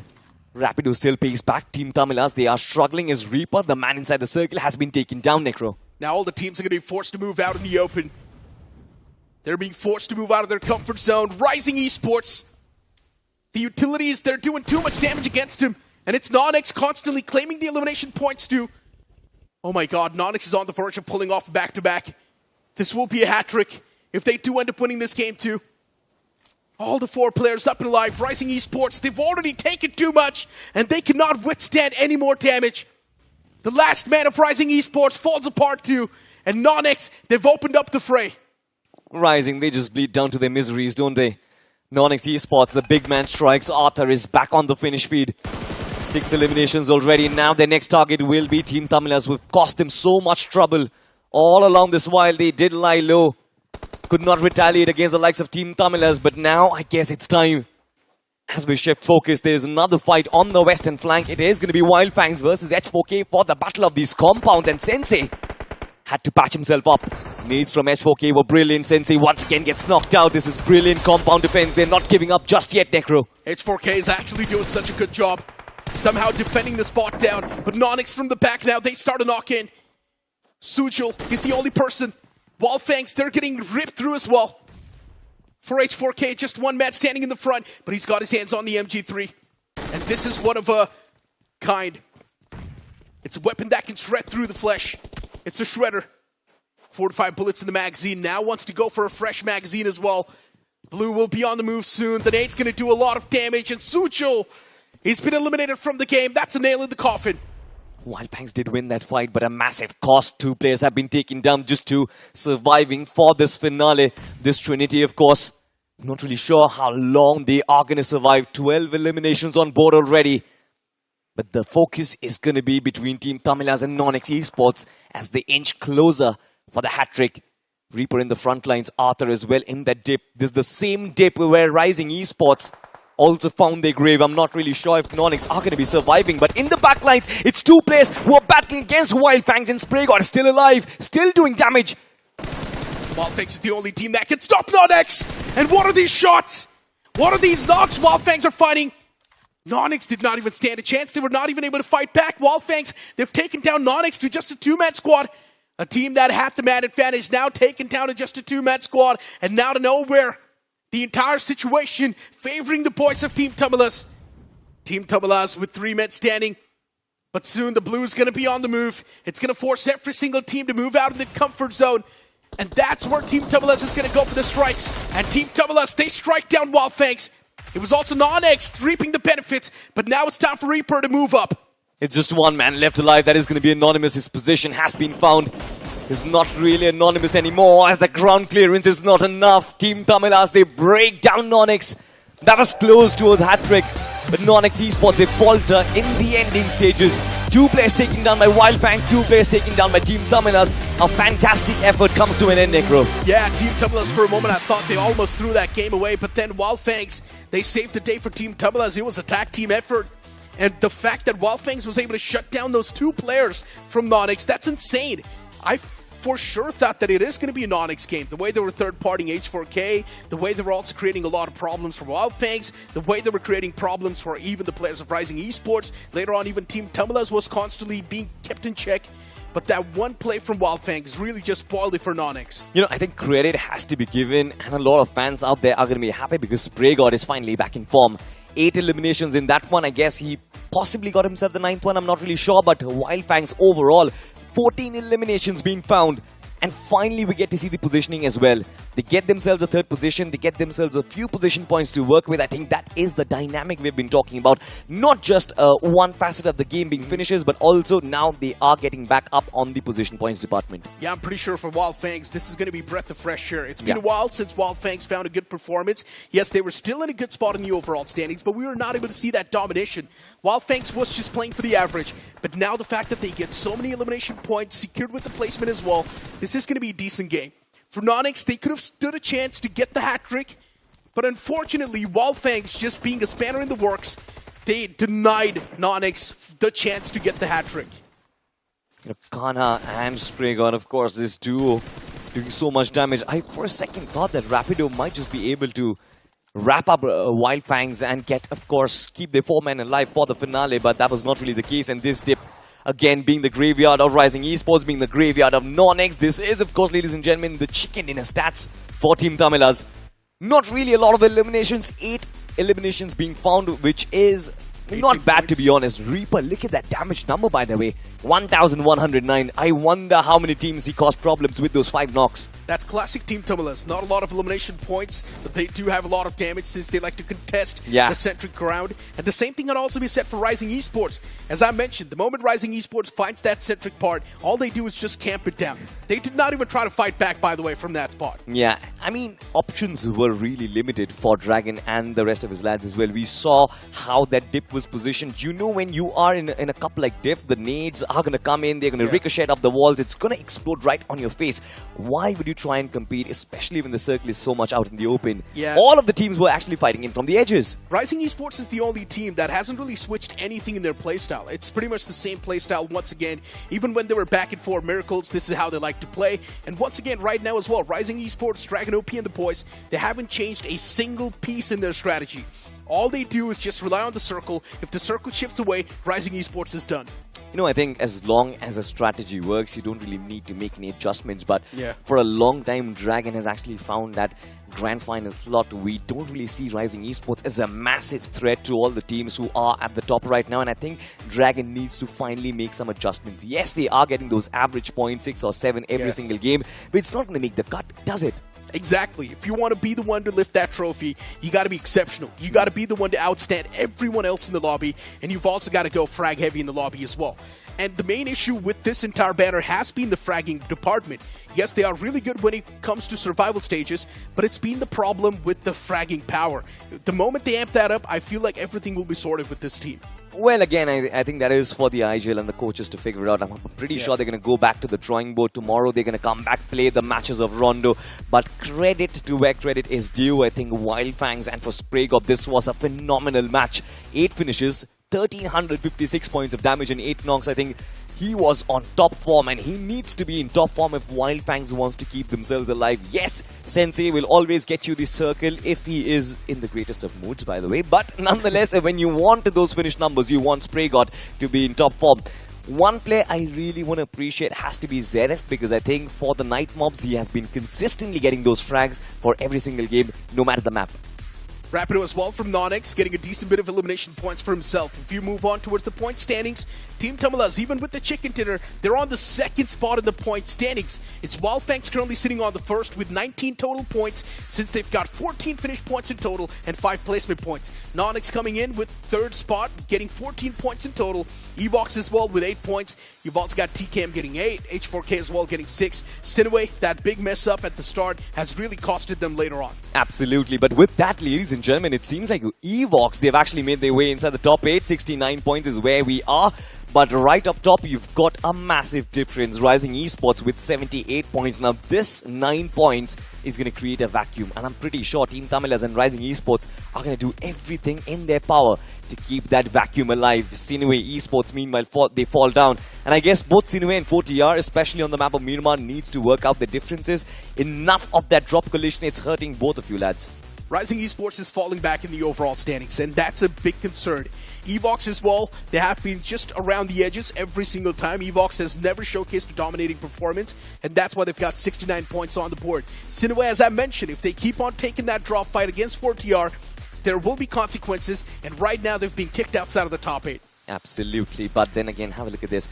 KALINGA Esports is actually the only one outside the top 8, outside the top 10 in fact, who has got a chicken dinner to work with. But in spite of that, they're still quite low on the overall standings. Now, why I always say that the cutoff of Group B is actually going to be higher than Group A is because teams in the mid-pack, they're extremely close. I guess the last team, EVOX, they are being closely chased down by at least 4 or 5 squads. Now, when you've got such a tight overall standings, anything can happen next day. Yeah, anything can happen, right? At the end of the day, it's just a speculation that we're making. It's just a suggestion, or maybe it's just a mad guess that we're all taking. Sometimes it works out, sometimes it doesn't. And at the end of the day, it doesn't really matter what the cutoff is going to be. What matters is that who's going to be in the top 8. Yeah. And as of now, as I mentioned, SINEWY and that drop clash against 4TR, it's happening over and over again, and both of them are losing positions in the overall standings. Apart from that, there are going to be a couple of teams, I guess. Now, all the teams have actually completed their 12 matches, and teams in the bottom 4, they need to find a way to come back. I'm talking about 4TR, I'm talking about Team TWOB. Yes, they are getting games here and there, but something is still not clicking, Necro. There's a lot of things that are not clicking for a lot of these teams, right? Speak of not clicking, what's happening with TWOB? They're always just taking a nap on the map. I don't even know what's exactly going to wake them up. There's got to be a point when TWOB wakes up and thinks, oh, what are we exactly doing? There's so many things we can do better. Yeah. But TWOB is just doing really terrible right now. But hey, with that being said, ladies and gentlemen, that's going to be it from me, Necro, and Salty. We'll see you guys tomorrow with another banger day.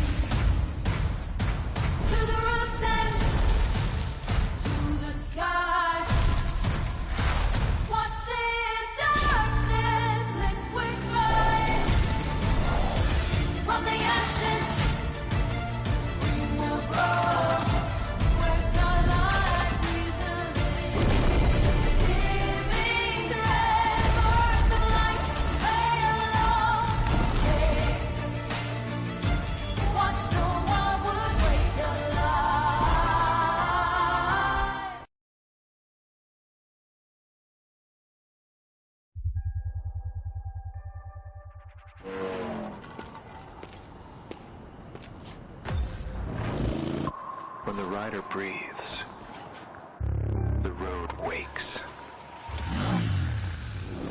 Enemies ahead. I'm going in. A lone survivor stands, and everything waits.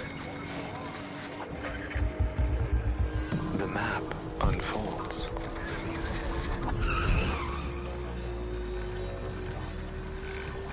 And the journey begins.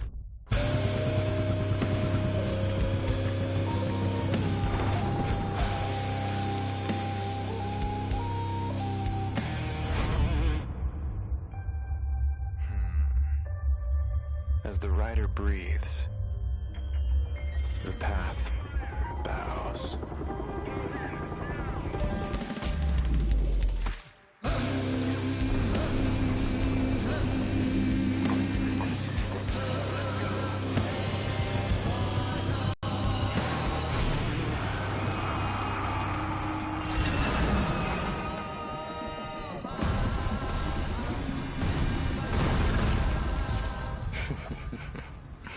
Limits?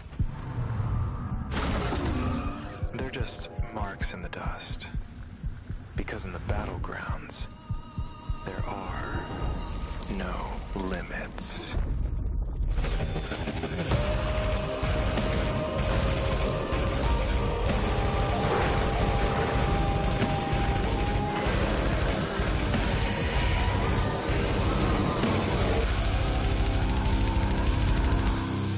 Ride beyond limits.